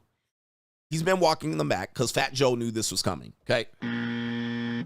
All right, he knew this was coming, and recently I actually played clips of him saying, I didn't really say I was having menage a trois. All right, I was married at the time. And yes, Fat Joe is married. Right here. All right, so let me see here. Fat Joe has a wife. And he's been walking back even his gangster lyrics. All right, his gangster lyrics, he's been walking them back. And this is typically because the culture we live in. All right, we live in a culture today where what we were doing even 20 years ago doesn't fly today. 15 years ago, it doesn't fly today. So he's been walking his lyrics back. Oh, I didn't mean I was really shooting people. I didn't really mean we were having menages. All right, and yeah, Shaquille O'Neal also, I apologize for my past. All right. You know, I used to deal with women a certain way. You mean you had a concubine, a harem? Yeah, you got to walk that shit back. All right. And I showed you that he was walking these lyrics back. All right. And that's because he knew what type of pressure was out there. I'm a family man. I got daughters. I got teenage daughters. Right. I ain't trying to say I was out here fucking 16-year-old women in the club. And, well, okay. All right. Yeah, he has a daughter, and he's looking at it. What do I tell you about young men and women is that they'll act a certain way, and then they'll have children, and they'll look at their children, and they'll be like, damn, when I was your age, I was a freak of the industry. When I was your age, I was out here running orgies and trains. Or when I was dating girls your age, I was taking advantage of them. So what'll happen is they'll walk that shit back. All right, now I got a daughter now. She now 16. I can't imagine my 16-year-old daughter doing the stuff like that. Right? So they'll start walking the shit back. And he's been doing that lately. All right. It says right here, Dixon is represented by Tyrone Blackburn, who is also the lead counsel in the high-profile case against Sean Combs. In February 2024, Blackburn filed a lawsuit on behalf of Diddy's accuser, Lil Rodney, alleging sexual assault, sexual harassment, and failure to pay his underlings. A month later, Department of Homeland Security agents conducted a raid at Combs' mansion in Los Angeles and Miami. Tyrone Blackburn, he has filed cases against a lot of people. All right, just so you guys know. And I hope this nigga don't know nobody that I know. All right, so shout out to Tyrone Blackburn. All right, but he's filed cases against many people, and much of them are being called copy-paste cases. All right, so let me see here.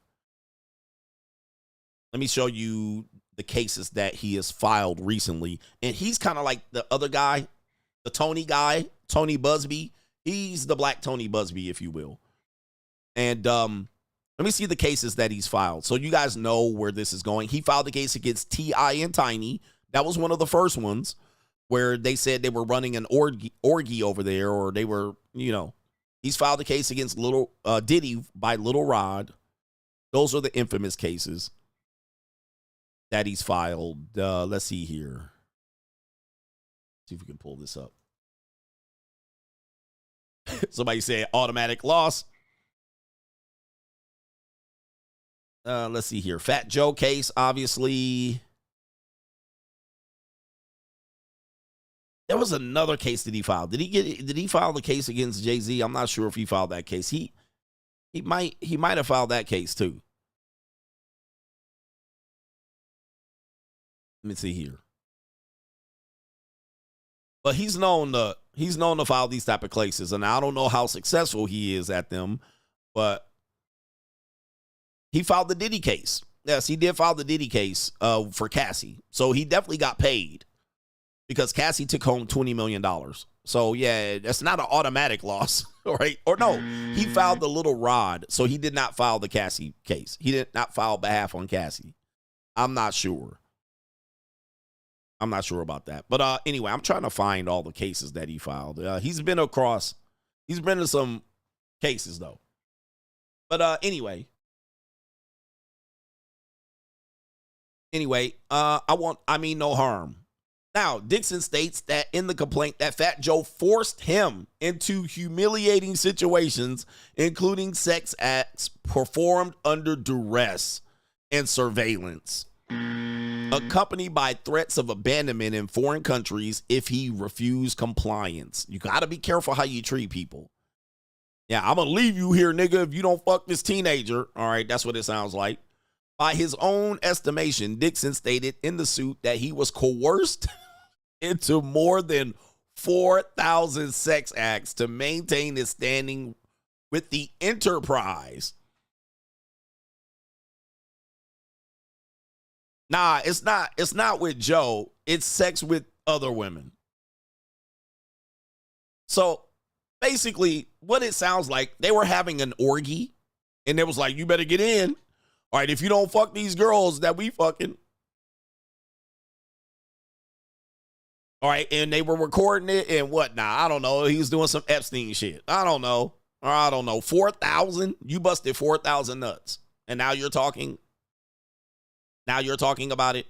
All right, come on, man. Most shockingly, the suit claims that Dixon personally witnessed Fat Joe engage in sexual relationships with children who were 15 and 16 years old, and lists 3 such Jane Does, including a 16-year-old Dominican girl in New York, who in exchange for cash, clothing, and payments of her cell phone bill, will perform drop that neck and guck and other sexual acts on the rapper. All right, so again, we talk about the teenage thing. So, and also tricking. I mean, this is all allegations, but he's saying Fat Joe engaged in a relationship with 15 and 16-year-old girls, including a 16-year-old Dominican, that he paid her bills and cell phone and bought clothes for her to get that guck treatment right there. Okay, and then Jane Doe number 2 is a Caucasian female and not a United States citizen. Fat Joe began having sexual relationship with minor Jane Doe 2 when she was 15 years old after a concert overseas. All right? I mean, listen. These do not sound like they would be false. This sounds like easy business. This is a layup.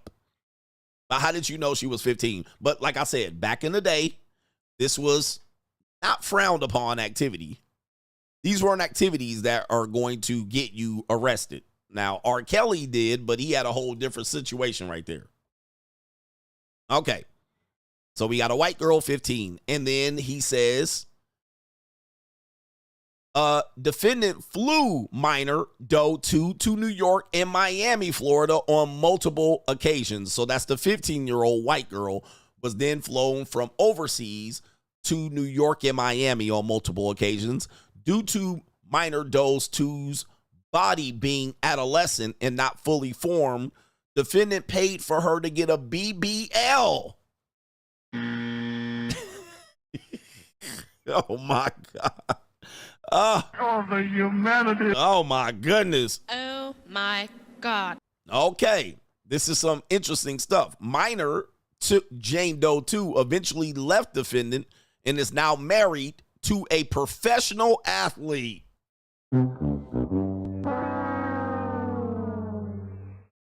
Brothers, Oh my goodness. Oh my God. Bruh, what'd I say? She not yours, it's just your turn. All right. Somebody said Travis Hunter's girl. Okay. Man. Okay. Now we got another girl. According to the complaint, Minor Doe 3 is a Latina female who met the defendant when she was 15, turning 16. According to Dixon, defendant was in love with Minor Doe number 3, who was 15, turning 16. And it says he even contemplated leaving his wife. No comment. The defendant paid all Minor Doe Jane 3's bills and even took her overseas to his tour stops. He brought her to Florida and would put her up in a condo he rented a few blocks from his house with his wife, the lawsuit stated.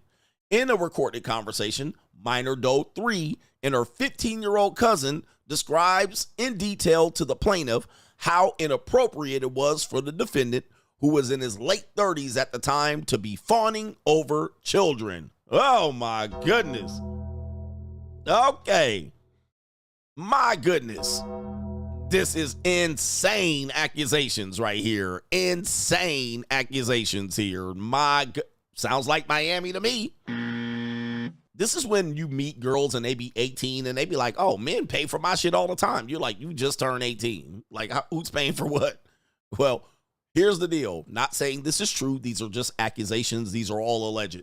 But you can see why 18 is not the starting point. I've been telling you for a long time, 18 is not the starting point. It's always going to be 14, 15, 16, 17. Not with all women, though. Not with all women. Just with a group of women. Right? Just with a group of women. And then they jump out at 19 and you're like, what?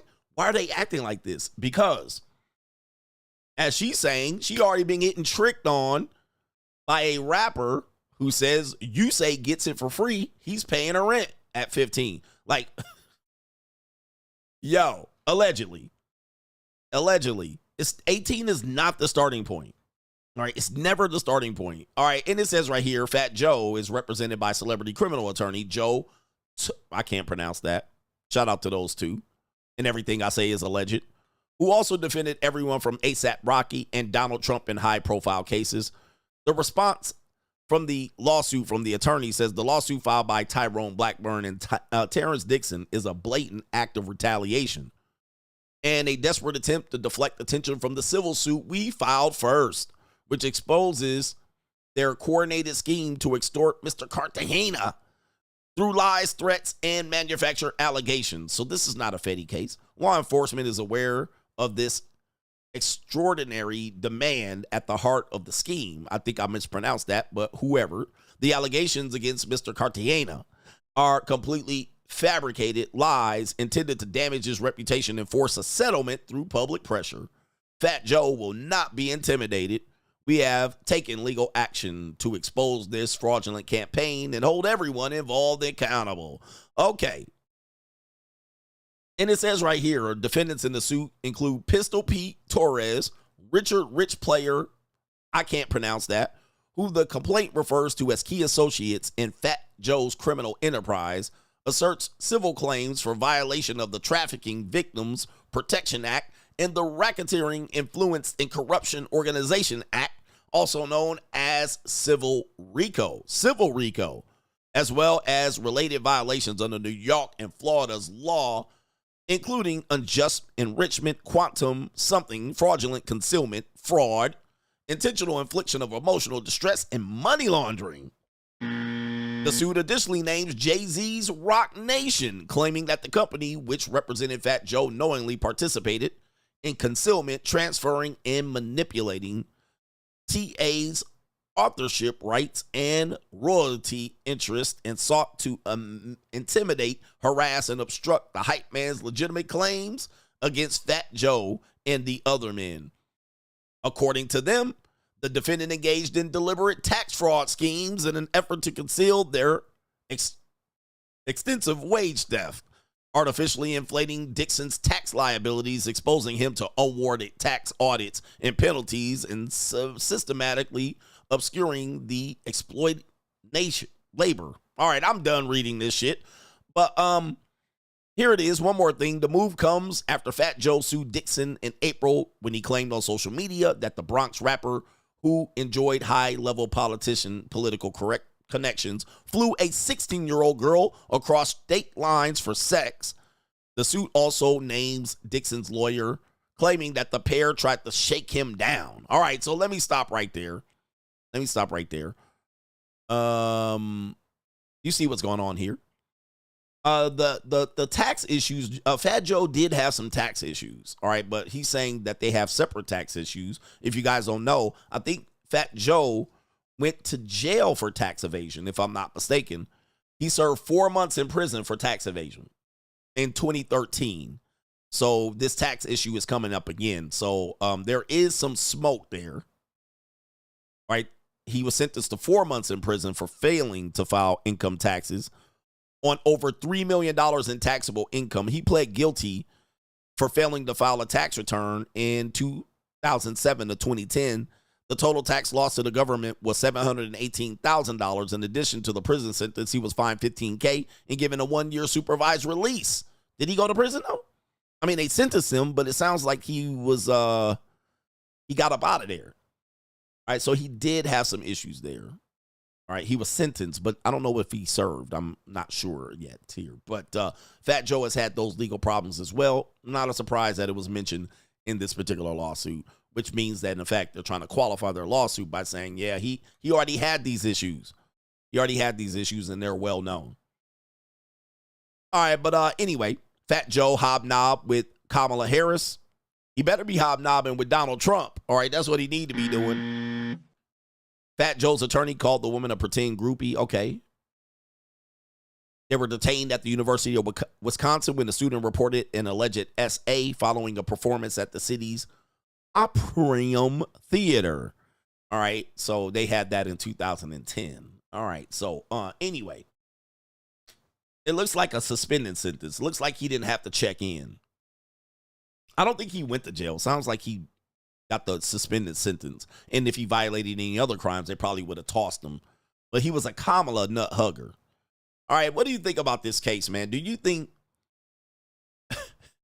he was trying to work on that pardon? He was trying to work on Kamala and get that pardon. All right, pardon my shit. All right, yo. Do you think Fat Joe is guilty here? We'll put you up on the... Do you think Fat Joe is guilty? I'm going to put guilty, and then I'm going to put not guilty of this particular lawsuit. There's a lot of salacious details in there, just judging from the industry. I do have to say, the industry is surrounded by issues like that. Now, how do you feel about this? How do you feel about what I've been trying to tell you and discover about how the industry was, how young women be out here? They start early. We just had several women here. All right, several young women here. We had, let's see here. Where's these young women out here? We got these women out here. These women look young. They didn't start yesterday. This woman admitted at 16 she had a baby and gave it up for adoption. You also had, where's the cold approach right here? You had this woman, 16 right here. 16 getting the cold approach, and she was ready to go. You also had, let me see if I can pull it up. You guys all had this woman here who was basically 18 or 19, alleged, had a situation with a dad. You had, where's the woman that had the Mavericks game? You had this one right here, 15, who left her father's at a basketball game in Dallas with a whole stranger to go smoke weed and got sex trafficked. Yeah. All right. So it does happen, guys. You also have 20-year-old getting bought and sold by Post Malone right here, getting picked up the tab, 20. So, you know, it doesn't start at 18. It really relatively starts young, unfortunately. So when you have that in that industry, these are the men that are exposed to these type of things. They're exposed to these type of women fairly early. And so that they're made available. We saw this in the Epstein. Oh, by the way, did that woman die? Virginia? The woman in the Epstein case. What was she? 15 or 16, getting flying around, fucked by Prince Andrews, allegedly. And other politicians and lawyers. So it's like, you know, how does this happen? Well, they get talked in it. They get talked into it. But it doesn't, 18 is never really the start. Let me play you this video. Apparently this came across my Instagram. Let me see if I can find it. Can I find it? This guy's got a great channel. I try not to use all of his videos, but he's a great interviewer. It is the desirable truth. Oh, she died. Yeah, the Epstein girl died. All right, so where's the video? It's probably way down here. Okay, I don't know where the video is. Yeah, it must be far down. All right. But it was two 18-year-old girls talking about how they get down, how they get paid, and how many men trick on them. And it's like, you know, it's a sad reality because, oh, here we go right here. I think these are the girls right here. And they outside too. They outside. So here we go right here. What's your age? 18. 18. So we got 18. We got two 18-year-olds. All right. All right, two 18-year-olds. What do you think? I mean, they kind of look young. They dressed up as older whores and harlots. But they're 18 and they outside. Where they daddy at? How about where's the guys like they too young? They children. Where they at? Let's see what they say at 18 and 18. Okay. What's the most amount of money you've spent on a man in one night? Like $10. Like 20. Out of all your relationships, that's the most? I'd say, yeah. Yeah. Okay, let's flip it. What's the most amount of money a man has spent on you in a night? Like 20,000. Around there. All right, 20,000. This is their claim. You know, dudes are gonna say they lying, but okay, they're 18. This is what I call monetized. These are your future wives. All right, who spends $20,000 on them? They're gonna lie here in a second. But this didn't start when they were 18. This did not. You think all of this happened in 2 months? Let's just say 9 months. You think they were 17 playing with fucking My Little Pony, and then 18 they jumped out here? Do you think? Like, just be honest with yourself. They're not 19. Where's the night? So they're 18. You think they were just, you know, playing AAU soccer, and then they just jumped out here like, fuck it, let's do this. All right, so here we go right here. 20,000? Yeah. Were you all together at the time, or? Yeah, we were. It was a 2-man. It was a 2-man. All right, and I guarantee you the men were not young. All right. In these streets. All right, so this is where the guy comes in. These trick-ass millionaires. All right, and they already got the OnlyFans popping. This is Brickle. All right, so this is not a surprise right here. This is somebody's daughter. It was a 2-man? Yeah. Okay. Here in Miami. How do you even get into that situation? We just walk around here and they'll hit us up. We just walk around here and they'll hit us up. Streetwalkers, all right? But these are monetized streetwalkers. These are streetwalkers that don't just go to Momo's. Not yet, all right? But that's where they at. Of course, when women are out here, you'll never find somebody to replace me. Please. Please. All right, there's plenty of these women out here around the world, and you can get it. All right, we just walk around the street. All right, that's literally in these streets. In these streets. You think this started? This was not here at 17. They just waited till they were 18 and walked around these streets. Do you think? Don't fool yourself. All right, Fat Joe allegedly in the lawsuit was paying a whole 15-year-old girl's apartment in Miami. This is according to the lawsuit. Okay, so this is where it's happening. It don't start when they magically turn 18, unfortunately. Not all of them, but yeah, it don't start. They kind of veterans in the game by 20 for sure. Okay, here we go. Yeah. Or they're like they'll come up to us and ask for our numbers or something. It's that easy. Yeah. No, it's not that easy. It is, but it's not. Okay. So when that guy spent $20K on the two of you, like, what happened? We just hung out. Yeah, we just hung out. Look at them eyebrows go out. We just hung out. And hung out and did what? Dinner. We had dinner, went to a few clubs. Mm-hmm. Yeah. Went on the yacht. Went on the yacht. Oh, nothing, really. We just hung out. We went to dinner. And then we went to that yacht. Oh, you went to the yacht. Oh, I know what happened then.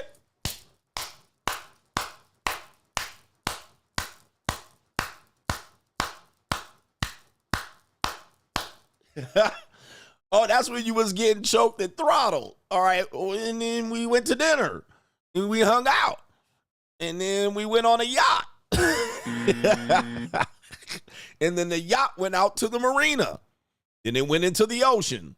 And then my panties came out. All right. Yeah. Nothing else happened after that. Oh, except for this right here. I forgot about that part. Okay. But these trick ass millionaires, all right, they getting them fresh out the box. That's all. We just went on a yacht. I wonder what else happened. Tell us what else happened. So coming out of that experience, is that the expectation going forward from like your man? Yes. Oh. Yes. You want him to drop the bag on you? He doesn't have to, but I'd prefer. Okay. We just feel like if we're gonna settle for someone, we want to settle for someone worth it. Yeah. And who values us. Exactly. Because we don't care for being in a relationship, so they have to be special. All right, so we don't care about being in a relationship. What did we just tell you, man? Look, this woman said the same thing. They don't care about being in a relationship. She's like, we don't care about that. This guy said the same thing. They don't care about being in a relationship, especially in their prime years. They're just having fun. They're getting the attention. They're getting the attention, the accolades, the free meal. And this woman right here is saying the same thing. Like, where y'all at? Just pay. Fucking pay. Just pay. That's why they acting like this. Fucking pay. Just fucking pay. Just fucking pay. That's why these girls acting up. Because they see this shit. And they like, wait a minute. I'm just as good looking as these girls. Why can't I have that? No, they'll settle out of this at 26, 28, 30, 32. And that's you. All right, they'll get out of it. And some women don't get in it at all. Some women don't get it at all. Some women are curious. Some women are curious. They'll get into it a little bit. They'll dabble. All right, but here we go. But these guys who did that, were you in a relationship with them or no? No. It was the first time we met. Literally. First time we met, literally. Literally. Somebody's daughter. Coach, that's somebody's daughter out here. That's somebody's daughter. Guess what? By the time I get to my greasy paws on these girls, they gonna be already folded up. All right. But I'm gonna get to them though. 20K is a little out of my price range. Remember, she's not out of your league. She out of your price range. Anyway, watch out for this. Them little thought pockets be out there boiling. Let me get to these. Yeah, Cassie Juniors. They're kids. All right. Why you not stopping these kids then? Why you not telling them to go home? Why you not telling them to call their parents? All right, anyway. And how old were the dudes with the yachts? Let me just guess. They weren't below 40. 20K. All right, you can have two 18-year-old pieces of calico on a boat. All right, and just, Yep. They don't want relationships. They just want to just have fun right now. They outside. I'm going to the streets. End of story. They outside, bruh.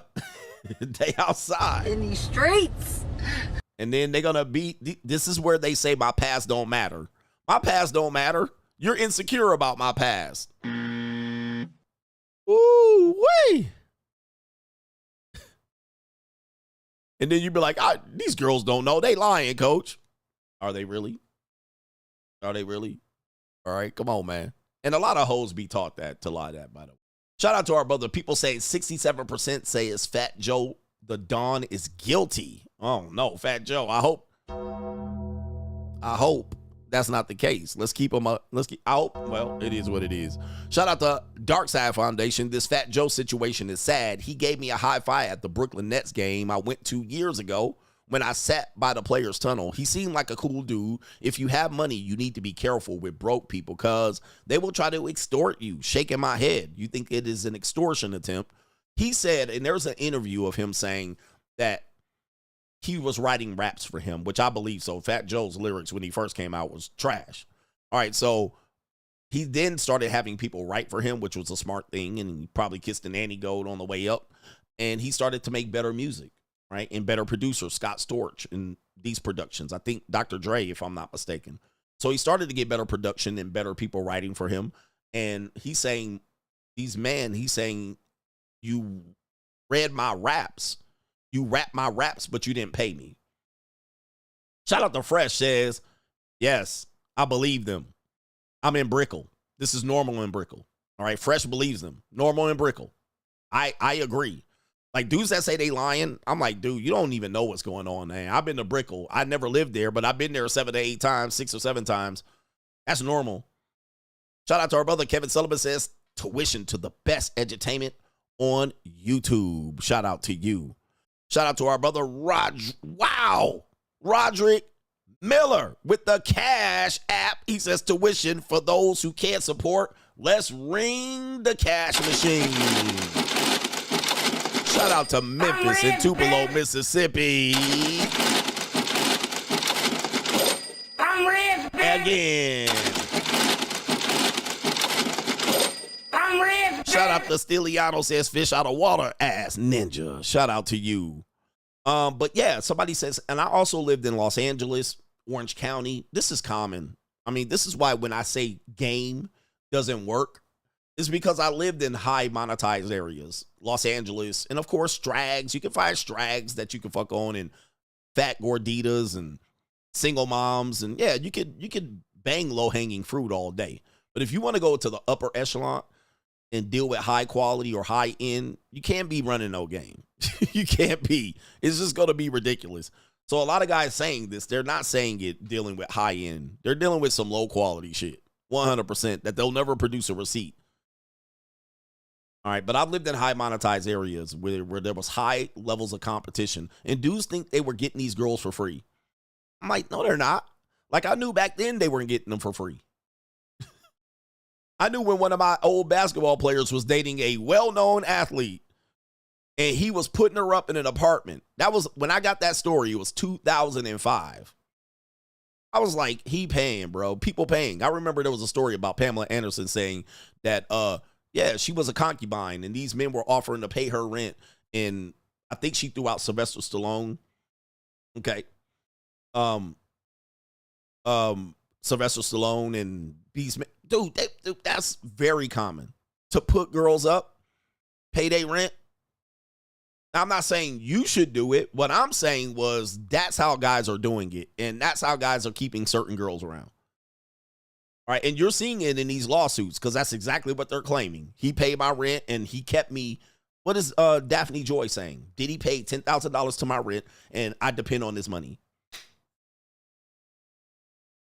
Yeah, it's what it's been. But you're like, oh, these beautiful girls are only with these guys for money. And if they don't get no money from you, they sue you. Trey Songz. Right? Look at Trey Songz. You don't pay them, sue. Shout out to Dr. Love. Modern day relationships have become nothing more than usury and manipulation mixed in a pudding of romance and GMO love. And guess what? Guess what? Then people come hurt. They become hurt out of it because somebody's using someone else and people become hurt. Shout out to our brother Rule is in the building. He said nothing, but I appreciate your support. JJ Frost, technology has given women an unlimited access of attention. Exclusivity is dead. Ring the bell. In fact, I don't even think I can give a woman exclusivity in the terms of I can't keep up.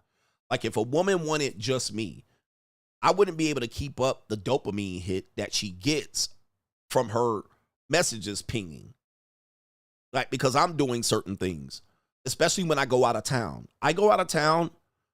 I was messing with this chick and she was supposed to be exclusive. Every time I leave town, I check their messages. That's when she would go crazy talking to other guys. That's what I noticed. I started noticing a pattern. Oh, that was when I was out of town. Oh, that was when I was out of town. That was when I was out of town. I started noticing a pattern. All right. And I was like, well, that was just a pattern I noticed. It probably was worse than that.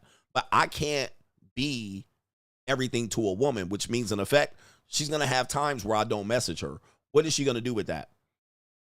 Yeah, and I'm in bed at 9:30. This bitch stays up to 2, 3 in the morning. If I'm in bed at 9:30, okay, if I'm in bed at 9:30 and I'm tired from the day of working, well, and she's a woman, and that peace sleeve is itching, and she wants attention. She just up vaping and eating sunflower seeds and playing video games. Guess what's about to happen? Ping, ping. That's when the Hawks are out. That's when them dirty niggas is out. That's when Pookie is up. Pookie is up at 1, 2 in the morning. Hey, come through, slide through. My mama ain't here. That's when the pimps are up. Pimps are up in the middle of the morning. Right? That's when bitches be over there sliding through, turning tricks and meeting up with Pookie and them. So I'm in bed like this, not getting up to 5 in the morning. Bitch just getting back in the room, tucking herself in. All right? She tucking herself in at 5 in the morning. All right? Up all night texting Pookie and them. So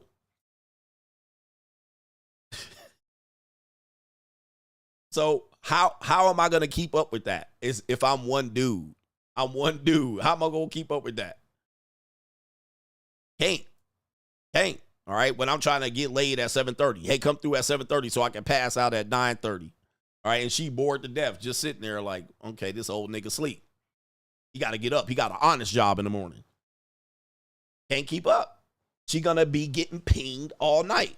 And if they go out to nightclubs and parties, shit, party don't start until 11 o'clock, 11:30. I'm going to need a nap and a whole case of Red Bull to be able to keep up with that shit. Let's say you got a girl and you be like, I bet you she be going out at night, all right? And she probably goes out at night. Don't worry, I'm going out at night. We going out with the girls.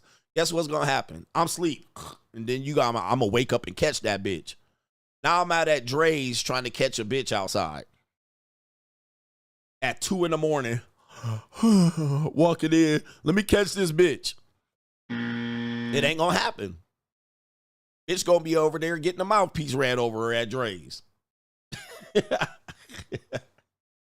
Right? So I can't keep up with that. I'm going to just be like, never mind. Fuck it. I can't keep up with that shit. But she getting mouthpiece bent over her. She getting the ism ran on her. She getting Pippin pulling her to the side, trying to put her on the track. Yeah, I ain't got the coca. I ain't got the ketamine. I ain't got the mollies to be up just wired all day and the pink Tusi. All right, I ain't got it. All right, and she getting folded up properly, and then she in bed. Then all of a sudden, I catch up with the bitch at 9 in the morning. She still asleep. Oh, I'm tired. I just was out late. All right, getting folded up. She just got back home at 6 in the morning. All right. She barely creeping in. Player dropping her off at the crib. You know what I mean? Trick dropping her off at the crib at 6, 7, 8 in the morning, just dropping her off. Panties all crusty. And I'm like, bitch, how was your night last night? Oh, I'm really tired. Sleeping in. I got a headache. I don't know what happens. I got cramps in my guts. How was your night? Oh, I did so. It was good. I didn't do much. You didn't even catch the bitch outside. All right, you right there. All right, yo, it's wild, ain't it? It happens. Dinero Tranquillo says, I have been an ER doctor for 20 years. He says, I got a different perspective on humanity and our society. The amount of chronic disease, mental illness, and anxiety are through the roof. What really stands out is the dysfunction of the youth. Men boss up and stack your paper. We are fucked. This is a professional telling you. Boss up, nigga. This is a professional ER doctor. People are anxious. Mental illness is through the roof. Oh, if you're dealing with a woman with mental illness, guys, you have no chance. If your woman claims any mental illness, you are fucked in terms of having a girl be a stay-at-home wife or loyal. Yep, and Fresh said it. So many baddies are on drugs. They do drugs like normal. And this is the thing with young women. If they be outside, like, they do drugs like easy. I was messing with this girl. She was like, oh, I was on coke for 2 years. Like, what? like, I'm not a druggie, so I'm a square when it comes to drugs. So I can't understand how a person could do coke for 2 years. I can't get it. Like, that shit is crazy lack of discipline to me. That shit's still in your system to me. It might not be scientifically, but that shit's still in your system. Yep, coke and molly, the coca, 2C molly, all of that shit. They be popping them shits like easy. They don't even think. Ketamine, they don't even think about it. They just snorting it. You're like, whoa. They do that shit 21, 22, 23 like it's nothing. Easy peasy. And you literally are having a conversation with this motherfucker. And you think this person is going to be loyal to you? You think this person is going to be loyal to you? And by the way, the mental illness, I've been warning you about this. You're not getting a loyal girlfriend if she's mentally ill. You're not. You're not. This woman fucks for trauma. When she's traumatized, she fucks to cure her trauma. I've ironed this out. I've demonstrated this. I've showed you proof of this. Anybody that has mental illness fucks when they experience trauma. So if you're not around, they're gonna fuck somebody. If they have mental illness, right? They're reckless with their vaginas. So watch out for that. Chronic disease is going through the roof. Anxiety, depression, stress. These are all going to lead to people not being able to handle stable relationships. Shout out to my brother MS81 says, I hate when these bitches get mad when you can pay for play. He says they'll be the first ones to use mouthpiece or genetics to get the same women. But they think it's better. They think it's better. They're like, it's better. I got her for free and you had to pay. I was like, nigga, you getting the whole headache. Trust me, you're paying at some particular point. Fred says, coach is bad. 2C and Molly, bro, it messes up their brain and they are fried for life. Facts. Yeah, their brains aren't even fully developed and they fry their brain on drugs. And you don't realize that you're communicating with a dope fiend and they are literally an addict. And oh, if they say they were on drugs, trust me, they ain't off drugs. So they went from drugs to mental health pills to drugs and mental health pills. All right. Now they'll kick the drugs. The drugs are still in their system, but now the mental health pills substitutes for the drugs. All right. So they're still an addict and they'll might even do anything like something low end. They'll just exchange it for low end, like a vape or weed. And they'll do an occasional drug. So they're not off the drug. They'll still do the drug. They may not do it every day or every weekend, but they'll still do the drug when it's around. All right, so Schedule P says, we enjoyed the Twitch, coach. It's good to follow someone online who shows the direction they're headed in. He says, versus following people who don't even know where they're headed in life. He says, it's why I don't follow IG models. Shout out to the coach gang. Twitch streams coming back this weekend. All right. And I'm going to be on location, possibly in a destination near you. Lamik says, fire stream, coach. I hate when New York niggies end up in the news. Joey Crack is making the Bronx look bad. Shaking my head.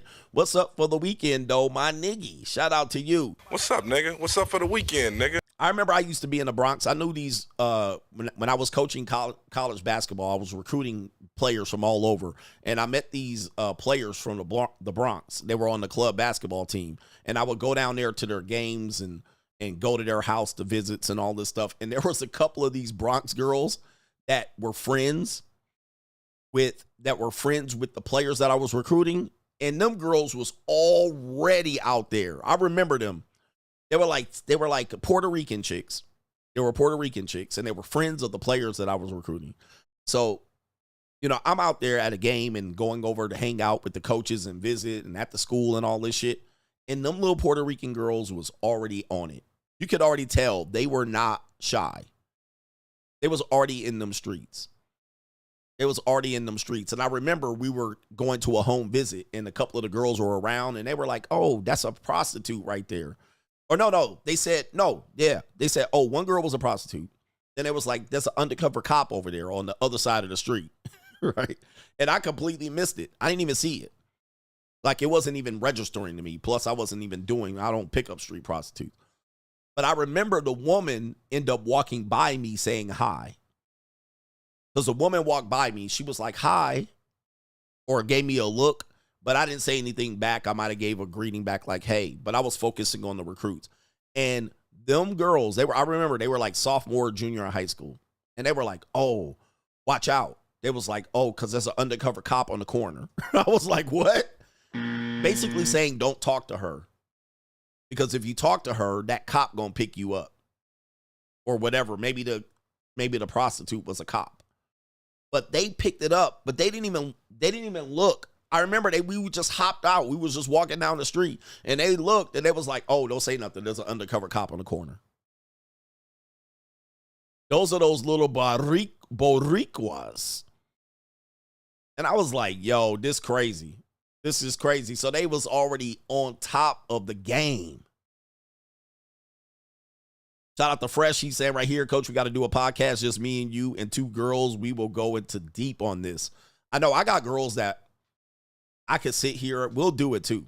But I have girls that if I had them open up on here, they would leave your jaw dropping. They will leave you shocked at the lives they lead.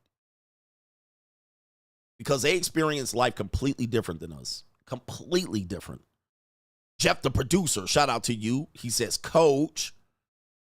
So we're not even used to dealing with a life that they live. Now, when they are trying to 28, 30, 34, they're coming down off a life's high and trying to settle down and get a gump. Even the average regular woman who goes to college parties, she lives a different life. She sees the world completely different from us.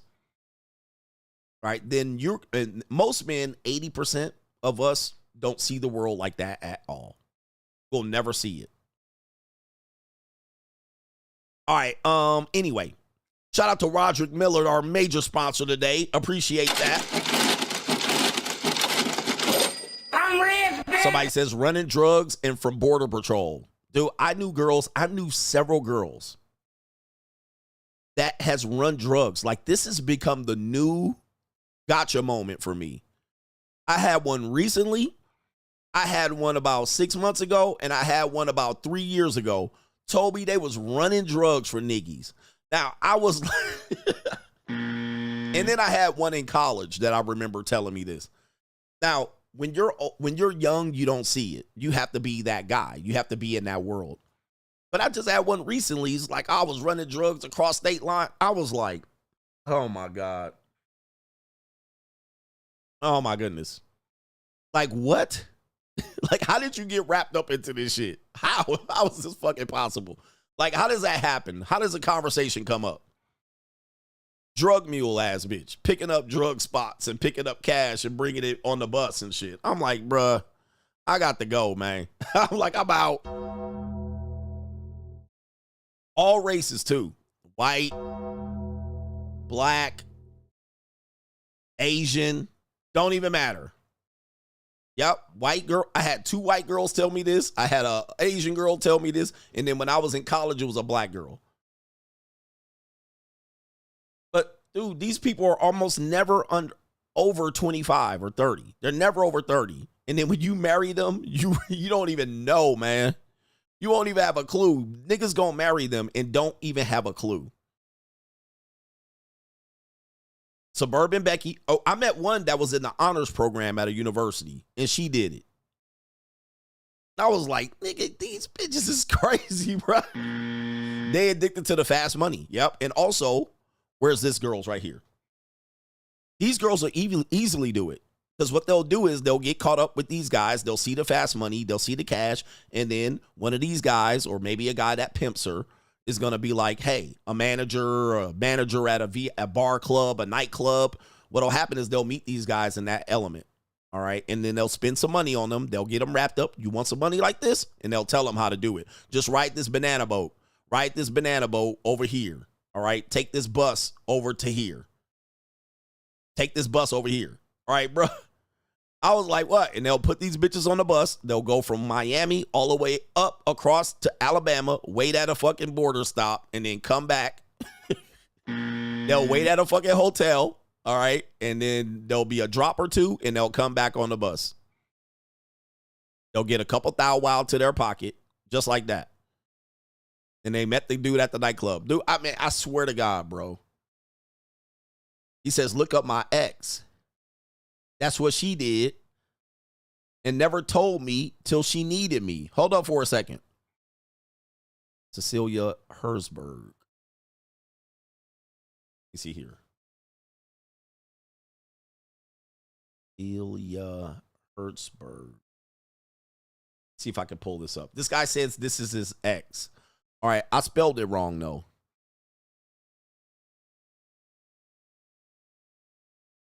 Why is it not coming up? Okay, so this guy says, I'm not sure if this is the ex, though. I got this white girl popping up. Is it a white girl? Maybe I spelled it wrong because there's a damn white girl popping up. Is this her? Yeah, the lifestyle gets him. And this is what the dudes be rapping about. And the dude is a drug dealer, also is a pimp, too. So just so you know, he's not just... Oh, it's in Arizona. Let me see here. So he's not just a drug dealer, he's a pimp. And she'll do this shit, dude. They'll even recruit other girls into it too, man. That shit is some wild shit. I got told some shit like this, and I was like, nigga, please. All right, did I spell it right? Cecilia. It's in Arizona. Let me see if I can get the news here. Oh, it's not coming up. How do you spell that? I'm curious now. Okay, I'm going to look up the other one.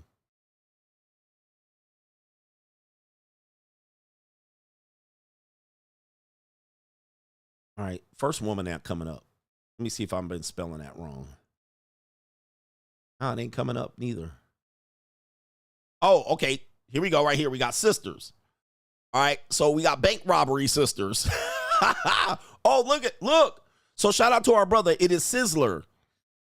Look, this is exactly what he's talking about.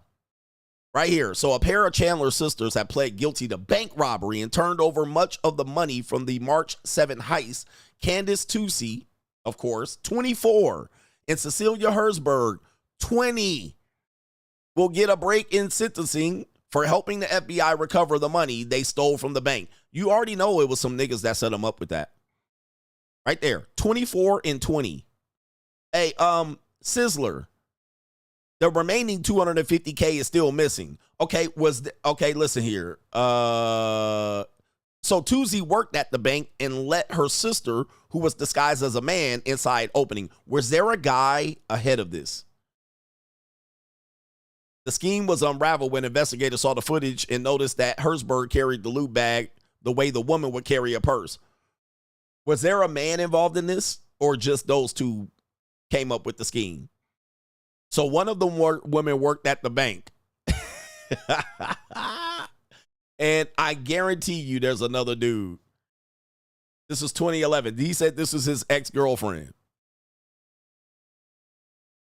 This is in Arizona, ASU beaches. 24 and 20. It's never like 40-year-olds. It's always these women. That's the age you got to worry about. 14 to 24. Keeps proving my point. 14 to 24. Where did he go? He says, nah, she actually planned it herself. But when one of her gay friends started pressing her, she came to me for help. Ah. Okay, so there you go right there. Okay. 24-20. Right there. It's always that shit. It's always the age. That fast money gets to him, man. Fast money, as Fresh said, fast money gets to him. And they can't help it. They have to go after it. They don't want to be working jobs and shit and working at Orange Julius. They don't be working at motherfucking Mrs. Field cookies. They don't want to be bagging groceries. Not if they hotties. They're like, man, nah, fuck all that. They want to be a nightclub and bar girls and bottle girls and you know, living the dream and traveling and doing atmosphere girls and hooking, selling pussy and snorting coca. And it don't matter if they hot or not. Some women will fall for it and they ain't not even hotties. They just be used as the drug mule, be putting coke up they booty hole, right? Be putting coke in they booty hole. Like, right? They like, nah, man, fuck that. I'll do that. Ain't working at the Sunglass Hut and shit, cleaning glasses off, wiping them down. They like, bruh. They want to get in, get out. Get to the money, get in, get out. And once they get a taste of that, they cannot let it go. They cannot let it go. Yeah, it's only a 10-year run. Once they hit the end of that, it's a wrap. Then they start looking for gumps. They start looking for suckers. They do want to get out of that life. Just so you guys know. This is why you have to watch out for this. This is why us men have to look out for this. Because what they'll do is they'll want to get out of that life. Okay, so the life takes a toll on them. It's risky, it's dangerous. They get arrested. You know what I mean? They get a bad reputation. They get stained. They get a digital footprint. Like this article here, this woman got a digital footprint. Like that name is always going to come up. So she got a digital footprint. She can't get away from it. So she's got to find a guy to get away from that. So then they'll just press a guy, a simp, a gump. All right. And then he'll even know the information and look the other way and be like, all right, I'll take a risk on this bitch. And now she Ginger from Casino. H every day says fast cash lasts for 2 to 5 years max and they still be broke. That's a fact. They'll get into hooking. They'll get into mahi-mahi in junior college and they'll do it and they'll be broke at the end of it. They think they're going to get out at 27 and have money and they be broke at the end of it. And then they still looking for a gump. They still looking for their rent paid. They think at 27, I'll do it till I'm 27. They can't get out. Then they're stuck. Same thing with strippers. I'll get out. I'll get in at 19 and I'll be done at 26 and I'll marry one of my rich tricks. Then they 32 in the strip club. Last strip clubs I was at, bitch was 32. She was bad as hell though. But I was like, how old are you? She said 32. I look like, bruh. If you don't get the fuck up out of my face, all right, I don't need no 32-year-old stripper in my face. Do I need a dance? No, I don't.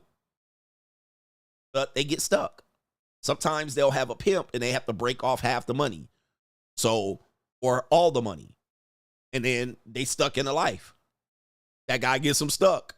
All right, so anyway. Now, that's their life they chose. I ain't in it. But what I'm going to do is I'm definitely going to fold them up. I'm definitely going to fold them up. All right, look at Cassie. Same thing. 19 to 28. And guess what? She was out here suing people at 32. He said they working at Top Golf with 4 kids. Hey, I don't give a fuck, bro. Hey, it ain't my problem. You chose this. Hey, but what I'm going to do is I'm still going to fold. I'm going to still go penetrate. I'm still going to get my deek wet. All right, I'm still going to get them cheeks. All right, if it costs me a couple $1,000 in cash, it's all good. I had fun in the end. Ass, gas, and cash. Oh, man. He says, I actually accidentally took a monetized girl out not knowing she was monetized. Yep. Hey, bruh. It's a cold, evil-ass world. But do me a favor. Protect yourself. Wear your condoms. You know what I mean? Don't keep your drug money in your sock. Do me a favor, ladies. Get in touch with your boy CGA. Somebody said they become Buffalo Wild Wing servers. He gets ugly out here, man. Yo, shout out to y'all. Thank you for the support. Shout out to Roderick Miller. Shout out to the great supporters this week in sponsoring the show. We're going to be and possibly take this show on the road. And we're going to have some fun out here. And shout out to the Coach Gang. Peace.